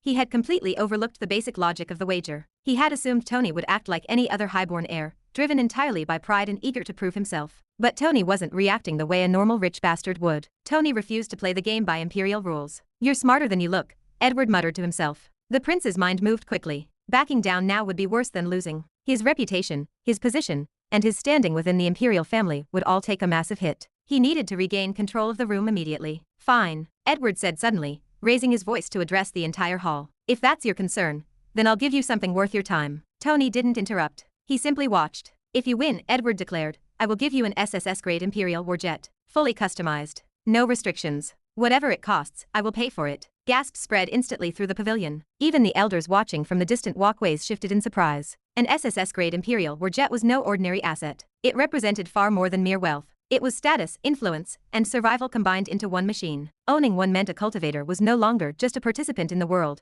they became a true player. For a moment, everyone expected Tony to accept. The offer was too valuable, too tempting, and too rare to decline. But Tony laughed. A warjet, he said slowly, his voice dripping with disbelief. Edward, do you take me for your servant? The hall went completely still. No one had expected that reaction, least of all Edward. Tony stepped forward again, locking his gaze onto the prince. You came all this way to challenge me, to prove your love, and the best you can offer is a piece of machinery? His smile sharpened into a dangerous edge. I didn't realize the imperial family had fallen this low. The insult landed like a physical blade, and Edward's face flushed instantly. Watch your words. No, Tony cut him off calmly. You should watch yours. Tony leaned slightly closer, lowering his voice just enough to command absolute attention. Let me ask you something. Is your warjet equal to Lilyfrost? The question struck like lightning, and Edward froze in place. The crowd fell into a stunned silence. Tony straightened his posture, letting the weight of the moment linger in the air. Because from where I'm standing, you're trying to exchange a woman of her level for a toy. That's an insult. No one spoke. No one dared to break the silence. Edward's lips parted, but no words came out. For the first time since the confrontation began, the prince looked entirely cornered. Tony wasn't attacking him with physical weapons, he was dismantling his character piece by piece. You claim to value her, Tony went on, his tone returning to a casual drawl, yet this machine is what you bring to the table. Disappointing. The crowd's perception shifted once more. Now, the conflict had evolved past a simple war of words. Edward could no longer back away from the challenge, yet Tony was winning the argument, without even raising a fist. Edward's breathing grew heavier. His pride screamed at him to respond, to retaliate, and to crush the man standing before him. But logic held him back. He knew that if he stepped forward blindly now, his reputation might never recover. Tony watched the inner turmoil silently, then smiled faintly. If that's all you have, he said, turning slightly as if preparing to leave, then this conversation is over. Come back when you're ready to speak at my level. The words echoed off the high walls of the pavilion. Edward stood there unmoving, his fists clenched as his pride took a devastating blow. For the first time, the prince understood something clearly. Tony Clark was absolutely not a pushover. Chapter 37. Octopus Token. In the weapon hall, whispers spread like wildfire. The crowd loudly commented about Edward, their voices carrying across the room. I didn't expect the ninth prince to back down. Leave it. He can't even stand against Tony in real value. Yeah, I heard the ninth prince has no standing inside the imperial family. Disdain rippled through the onlookers as they looked down on Edward. This confrontation had already gone beyond a simple challenge. Pride, status, and reputation were now entangled, and neither side could walk away without leaving their pride behind. Edward stood still, his expression dark. His mind raced to regain control of the situation that had slipped so easily from his grasp. Just a moment ago, confidence and arrogance had driven him, believing that everything would unfold exactly as he planned. But Tony had dismantled that confidence piece by piece, leaving him exposed in front of everyone. Kelvin, his personal servant, leaned closer and whispered into his ear. Edward's eyes widened almost instantly at the mention of the octopus token. For a brief moment, hesitation appeared on his face. The suggestion carried immense weight, not something to be decided lightly. The octopus token was not just a treasure, it was his future. Every prince in the imperial family received only one octopus token before the world tree blessing. It allowed them to purchase a powerful weapon to face that blessing, which was a life and death trial. Losing it meant losing everything tied to it. Tony noticed the shift immediately. His eyes narrowed slightly, and then, finding something amusing in the prince's distress, he let out a soft chuckle that gradually turned into open laughter. What happened? Tony asked casually, his tone laced with mockery as he looked around at the crowd. Did our great ninth prince suddenly realize he came here empty-handed? What a drama queen. The words landed like a slap. A few people in the crowd exchanged glances, their expressions turning strange. The confidence Edward had displayed earlier was now visibly shaken, and Tony was exposing it without restraint. Edward's jaw tightened, his pride screaming at the insult. Fine, he said through gritted teeth, his voice heavy with suppressed fury. If that's what you want, then I'll give you something worth your arrogance. Slowly, deliberately, he reached into his bamboo bag and pulled out a golden object. The moment it appeared, the entire hall reacted. Gasps spread like wildfire through the audience. What is that? Is that an octopus token? I've never seen one in person. People stood on their toes, some even stepping forward unconsciously, their eyes fixed on the shining golden coin resting in Edward's hand. The token carried a faint aura, subtle but undeniable, a presence that marked it as something far beyond ordinary treasures. Lily Frost's expression changed slightly,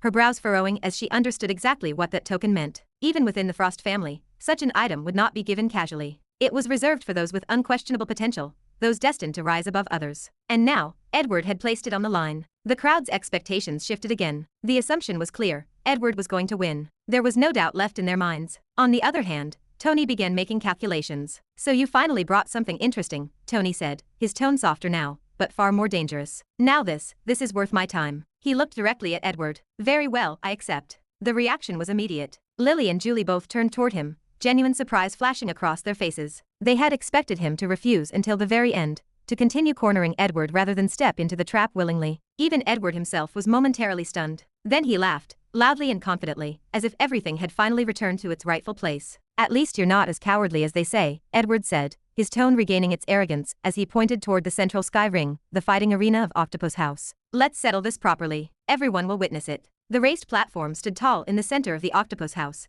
designed for high-level duels, a place where strength decided everything. But Tony didn't move. He remained exactly where he was, standing beside Lily, his posture relaxed, and his expression unchanged, as if Edward had just suggested something insignificant. Silence returned to the room. Edward's smile froze slightly. What now? Edward asked, irritation creeping back into his voice. Don't tell me you're afraid after all. Tony glanced at him lazily, then waved his hand dismissively. Afraid, Tony said. You really think someone like you is worth that emotion? The words were not loud, but they hit harder than shouting. Edward's face darkened again, the anger he had barely suppressed rising once more. Then why are you still standing there? Edward demanded, his voice sharper now. If you accepted the fight, then move. Tony looked at him for a moment before speaking. Before we fight, give me the token. Edward frowned immediately. What nonsense are you talking about? He said, his tone filled with disbelief. You'll get it after you win. Tony shook his head slowly, as if disappointed. That's where you're wrong, he replied calmly. I don't deal in promises. The hall fell silent again. I don't trust words, especially from the Imperial family, Tony said,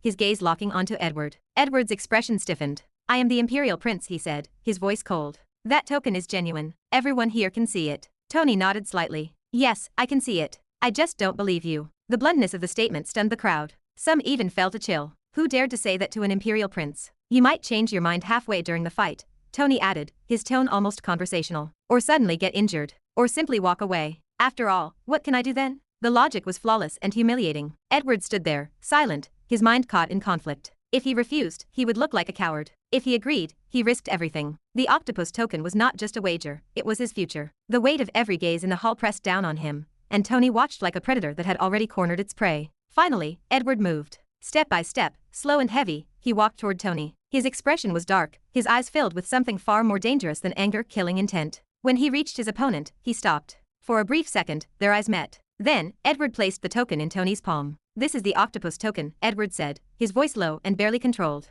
"Now fight." Tony glanced down with a mocking smile. Without hesitation, he turned and placed the token into Lilyfrost's hands. "Keep this safe, wife," Tony said casually, as if handing over something trivial. "Looks like my luck improves when you're around." Lily held the token, her fingers closing around it as she studied Tony for a moment. In just a few encounters, he had already shattered every assumption she had about him. He wasn't weak, he wasn't simple, and he wasn't predictable. That made him dangerous. Edward's voice cut in again, filled with irritation. "Are you done?" Tony stretched lazily, as if preparing for something insignificant, before finally stepping forward. "Let's go then," Tony said with a faint grin. "Try not to disappoint me again, drama queen." Chapter 38. Is that all? The Sky Ring Arena. The 7th Octopus House had never seen such chaos. This type of commotion usually only happened during the Grand Martial competition of the Octopus Organization. At the very center stood the Sky Ring Arena, a massive raised platform open to the sky above, allowing natural light to pour down like a divine spotlight. It was a battlefield reserved for serious combat. Today, it was about to witness something entirely unexpected. As Tony and Edward walked toward the arena, the crowd surged behind them like a tidal wave. Word had spread too fast, too wide.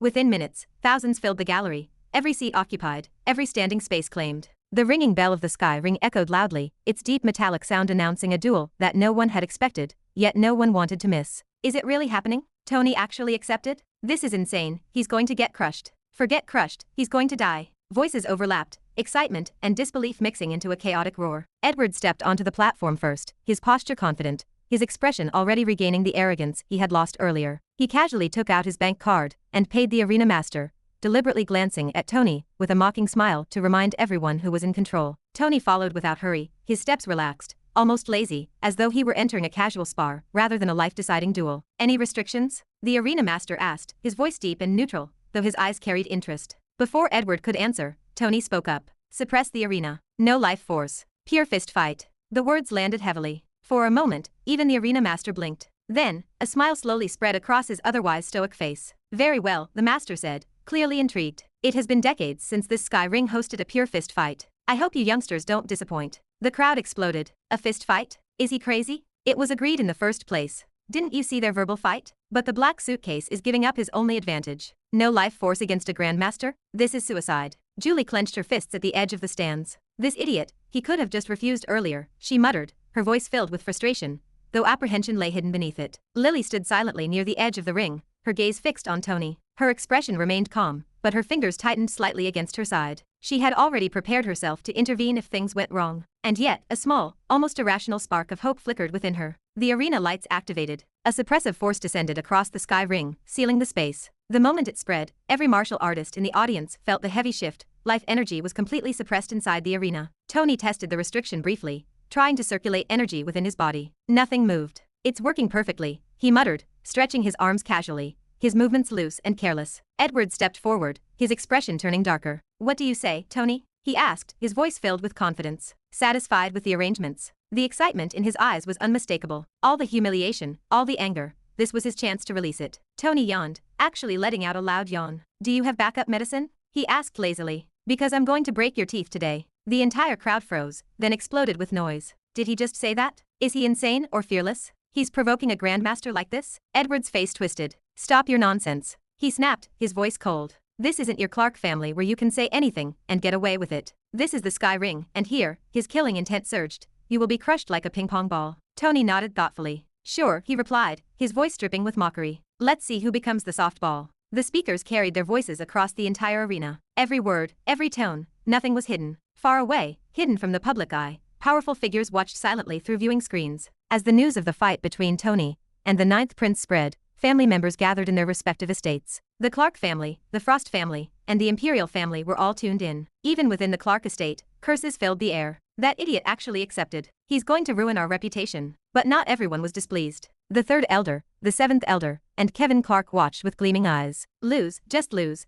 Kevin muttered under his breath, a cruel smile forming. "And everything ends." Back in the arena, the countdown began. 10, 9, 8. The crowd joined in, their voices rising, turning into a deafening chant that echoed across the entire structure. 3, 2, 1. Silence. For a split second, everything stopped. Both fighters stood still. Edward narrowed his eyes. "What? Afraid to throw the first punch?" Tony tilted his head slightly. "Oh, I was giving you the first move out of pity." He paused, his smile vanishing. "Seems like you don't deserve it." Then he moved. Whoosh. No warning, no build-up, no visible preparation. The tyrant dragon fist, first form silent strike. A sharp, explosive bang echoed through the pavilion. Edward's eyes widened in pure shock. What? He hadn't even seen it. The punch landed directly on his face, before his brain could process what had happened. Blood burst from his nose as his head snapped back violently. The crowd froze. What just happened? Did you see that? I didn't even see his hand move. Shock spread like wildfire. Before Edward could recover, Tony stepped to the side, his body moving like flowing water. The tyrant dragon fist, second form coiling dragon punch. Another heavy bang resounded. The second punch landed cleanly on Edward's cheek. With a sharp cry, Edward staggered as a tooth flew out. It spun visibly through the air while the entire arena watched. The silence shattered completely. What? His tooth. He knocked out a Grandmaster's tooth with bare fists. This isn't normal. Edward staggered backward, his vision spinning, his face already swelling as blood dripped down his chin. His mind went blank before the intense pain finally registered. How is this possible? Someone whispered in disbelief. Tony stood there, his posture unchanged, his expression calm, as if nothing extraordinary had just happened. The crowd stared at him, no longer with mockery, no longer with disdain, but with something entirely new: fear, confusion, and awe. Lily's eyes narrowed slightly, her heart beating faster than before. She had seen it clearly. There were no tricks. This was pure, overwhelming physical power. And that truth was far more terrifying than anything else. Tony flexed his fingers slightly, then looked down at Edward, who was still struggling to stand properly. Is that all, drama queen? He asked quietly. The question echoed louder than any shout. And for the first time, no one laughed. Chapter 39. Get up, lover boy. A heavy boom echoed off the stone pillars. After Tony's second punch landed, the entire sky arena fell into a silence, so deep it felt like a funeral. Thousands of eyes fixed on a single scene. Edward Smith, ninth prince of the imperial family, staggered like a broken puppet. Blood trailed from his lips, and a tooth lay somewhere on the arena floor, a silent witness to his public humiliation. Then, the collective silence shattered. What did I just see? That was a Grandmaster. He didn't even use life force. That's completely impossible. The crowd erupted into chaos. Voices rose in disbelief, confusion, and a growing sense of fear. Just moments ago, these people had been mocking Tony, calling him useless, and laughing at his arrogance. Now, those same spectators stepped back unconsciously, their eyes no longer filled with ridicule, but with deep caution. Something was wrong, very wrong. Lily Frost stood near the edge of the ring, her gaze locked onto Tony, her usual calm completely shaken. She had prepared herself to intervene, and had already calculated how to stop Edward's strike, but what she had just witnessed overturned everything she thought she knew. No life energy, no technique, nothing, she murmured under her breath, her brows furrowed deeply. Then how? Beside her, Julie remained frozen, her usual sharp tongue gone silent. Her eyes moved from Edward's broken stance to Tony's relaxed figure again and again, trying to reconcile two completely different realities. This isn't normal, Julie whispered, her voice tight. Even if he trained his body, this level, this speed, this power makes no sense. Far away, inside the Clark family estate, a massive screen displayed the live broadcast, and chaos erupted there as well. What is he doing? That idiot, how is he still standing? No, how is Edward the one getting beaten? Several elders stood up from their seats, unable to remain calm as the scene unfolded before them. But among them, three figures remained seated: the third elder, the seventh elder, and Kevin Clark. Their expressions were ugly and twisted, disbelief mixed with anger, their earlier anticipation collapsing into something far darker. This shouldn't be happening, Kevin muttered, his fists tightening as his nails dug into his palms. He's supposed to lose. He has to lose. The third elder's eyes narrowed dangerously. Don't panic, he said coldly. It's just the beginning. Edward hasn't used his full strength yet. But even as he said the words, he knew something had already gone wrong. Inside the Frost family estate, the reaction was completely different, defined by shock, silence, and calculation. The elders watched closely, their eyes sharp,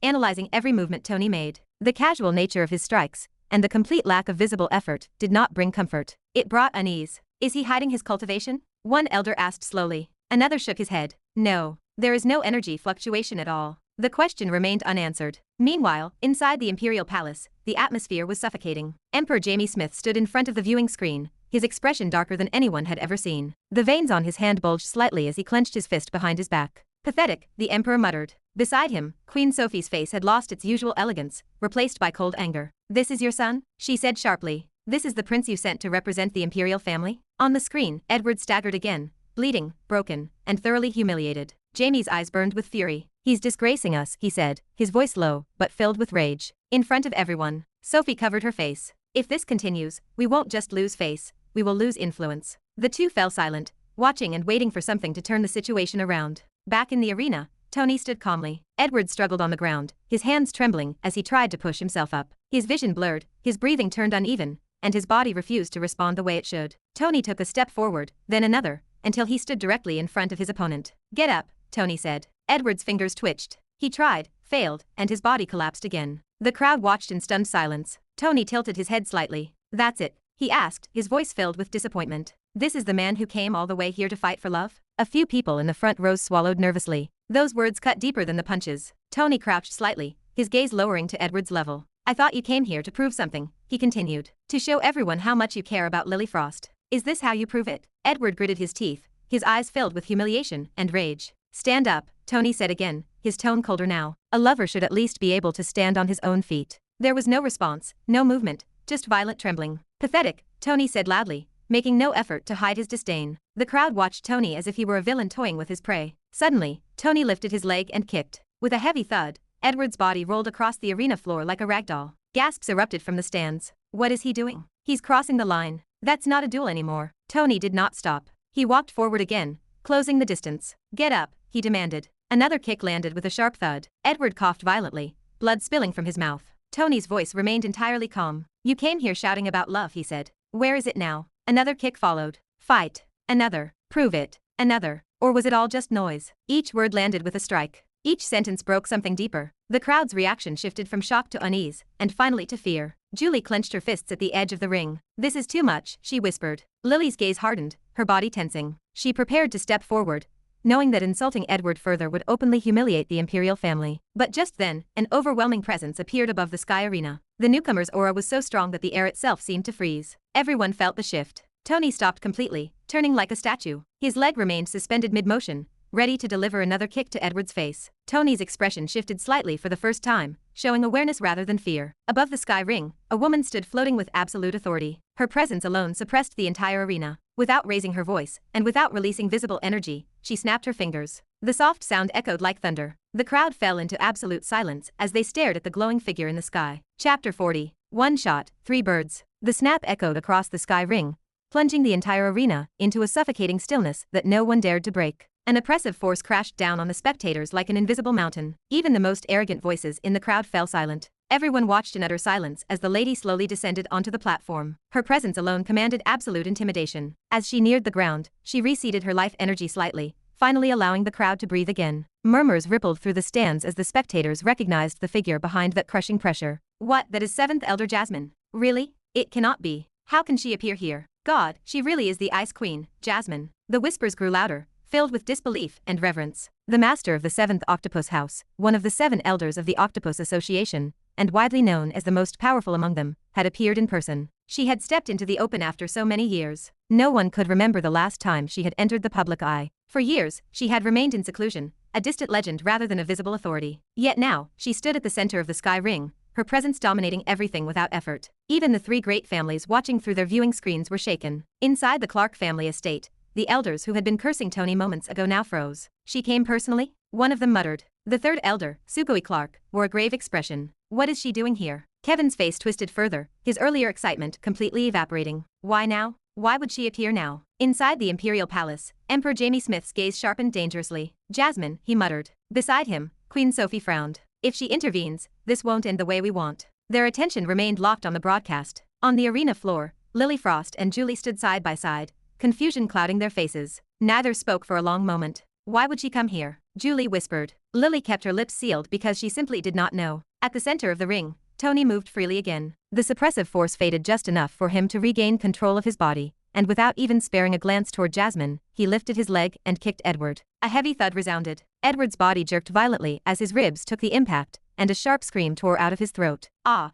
The sound echoed across the arena like the cry of an animal being slaughtered. The crowd froze. The young master was still continuing, even in the presence of Jasmine. Jasmine's features changed slightly, a rare flicker of surprise crossing her calm face. She had expected Tony to stop immediately, to show at least basic restraint. But he didn't. "That is enough," Jasmine said, her voice calm yet firm. "You already won the fight. There is no need to humiliate the imperial family further." Her words carried absolute authority. Yet Tony didn't stop. "You don't understand," Tony replied casually, as if explaining something obvious. "This fellow is a genuine lover. He came all the way here to prove his love. Let him prove it." He delivered another kick. A sharp thud followed. Edward curled further, clutching his ribs as his screams grew louder, more broken. "Era!" The spectators couldn't breathe. Some turned their faces away, while others stared, unable to look elsewhere. "I said enough." Jasmine's tone sharpened, her voice carrying a hint of seriousness for the first time. Tony finally paused, though not out of fear. He looked down at Edward, then glanced toward Jasmine. He still hasn't admitted defeat, Tony said, his tone almost complaining.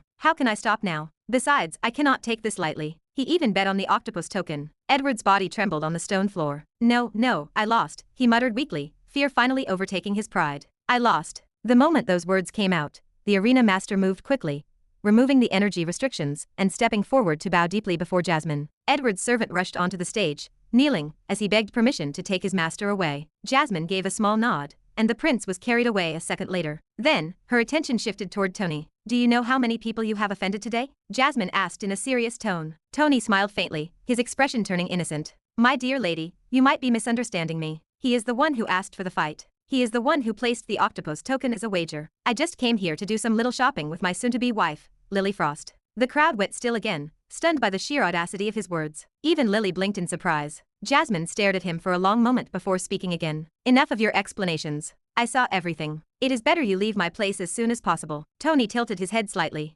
Elder, don't be so moody, he said lightly. Now I have the octopus token. How can I leave without spending it? Jasmine watched him carefully. Just tell me what you want. You can keep the token. Take it as a favor from me. The words stunned everyone. A favor from Jasmine was a priceless asset. Tony's eyes gleamed faintly. Oh, you are really generous, he said with a soft smile. Then I won't be stingy. Please give me a weapon that matches my physical strength. He deliberately avoided stating his specific requirements directly. You are as cunning as your third uncle, Jasmine said calmly. Tony immediately shifted his expression, looking almost pitiful. Respected lady, you misunderstand me. I am just a talentless martial artist trying to survive. I can only rely on your generosity. Jasmine stepped closer, coming so near that only Tony could hear her next words. Do you really think I cannot see through your act? She whispered. You are not a 12th class disciple. I can clearly see your martial body. Tony's smile didn't change, but his mind instantly went on high alert. This was real danger. Jasmine straightened again. But defeating a grandmaster with just your body, you should be proud. Tony nodded slightly. You are also impressive, Elder. When you used your energy, I couldn't even move a finger. The crowd gasped.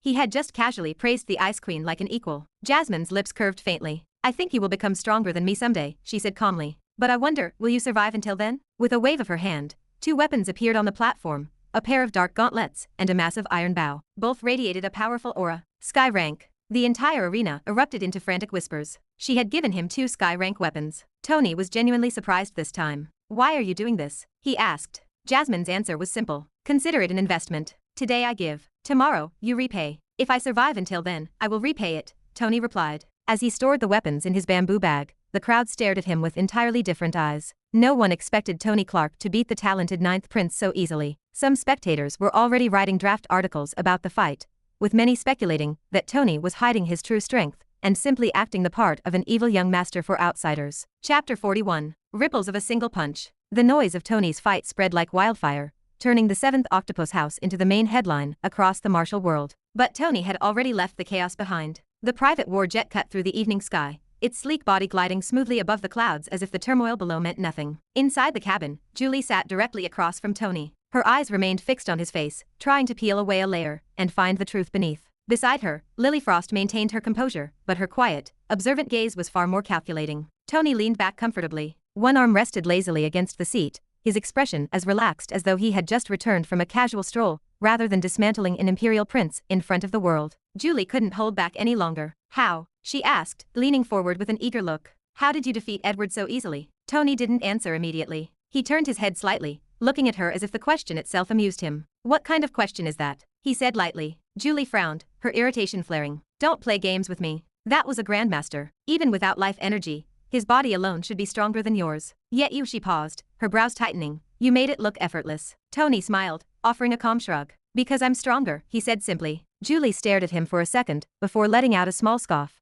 clearly dissatisfied with the dismissive answer. You expect me to believe that? Believe whatever you want. That supreme indifference irritated her more than any elaborate explanation would have. Julie turned her face toward the window, choosing silence over continuing a conversation that felt like talking to a brick wall. Lily, however, did not look away. She continued to observe him, trying to uncover the secrets he kept hidden. After a moment, she reached into her robe and placed the octopus token on the table between them. I don't need this, Lily said calmly. Keep it. Tony glanced at the metallic token. No interest. Lily shook her head. I already have everything I need. Weapons, armor, resources. That token is more useful to you. Julie didn't even react to the exchange. She didn't ask questions or show any interest, which was strange given her usual nosy nature. Tony picked up the token slowly, turning it between his fingers as a faint smile appeared. Then I'll keep it, he said, examining the intricate carvings closely. As he stared at the token, the recent memories flashed through his mind. 2 sky-rank weapons, public recognition, and sudden attention from a powerhouse like Jasmine. Everything had escalated faster than expected. Too fast. And when things moved too smoothly, a worse storm usually waited ahead. While the jet flew through the sky, the world below erupted. Inside the Frost family estate, the atmosphere had shifted completely. Elders gathered in the discussion halls, their expressions moving between surprise and cautious interest. That boy, Tony Clark, one elder said slowly, he is not what we were told. Another nodded in agreement. Either the Clark family has been hiding his potential, or we've all been misled. Lily's father remained silent at the head of the table, his fingers tapping a steady rhythm against the armrest. A useless heir defeating an imperial prince through pure physical strength was a reality that could no longer be ignored. Meanwhile, the younger members of the Frost family spoke more openly in the courtyards. So he's not trash after all. That fight, did you see it? Edward couldn't even react. Yes, even on the day of the football match, brother Ethan was defeated by Tony. The tone within the Frost family had completely inverted as they began seeing Tony in a dangerous new light. Inside the Clark family estate, the exact opposite reaction took hold. Celebrations grew loud and unrestrained. The patriarch announced a sudden bonus for all estate workers, driven by the unexpected surge in the Clark family shares. He actually won. An uncle shouted. That brat actually won against the 9th prince. For once, he didn't embarrass the family. Servants moved hurriedly through the corridors, preparations doubling in speed as orders were issued one after another. Expand the engagement ceremony. Invite more influential families. Let the entire world see this union. The elders who once doubted Tony now pushed harder than ever to elevate the event, eager to ride the wave of his sudden fame. Only a few remained dead silent. The 3rd elder, the 7th elder, and Kevin Clark sat in a secluded room. Kevin's face was twisted with frustration, his earlier expectations completely shattered. This shouldn't be happening, Kevin muttered, his voice low and shaking. The 3rd elder's eyes darkened as he gestured for quiet. Calm yourself. Winning one fight doesn't change everything. But even he knew Tony had severely spoiled the plans of the British imperial family. Beyond the clans, the wider martial world exploded. Videos of the fight spread across networks at unbelievable speed. Every angle, every frame, and every punch was played, replayed, and meticulously analyzed by commentators. Did you see the first strike? It's too fast, it doesn't make sense. Was that even human movement? It must be a sky-rank fist technique. And Jasmine appeared. Jasmine herself. The mention of the Ice Queen's name caused another wave of shock, forcing news media to cover the event on their front pages. Private blogs described the fight with added drama and fantasy, causing Tony's name to spread like wildfire. Meanwhile, inside the Imperial Palace, the Grand Hall was completely silent. Dead silent. A sharp smash echoed through the room as a wine glass broke into pieces against the wall. Who asked that idiot to involve himself in this matter? Emperor Jamie Smith's voice thundered through the hall, his rage no longer contained. The advisors stood frozen. No one dared respond. On the massive screen, Edward's defeat replayed again and again, each strike digging deeper into the Emperor's pride. This is a public humiliation, Jamie continued, his voice cold with fury. In front of the entire world, Queen Sophie remained seated, her expression sharp and unyielding. Not just humiliation, she said calmly. This has severely weakened our political influence. Around them, the other princes watched quietly. Some hid small smiles, while others didn't even bother to mask their amusement. The 9th prince has fallen, one prince muttered softly to his brother. His chances are gone. Completely. Edward's defeat wasn't just physical. It was a total political disaster. It completely ruined the imperial family's plans to halt the engagement ceremony through public pressure. Enough with your brainless ideas, Emperor Jamie barked, cutting off the murmuring advisors. For now, we do nothing. Do not discuss the matter of the engagement or Tony Clark. The advisors looked up in surprise. Jamie's gaze hardened into flint. This engagement, let it proceed. We will deal with him later. He turned slightly toward his personal secretary. Prepare an encrypted message to the first prince, Mark Smith. The name alone changed the atmosphere in the room, drawing sharp intakes of breath. Jamie's lips curved into a cold, predatory smile. The moment Tony Clark steps into the 9 Lotus Academy, I want him handled. Ask Mark to fulfill this duty for the family. Chapter 42. A beautiful wife is like an enemy. 9 Lotus Academy. On top of Sword Mountain, the cold wind swept across the snow peaks as clouds drifted beneath towering cliffs, giving the place an almost divine presence. At the edge of one such peak, a heavy stone door slowly ground open. The first prince of the Imperial British family, Mark Smith, finally stepped out of his chambers after a deep seclusion. His aura was calm and restrained, but suffocatingly dense, like a sharp blade hidden within silk. Planning to collect the monthly mission from the Academy Administration Hall, he stepped onto the path clad in dark combat clothes. A soldier in the Imperial uniform waited right outside.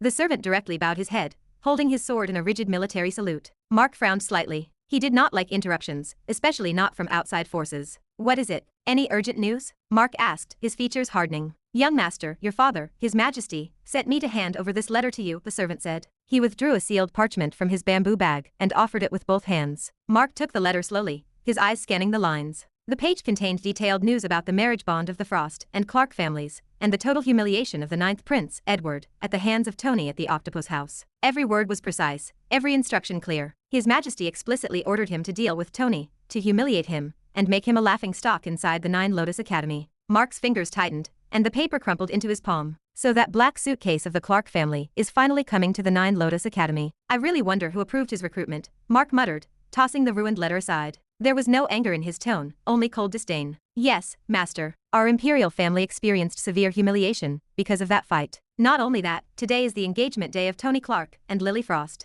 Here, take a look. The soldier extended his hand, and a bright projection flared out of a mobile device. The hovering screen displayed the live ceremony of the engagement. Mark's eyes lifted, showing a rare flash of genuine reaction. He stared, shocked by the visuals of the Jade Beauty, Lily, holding Tony's hand while the priest read the ancient mantras. I thought of taking Lily Frost as my concubine. Seems like she chose a useless suitcase at the end, Mark muttered, scoffing at the screen. His voice remained calm, but his eyes turned like flint. I will take my leave, master. According to our news, Tony Clark might enter the Nine Lotus Academy by tomorrow evening. His Majesty specifically asked to not make any mistakes this time. We must stop the marriage between these two families, the servant said, bowing again. Mark waved his hand dismissively. Don't worry, tell father that it's just a small thing. I will crush Tony like a fly. My reputation and influence are unquestionable inside the Nine Lotus Academy, so tell father to forget his worries. But even as the projection continued to flicker, Mark's eyes never left the screen. Down at the Mumbai port area, on the shore of the Arabian Sea, the engagement of Tony Clark and Lily Frost proceeded with grand celebrations. The night sky lit up with endless fireworks,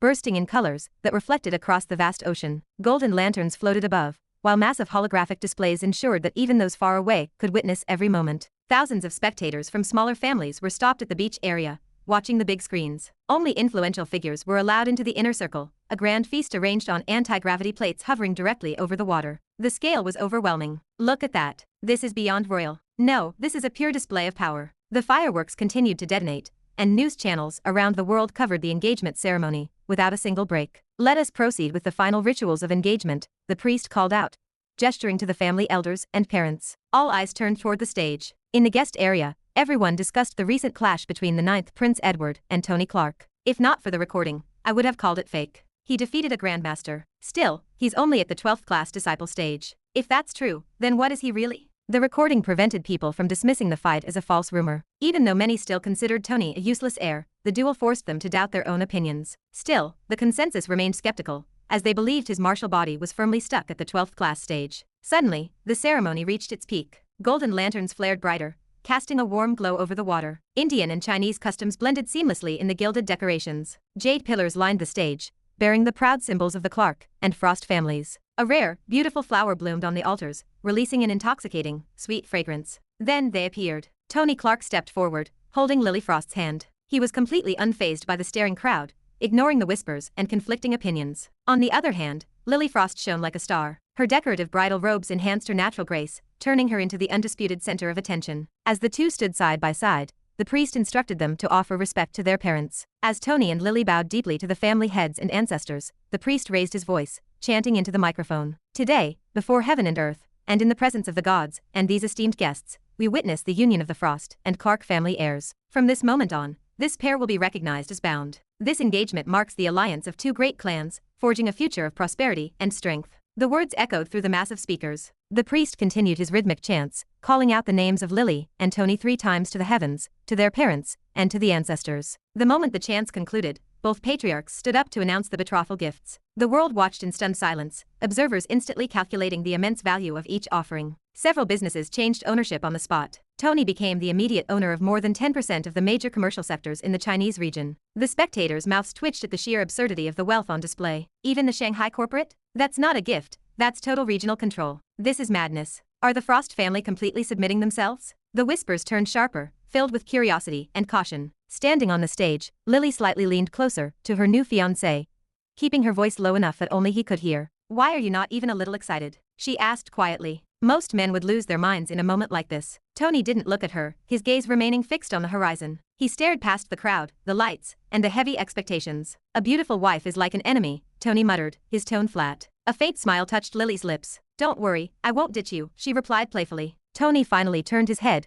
glancing at her from the corner of his eye. A strange, cautious weight filled his expression. "I hope I won't die while protecting you, Jade Beauty," he said, before bowing once more toward his parents. The words sounded light, almost like a joke, but Lily did not laugh. For a brief moment, she felt a dangerous, hidden edge beneath his careless tone. She watched him walk forward, a sudden thought crossing her mind. This fellow is not easy to handle. Did I make a wrong judgment about him? Around them, applause erupted, loud, grand, and celebratory as the two family elders stepped forward to greet each other. Chapter 43. Fated Villain. The morning sun had barely risen, yet the Clark family estate churned in urgent chaos. An invisible force had shaken the entire household awake. Servants moved with unusual urgency, their footsteps resounding across marble corridors, their voices lowered to a tense whisper. Today was no ordinary day. Today, Tony Clark would leave for the Nine Lotus Academy. Whether the institution ultimately admitted him or not, everyone understood his departure marked the beginning of something far more significant than a simple academic journey. Near the outer courtyard, a group of workers gathered briefly as they swept the stones, their hushed tones carrying a mix of relief and lingering resentment. "Peace will finally return to the estate,"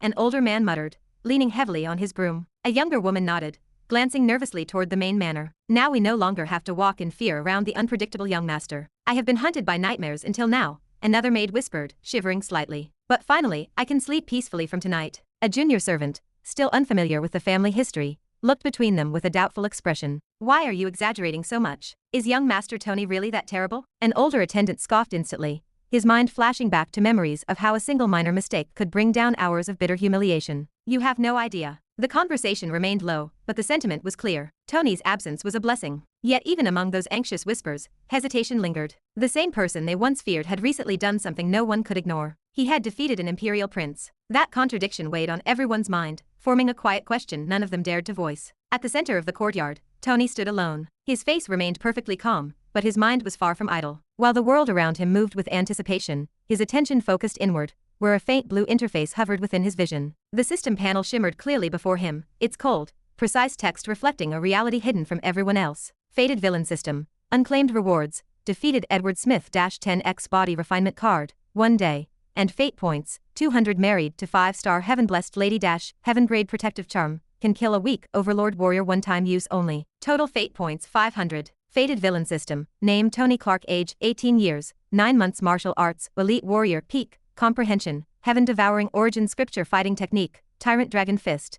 Minor Success. Movement Technique. None. Tyrant Dragon Physique. First Evolution completed. Fate points 500. Tony exhaled slowly, a faint smile forming on his lips. The numbers were real, the growth undeniable, yet he understood something far more important than raw strength. Compared to what awaited him at Nine Lotus Academy, this was only the beginning. Every disciple there would stand at least at the Master Warrior stage, and those of his own age would already be approaching or surpassing the Grandmaster realm. By comparison, he lagged behind. But that realization did not frustrate him. For the first time, he was not walking into that world blindly. He knew his opponents, not just talented individuals, but those favored by fate itself. They were the so-called protagonists who always found a way to rise, no matter how many times they were pushed down. Tony's lips curved slightly. "Let's see how many heaven-blessed people I encounter at the academy." Approaching footsteps drew his attention back to reality. Patriarch Ryan Clark stepped forward, his sharp gaze studying his son. No immediate judgment filled the father's eyes this time, only a measured silence, as if he were truly seeing Tony for the first time. "You've proven that you are not as useless as others believed," Ryan said finally, his voice calm, but carrying immense weight. As the saying goes, a hidden jade eventually reveals its luster. But don't mistake a single victory for true mastery. Tony's expression didn't change. "I don't." Ryan nodded slightly. Nine Lotus Academy is not a place where your name will protect you. Even the weakest among them will be stronger than most you've faced so far. If you carry arrogance into that place, you will be crushed. Tony met his father's gaze without hesitation. "I know exactly where I'm going." The response was calm, but a dangerous edge beneath it made Ryan pause for a fraction of a second before continuing. He raised his hand, signaling an attendant to step forward with a silver storage ring. "These are resources for your cultivation elixirs, protective yantras, and essentials. Nothing extraordinary, but enough to keep you alive." Tony accepted the ring and scanned its contents. As expected, nothing reached the heaven grade, but the items were still valuable and highly practical. "Good enough," he said casually. Ryan didn't press the disrespectful tone. Instead, his gaze shifted toward Leo Clark and Lily Frost, who stood near the courtyard entrance. "Leo, Lily, you are already core disciples of the academy. If he gets into trouble, guide him." Leo smiled slightly, adjusting his robes. "Don't worry, father. Brother won't be able to cause any trouble there." Tony let out a faint chuckle but remained silent. Lily stepped forward, her expression composed, her voice calm and confident. "Father-in-law, do not worry. Tony will be fine with me in the academy." Tony glanced at her, something unreadable passing through his eyes. Finally, the patriarch led the three outside. The heavy gates of the Clark estate slowly ground open, revealing the sleek warjet waiting on the tarmac. Its engines hummed softly, ready to depart at a moment's notice. The scene carried a strange finality, marking a transition between two completely different worlds. Tony didn't look back. Not at the whispering servants, not at the sprawling estate, and not at anything he left behind. In his mind, that chapter had already ended. As he stepped into the cabin, the system panel flickered once more in his vision, the rewards waiting, the path ahead uncertain. Tony leaned back into the leather seat, closing his eyes for a brief moment as a faint smile appeared. Let's see who survives this game. The engines roared, and the jet rose sharply into the sky. The villain carried his system into a world that had no idea what was about to change. Chapter 44. The Martial Sect. 9 Lotus Academy. The gates of the sect. The warjet, named Sleeping Beauty, cut through the sharp mountain air. Flowery decorations lined the outer hull, and a Sleeping Beauty emblem was etched clearly onto its side. Inside the cockpit, Leo Clark adjusted the controls, guiding the aircraft down toward the mountain peak below. Tony, Lily, Julie, and Leo sat together in the main cabin alongside a handful of young members from the Frost family, all traveling toward the 9 Lotus Academy. After clearing the last of several security checkpoints, the final barrier lifted. The jet began its steep descent. Below them, the rugged mountain terrain opened up into a sprawling valley that existed somewhere between an airport and a fortress. Wide roads and advanced infrastructure stretched across the landscape, with dozens of high-tech vehicles already parked across a massive clearing. Nothing about this place appeared on any public map. For ordinary people, this facility simply did not exist. Only those walking the martial path knew of 9 Lotus Academy and the absolute authority it represented. Tony stretched his arms lazily, sitting up from the plush leather sofa. Finally, I never expected the journey would be so long. Julie turned to him from her seat, her expression slightly disappointed. Brother-in-law, it's not over yet. We still have to walk a long way to reach our living quarters. Okay. Where should we go now? Tony asked, reaching a hand out toward his new fiancé. Lily ignored his hand completely. She stood near the window with her phone in hand, her eyes fixed on the distant peaks, her expression unreadable. Leo unbuckled his harness and moved toward the exit hatch. Brother, take the ladies to the administration hall. I need to park the jet somewhere safe first. If I leave it out here, it'll get mixed in with everything else and nobody will look after it. He pulled the lever, opening the hatch and extending the descending rail. Tony stepped onto the automated rail and rode it down to the ground, the others following closely behind him. The moment his boots hit the snowy earth, a sharp chill bit his skin. Tony drew in a slow breath. The air hung thick with raw life energy, carrying the crisp scent of ancient pine trees and the deep cold of the snow clinging to the peaks above. It pressed against his senses in a way city air never could. He looked around. No towers, no glass, no concrete, just stone houses and heavy log structures stood before them, buildings that belonged to a different era entirely. I expected skyscrapers, Tony complained, kicking a piece of loose ice. What is this, a tribal village? That's the sacrifice you make for strength, Lily said, walking past him without slowing her pace. Don't worry, all the facilities you need will be there, same as back home. Julie and Lily led the way toward the administration hall, a massive stone temple-like structure set further into the mountain. On the path, a large wooden board mounted near the main entrance caught Tony's attention. Papers covered the surface, and several lines of disciples stood rigidly in front of it. What is that board? Tony asked, gesturing toward the crowd. The quest board, Lily replied, her gaze fixed straight ahead. Every disciple must complete at least one mission for the sect each month. Fail to do so and you spend the next month working as a servant for the academy. She tilted her chin toward a young man standing stiffly at a doorway nearby. Like that disciple over there, standing guard. Oh, Tony said, studying the frantic scribbles on the notices. And did you complete your monthly mission? Before Lily could answer, Julie jumped into the conversation, her voice carrying the smug pride a younger sister reserves for showing off. Brother-in-law, you'd better not even ask. My sister takes 3 or 4 platinum rank missions every time she goes out. She has so many points that the academy wouldn't punish her even if she skipped missions for the next full year. She's number 1 on the rankings.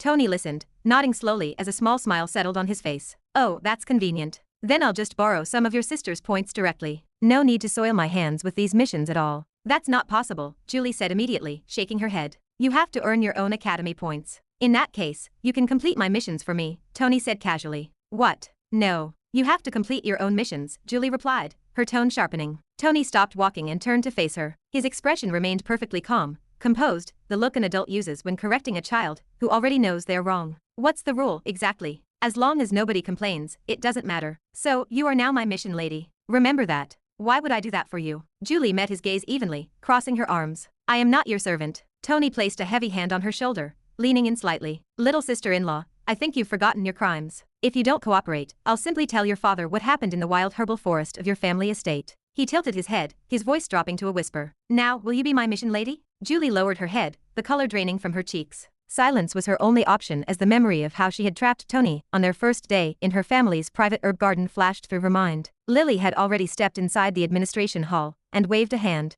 gesturing for them to follow. Tony and Julie walked into the building behind her. The elder sitting behind the wide mahogany desk was a stout woman with plump cheeks. Her heavy frame settled comfortably into a large wooden chair. The moment she saw Lily, she shifted to stand, then caught herself and offered a respectful nod instead. "Greetings, Lady Frost. Congratulations. I never expected you would marry so soon." Her gaze drifted to Tony as he stepped fully into the room, and the warmth in her expression cooled noticeably. Lily replied with a modest smile, her voice smooth and polished. "Thank you, Elder Jing. It all happened rather suddenly, but I am truly happy with who I found." Despite the warmth in the words, Elder Jing remained unconvinced. A pitying look tightened the corners of her eyes, a silent judgment she wore openly. Before she could press further with questions about the sudden marriage, Tony reached into the small storage ring his father had given him. He withdrew the formal invitation letter from 9 Lotus Academy and set it firmly on the desk in front of her, holding her gaze steadily without a word. Elder Jing shifted slightly in her chair, the wood creaking under her weight. She picked up the letter and unfolded it, her eyes scanning the ink. "Oh, the Clark family's young master. The renowned Tony Clark," she murmured,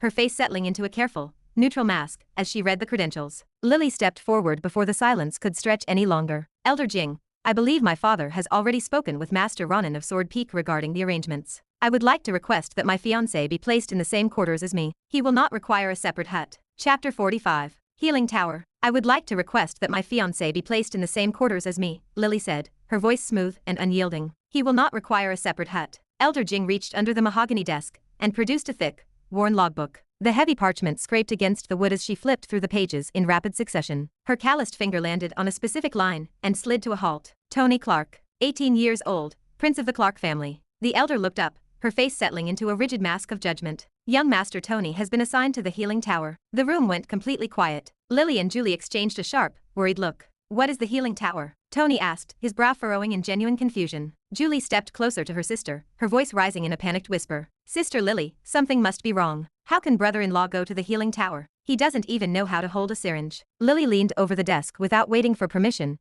and turned the logbook toward herself. Her sharp eyes scanned the black ink. The entry stood in plain writing: Tony Clark, assigned to the Healing Tower. The text did not list him as a student, but rather as a helping nurse. Lily straightened her posture, her shoulders tensing. "Elder Jing, there must be an error. Tony has no talent for healing. My father personally spoke with the Academy Master, and even the Peak Master of Sword Peak agreed to accept Tony as an inner disciple under his command." Elder Jing closed the logbook with a lazy slap of her hand and slid it back beneath the table. "Lady Frost, these instructions came directly from the Academy Master, written in red ink, as you can see." The old woman shifted her weight, a look of condescending pity tightening her plump cheeks. "From what I understand, young Master Tony has shown no particular talent in the martial path either. The Academy Master likely placed him in the Healing Tower so he could at least learn something useful enough to survive here." Irritation rose steadily in Tony's chest, hot and sharp. Anywhere else, outside the boundaries of this academy, he would have already beaten the old woman until she jumped like a frog across the estate. "Old lady," Tony called out, his tone dripping with careless disdain. He leaned his weight onto the table, forcing her to look up. "You may not know much about me, so I'll say this clearly for you, and for whoever was foolish enough to make this decision." He locked his gaze onto hers. "If I step inside that Healing Tower, I will kill 100 people a day without question. Every single day. Do you want me to go there and prove it?" The air in the room grew heavy and suffocating. Elder Jing's mouth opened slightly, her breath catching. In 50 years of service at 9 Lotus Academy, not a single disciple had ever raised their voice at her inside this hall. Young martial artists always entered nervous and left either grateful or disappointed, but they never forgot their place. Yet this boy had walked in, called her old lady to her face, and now stared at her as if she owed him an apology. Offense struggled against a sudden, creeping alarm in her chest. Lily's hand came down firmly on Tony's shoulder. "Husband." Her voice was quiet, commanding. "I will go and meet Academy Master myself. He already gave his word, and he will sort this out. Please, just wait. Brother-in-law, this is not our house," Julie added in a rushed whisper, her wide eyes darting between them. "Please, watch what you say." Elder Jing recovered her composure, folding her hands neatly on the desk. "Lady Frost, the Academy Master is currently away on leave, and is not expected back for at least a week. Until then, there is no alternative. Young Master Tony will need to report to the Healing Tower." The elder turned a flat, direct gaze toward Tony. "And please remind your husband that this is 9 Lotus Academy. He is welcome to speak freely in his own home. This is not it." Tony leaned further forward, slamming both hands onto the edge of the desk. "Old lady." His voice dropped to a low, menacing purr that barely carried across the wood. "Did you not just hear what I said? I will kill 100 people a day in that place. Every day. Without fail. Is that really what you want?" He held her gaze, closing the distance until she could not look away without showing her cowardice. An unfamiliar sensation crept over Elder Jing, settling deep in her gut. Her hands, folded so neatly a moment ago, began to tremble against the desk. Lily turned on her heel and slipped out of the room to locate Sword Peak Master Ronan, leaving the office in a tense, uneven silence. Julie hovered near Tony's side, her knuckles white, as she searched for a way to defuse the situation. Insulting a senior elder was a disaster she had no idea how to fix. Tony straightened up, letting the silence stretch before he spoke again. Old lady, I already know someone moved their pieces behind my back to land me in that tower. If you tell me the name right now, I'll reward you generously. You have my word. A casual smile broke across his face, as if he were merely discussing the weather. What do you say? A shadow of panic flickered across Elder Jing's eyes. She pulled back almost immediately, forcing her features into a rigid, defensive mask. Watch your words, young Master Tony. This is Nine Lotus Academy. I will not sit here and listen to baseless allegations. Stop the act. Tony's tone remained dangerously light. In a few days I'll find the person myself, and deal with them accordingly. But if I find out you were involved in any part of this, he tilted his head, his eyes darkening, I'll make sure you receive exactly the kind of attention you deserve. Elder Jing snapped her head away, grabbing a stack of papers and shuffling them furiously across her desk. Her hands moved too quickly. Her eyes darted from page to page, focusing on nothing at all. Tony watched the frantic movement, his silence delivering a final judgment. He had his answer. Someone had intentionally set this trap. The suspicion had lingered in his mind before he ever boarded the private jet. A personal invitation from Nine Lotus Academy did not simply land in the hands of a notorious useless heir without a hidden motive. But the healing tower assignment was a new piece of the puzzle, a variable that did not fit neatly into anything he had calculated so far. Why the healing tower specifically? What did they gain by forcing him into a medical ward? He turned his back on the trembling elder, ignoring her pretend busyness, and waited for Lily to return. Chapter 46. Han Jing, nice name. The administration hall was dead silent. Elder Jing could hear her own breathing, a tight knot of tension sharpening the air around Tony. Julie and Tony sat across from the desk, waiting. Julie kept her eyes glued to the entrance, watching for her sister, while Tony kept his gaze fixed on Elder Jing. He had not stopped staring since Lily left. Julie was confident her sister would return with Sword Peak Master Ronan and resolve the matter. She was far less confident, however, in Tony's ability to sit still for 10 minutes without making the situation significantly worse. Elder Jing discovered that maintaining a dignified, professional expression was considerably harder under the focused patience of someone who had already decided how things were going to end. She shifted in her chair, shuffled a heavy sheet of paper, and looked at the far wall. Tony remained perfectly still. Inside, his mind catalogued his options. Someone had orchestrated this setup. Waiting for rescue was a losing strategy, which left two paths: walk into the healing tower as assigned, or walk out of the academy entirely. He weighed which choice annoyed him less. Old lady, Tony said, breaking the silence. Do you have any family members here? Elder Jing blinked. Of all the things she anticipated, a casual question about her family was not on the list. She studied him carefully. My granddaughter, Han Jing. She studies on Sword Peak. Why do you ask? Nothing. The corner of Tony's mouth pulled up. I just want to treat her well when we meet. The smile made his intention perfectly clear. Elder Jing's hands closed into fists beneath the desk. Regret settled heavy in her chest. She had handed over the name of her granddaughter without a second thought, and now he sat there wearing that grin like a prized gift. My granddaughter is a Grandmaster rank martial artist, she said, steadying her voice. A 12th class disciple like you wouldn't be able to scratch her nails. Tony laughed. It was not a polite chuckle, but a full, unheard sound. His eyes locked on hers. Old lady, money can do many things in this world. And someone like me? I can do quite a bit more than that. Brother-in-law. Julie's voice came out as a low, urgent hiss. She turned to Elder Jing immediately, bowing her head. Please forgive him, Elder. He's frustrated about the arrangement. He doesn't mean any of it. It was clearly a mistake and he's just upset. Please be patient. Tony, notably, did not bow. Elder Jing smoothed the front of her robe and lifted her chin. Young Master Tony, I don't think you'll be staying in this academy for long regardless. The academy master left specific instructions. You must pass the entrance examination within 1 month of arrival. Without clearing that test, your position here means nothing. A small, satisfied smile settled on her face. The door clicked open. Lily walked back in, her footsteps quicker than usual. She looked straight at Tony, the disappointment in her eyes telling the story before she even spoke. Sister. Julie stood up. Did Peak Master Ronan agree? Lily shook her head slowly. Elder Jing's smirk returned, quiet and unbothered. He said he can't get involved directly, without speaking to the academy master first, Lily said, her voice flattening, as she fought to keep her frustration hidden. He won't help Tony until the academy master returns. Then what do we do? Julie asked. Lily turned to Tony instead of answering, her helpless expression aimed entirely at him. Tony stood up, smoothing his clothes. Let's go. Show me the healing tower. Tony, I'm sorry about all of this, Lily said, stepping closer. If you're willing, there's another option. What option? Julie leaned forward, curious, while Elder Jing watched them closely. You could cancel your academy position and come with me as my attendant, in name only, of course, Lily suggested, an eager warmth returning to her tone. You'd live with me on Sword Peak. You wouldn't have to deal with any of this. She clearly believed he might accept. Julie nodded along. Surviving the Nine Lotus Academy alone, without a peak, without backing, and without knowing the rules was a terrifying prospect. Julie remembered practically trembling on her own first day. Tony remained quiet for a single second. No need. The words came out without hesitation, bitterness, or doubt. I want to see what game these idiots are playing. Honestly, I'm more interested in the healing tower now than anything. He reached out and took Lily's hand, his grip decisive and easy, closing the matter. Lily looked at him for a long moment, then let out a quiet breath. She stepped forward, lifted the disciple token directly off Elder Jing's desk without asking, and walked out. Tony followed. At the doorway, he paused and turned back. Elder Jing was watching him, waiting for him to leave so she could finally exhale. Han Jing, Tony said thoughtfully, as if testing the weight of the syllables. A slow grin spread across his face.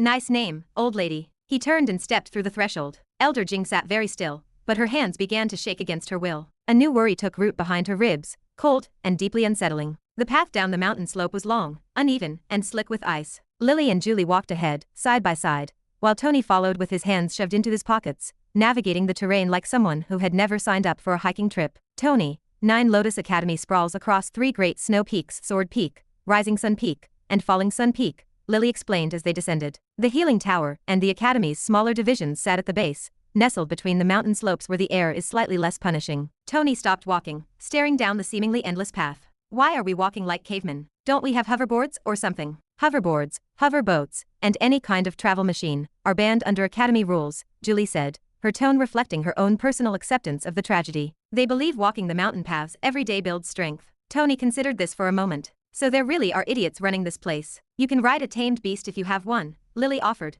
keeping her eyes on the trail. Tigers, lions, leopards, anything strong enough to carry a person. That falls within the rules. She reached out to steady Julie on a slippery patch of ice. But taming a beast isn't easy. I'll just have my father buy me a humble lion to carry me, Tony said, brightening slightly at the prospect. They walked in silence after that. The mountain air bit cold and sharp, the path curving downward through patches of old pine and jagged rock. They encountered a few other disciples struggling against the slope, all of whom stared in open surprise at the sight of Tony. Julie glanced back. He looked completely unbothered, showing no nerves or hesitation, only mild irritation at the steep terrain. She recalled the tight knot of anxiety that had dominated her own first day, lasting until she finally locked her bedroom door. Brother-in-law, Julie said, slowing her pace to match his, aren't you worried at all about surviving alone in the healing tower? She shook her head slightly. I genuinely can't tell how you're going to manage working as a helping nurse. There is no trace of fear on your face. Lily slowed down as well, turning her head to catch Tony's response. Chapter 47. Ghost from the Past. Meanwhile, the moment Tony and the two sisters stepped out of the administration hall,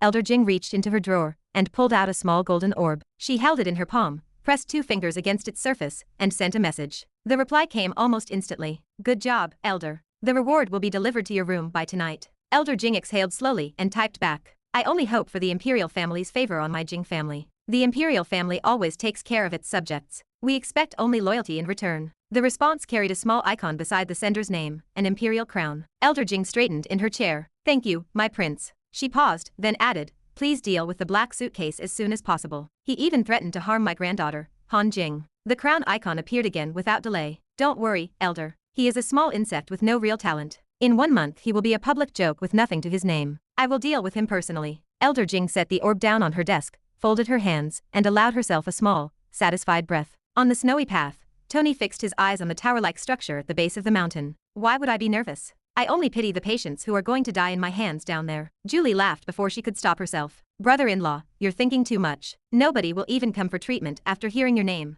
They'll all run away in fear. I only hope so. Tony studied the building as they drew closer. It was nothing like the stone and timber structures scattered across the rest of the academy. Glass, steel, clean lines, and modern lighting made it look like someone had lifted a world-class hospital and dropped it at the foot of a snow mountain. By the way, this place actually looks decent. I didn't expect a modern hospital out here. It's not a simple modern building, Lily said, a note of pride in her voice. The healing tower is the biggest source of wealth in all of Nine Lotus Academy. People travel from every corner of the world and spend generational fortunes just for a single visit. What's so special about it? Tony asked. Even the Clark family has a rank 5 doctor on retainer. He can treat cancer, AIDS, most things that would finish off an ordinary hospital. The healing tower has rank 6 doctors, Lily said, and one rank 7, Peak Master Natasha. She can reduce an elderly person's biological age by 10 years and extend their natural lifespan. That's why nobody dares to raise their voice against her, not even the academy master. He calls her madam every time they speak. Tony went quiet for a moment. Rank 5 was already considered mythic in most circles. Rank 6 was the kind of thing people built legends around.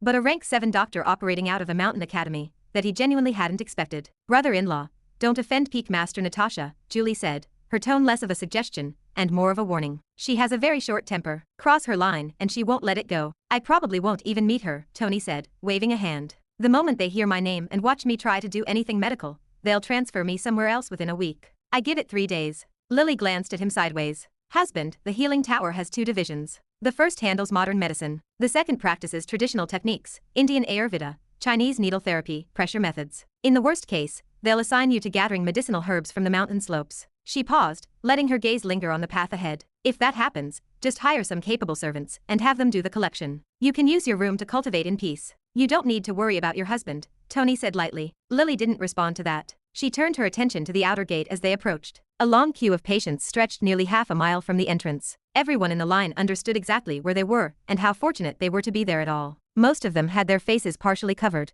but their clothes, posture, and quiet confidence showed that everyone here was wealthy. With this many high-paying clients, no wonder this place runs like a money machine, Tony thought, scanning the line. A servant woman stood at the outer gate. The moment she spotted the disciple token in Lily's hand, her eyes moved, not to Lily, but past her. Is this Tony Clark? She asked directly. Lily and Julie both stiffened slightly. It was an odd way to greet a new disciple, skipping past Lady Frost entirely to ask after Tony by name. Tony wasn't surprised at all. He had expected complications from the moment he stepped off the jet. The healing tower assignment hadn't been an accident, which meant someone had prepared the next move as well. The Peak Master, Natasha, has asked that the person named Tony Clark report to her personally upon arrival, the servant said, her eyes flickering briefly toward Tony, as if confirming something she'd been told to look for. Around them, several patients in the long queue turned their heads. Whispers started moving down the line, the names Tony Clark and Lily Frost passing between people in low, careful tones. Where is the Peak Master now? Lily asked, her sigh barely audible. Take the lift to the 13th floor. Turn left.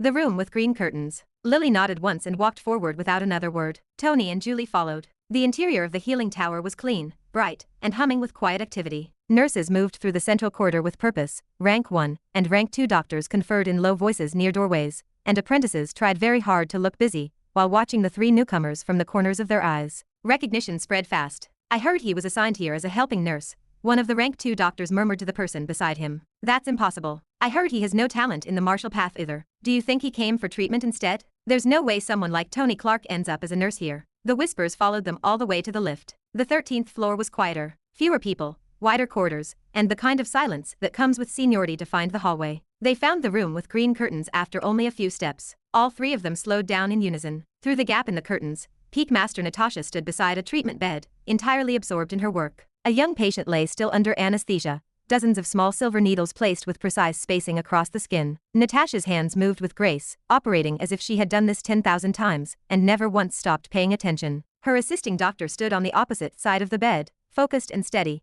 carefully maintaining the balance of the needles without looking up. Tony's eyes moved to the assistant's face. His breath caught. He stood utterly shocked, his mind spinning at the sight. It was not because of the patient with needles. He was terrified to see the assisting doctor who stood beside Peak Master Natasha, working hard to balance the silver pins. How can she be here? Tony muttered, stepping closer to study the face of the assisting doctor. Memories stirred all over. Chapter 48. Future threat detected. Tony's eyes went wide as he recognized the assisting doctor beside Peak Master Natasha. It was her. It was definitely her. His mind went quiet in the way it only did when something genuinely blindsided him. Images surfaced without permission, her delicate face, those naive eyes, skin like fresh snow, the warmth of her that one night, and the way she had trusted him. That was never meant to happen. Emma, he murmured. Emma Rock. Future threat detected. The system responded before the name had fully left his mouth. Fated villain system. Heaven-blessed person detected. Name Emma Rock. Martial stage Grandmaster Peak. Martial technique Night Flower breathing technique, Earth rank. Fighting technique Falling Autumn Leaves, Sky rank. Movement technique Falling Wind, Sky rank. Physique Phoenix physique, not evolved. Heaven's blessing 5 stars. Warning future threat to host. Tony stared at the floating panel with utter shock. A 5-star heaven blessing, a phoenix physique, and she was already standing beside a rank 7 doctor inside the 9 Lotus Academy. Emma Rock was the girl his mother had selected, convinced, and quietly arranged into a marriage that was never real. She was the girl Tony had spent one night with, a night that had cost her the yin flower, and who had been thrown out of the Clark household the very next morning like she had never been there at all. The yin flower was snatched from her by copulation. Tony was the main villain in this script. Tony had always known this day would come in some form. A villain like him, sooner or later, would stand across from someone the heavens had decided to favor. That was simply how the story goes. He had accepted that as a fact a long time ago. What he had not accepted, what he had genuinely never imagined, was that it would be her, and that she would already be this far. My family is finished, he thought, reading the warning again. There is no way I walk away from this clean. No doubt, she will do anything for revenge. Emma lifted her head. Her eyes found Tony across the room, and everything in her face changed at once. The needles slipped from her fingers, clattering against the metal tray. For one long second she simply stood there, frozen, anger rising through her expression like heat through glass.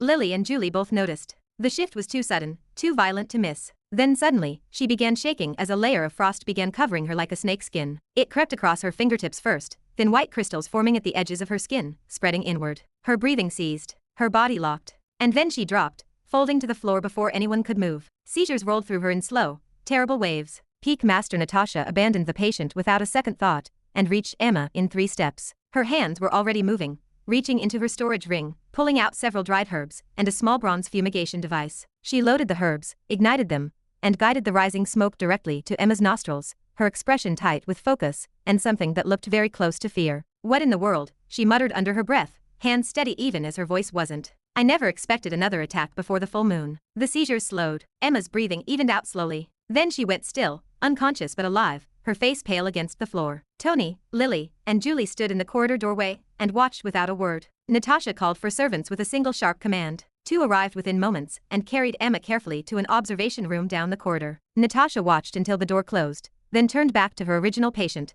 the one still lying on the treatment bed with needles mapped across her face. She finished the procedure with the same steady hands, as if she had not just spent 10 minutes pulling someone back from the edge. When the patient was done and escorted out by her attendants, Natasha finally stepped through the green curtains into the corridor. She looked at the 3 people waiting there. Lily stepped forward immediately and gave a respectful greeting, holding out Tony's disciple token with both hands. Natasha took it, turned it over once, then looked up and studied Tony from head to toe. So you're the famous evil boy, she said. Not unkindly, more like she was confirming a detail she had been briefed on. I'm still not entirely sure what happened. The Academy Master said he was sending you here. He also made it clear you have no talent for healing, and that you'd only be staying for 1 month. She crossed her arms. So, what should I do with you? I can give you full freedom, your own room, no obligations, do as you please for the month. Or you can tell me if there's something you actually want to learn. Your choice. She stared directly into Tony's eyes. Lily and Julie both looked at Tony. They already knew what the answer would be. Full freedom, obviously. No work, no early mornings, no pretending to hold a syringe correctly. It was the only sensible option for someone who had been assigned here as a punishment. Tony was quiet for a moment.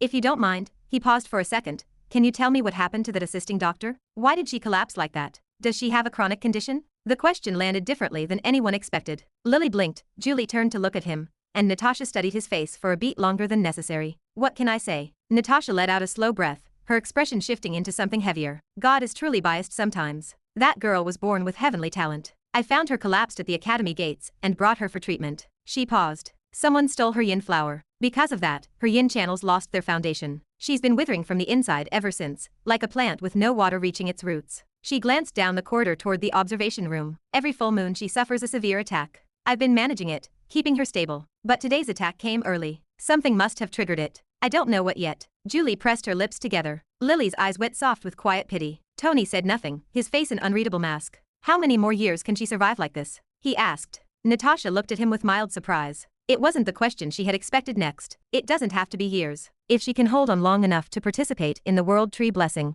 her talent alone would guarantee a god-level response. That kind of blessing could restore everything. She was quiet for a moment. But whether she can last that long or not, I honestly don't know. I pray the World Tree sends its blessing soon. That's all I can do. She will survive. Tony said it quietly, almost to himself, his voice low enough that only he could fully hear it. His fists closed at his sides. She will definitely survive. How can she not when the heavens have claimed her as their own child? Natasha watched him for a second, then shook her head slightly. Anyway, that's not your concern. Tell me, 1 month of full freedom, or do you want to learn something from me? Chapter 49. Report to me tonight. Tony remained silent for a long time. Lily and Julie waited, fully expecting him to choose full freedom for the month. Even Peak Master Natasha held no expectations for the boy. She had heard the rumors regarding his deeds and reputation. She had only met him personally on his first day to ensure he would not bring chaos into her medical sanctuary. Full freedom was the obvious choice. No sane person in Tony Clark's position would choose otherwise. Tony looked at the floor for a moment, then met the Peak Master's gaze. If I speak truthfully, I have no talent to become a doctor, or even a helping nurse.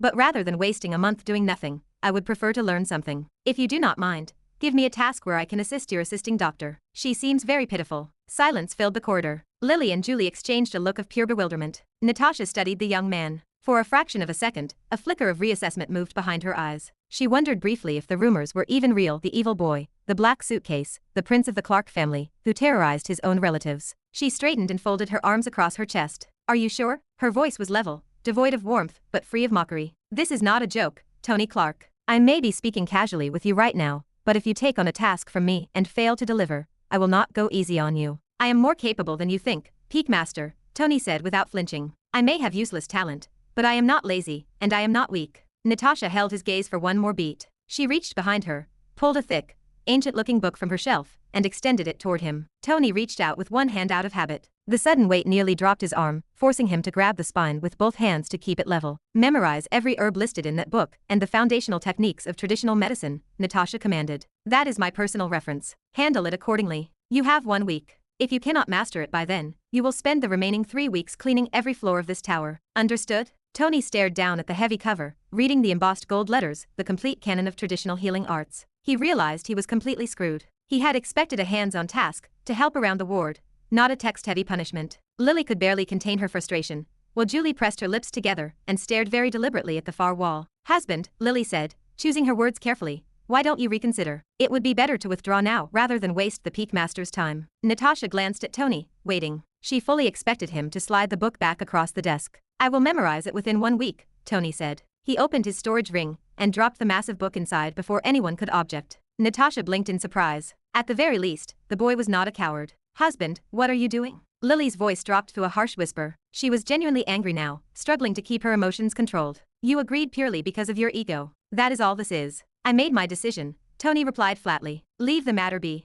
Do you know how worried I am? Lily took a sharp breath that came out ragged. Why won't you listen to me, just once? Tony opened his mouth to explain, but she cut him off instantly. Enough. Lily turned to her sister. Julie, let's go. Come find me when he changes his mind. She walked away down the corridor without looking back. Julie shot Tony one last look, a mixture of pity and exasperation, before hurrying after her sister. Tony stood in the hallway and watched them go. He scratched the back of his head and let out a long, quiet breath. It seemed his new wife possessed quite a temper. Prince Tony. Natasha's voice broke his thoughts, composed and final. Go and find my personal servant on the ground floor. She will take you to your quarters. She paused, her eyes narrowing slightly. 1 week. Do not go back on your word. She turned and walked toward the observation room without another word. Tony stayed where he was for a while. The corridor was entirely empty now. He turned the metal disciple token Lily had pressed into his hand over and over between his fingers. His decision had surprised everyone in the room, including himself. Yet he knew exactly why he had done it. Emma Rock was in this tower, suffering from a condition that was entirely the fault of the Clark family. He needed to stay close to her. He needed to understand the true extent of the damage. He pushed the thought of an angry Lily aside for now. A more immediate problem demanded his attention. Someone had moved a lot of pieces to land him in this specific medical ward, and he still did not know what the grand strategy looked like. He needed information before his enemies finished setting whatever trap awaited him. He had to strike first.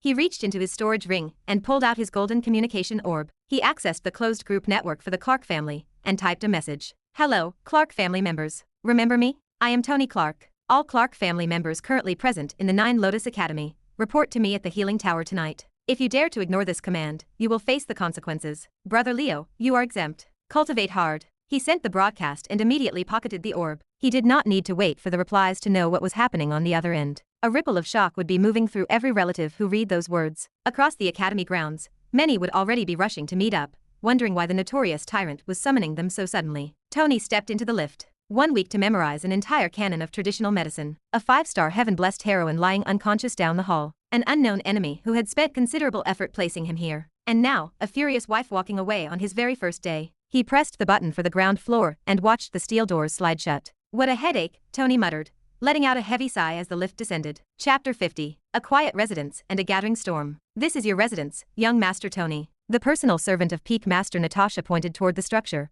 her tone formal and respectful. Tony waved his hand dismissively, moving forward with the metal disciple token gripped in his palm. The courtyard looked significantly better than the standard quarters, positioned directly adjacent to the personal chambers of the Peak Master. A faintly shimmering formation pulsed across the entrance like a living membrane. The moment Tony approached, the barrier reacted subtly, scanning the aura embedded within his token, before parting to allow him through without resistance. The ripple faded behind him, sealing the space once again. Tony stepped inside his new residence and paused. His gaze swept across the courtyard slowly, measuring the space rather than admiring it. The area was modest yet carefully arranged. Stone pathways cut neatly through trimmed grass, and the air carried a noticeable density of life energy. The formation surrounding the courtyard pulled in ambient energy, refining it into a usable concentration for cultivation. For a brief moment, Tony considered praising it, but he quickly dismissed the thought. Compared to his setup at the Clark family estate, this formation lacked power. Its efficiency was nearly 10 times lower, and the refinement process felt crude, almost unfinished. What ordinary disciples considered a treasure was a distinct downgrade for him. At least it's quiet, he muttered.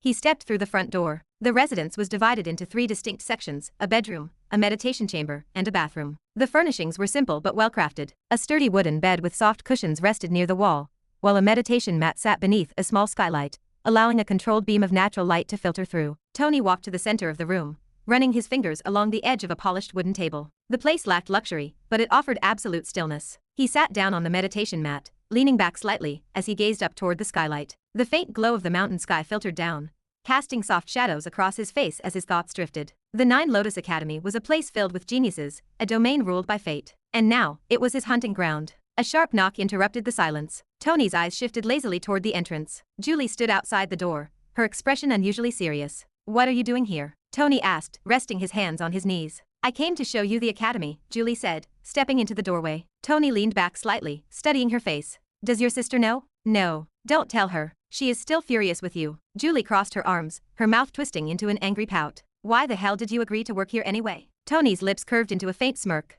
"I have my reasons. Let's go, show me the academy." He stood up, playfully clapping a hand over her shoulder and dragging her forward into the corridor. "Ah, release me," Julie cried out, twisting against his grip. Tony ignored her resistance completely, walking forward as if dragging a protesting child down the hall. "By the way, why are you helping me?" Tony asked, loosening his grip slightly but keeping pace beside her. "As far as I know, you detest me." Julie hesitated, her eyes darting away. She mumbled a reply about changing her opinion after his fight with Edward, her face flushing slightly. Tony glanced down at her. How girlish, he thought, keeping the observation to himself. The tour began at the primary entrance gate. Large, imposing, and constantly crowded, the plaza served as the main hub where outsiders gathered, waiting for entry permissions or medical services from the academy. "This is where you'll see most people during the day," Julie warned, turning to face him with a half-serious expression. "Don't go causing trouble, or the senior disciples will put you in your place." Tony smirked. Trouble was entirely a matter of perspective. They continued forward, navigating the various wings of the healing tower. Disciples hurried past them,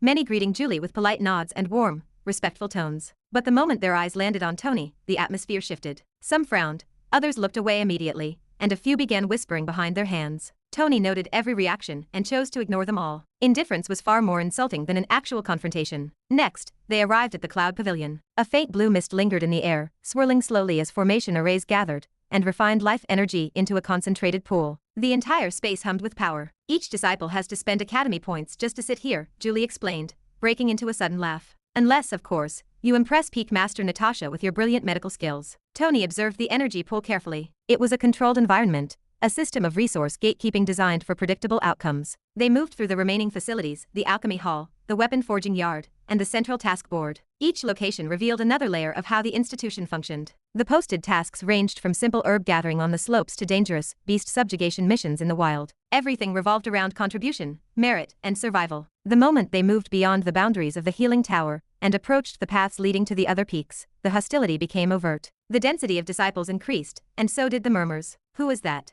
"That's the guy who came through connections, the famous black suitcase." "An inner disciple already?" What a joke. The mockery was loud enough to carry across the snow. Tony listened to the insults, his smile widening faintly. Julie stayed close to his side, her presence acting as a buffer against any immediate escalation. More importantly, news of yesterday's duel had traveled fast, and the fact that Peak Master Natasha had personally taken Tony into her tower added a layer of hesitation. No one wanted to test an anomaly they didn't understand. By the time the tour ended, the sun had dropped beneath the horizon, painting the mountain peaks in deep orange hues. "I think that's everything," Julie said, stopping near the path back to the medical wing. "There are other places, but they aren't important right now. You'll learn about them gradually." Tony nodded slightly. "You can go." Julie stared at him for a moment, clearly annoyed by his casual dismissal, but she turned and walked away without saying another word. Tony watched her figure disappear down the trail before turning back toward the healing tower. By the time he reached his courtyard, midnight had arrived. The academy had settled into its quiet nocturnal rhythm, the stillness broken only by the occasional rustle of the wind. His residence, however, was not vacant. Several figures stood outside the perimeter of his courtyard,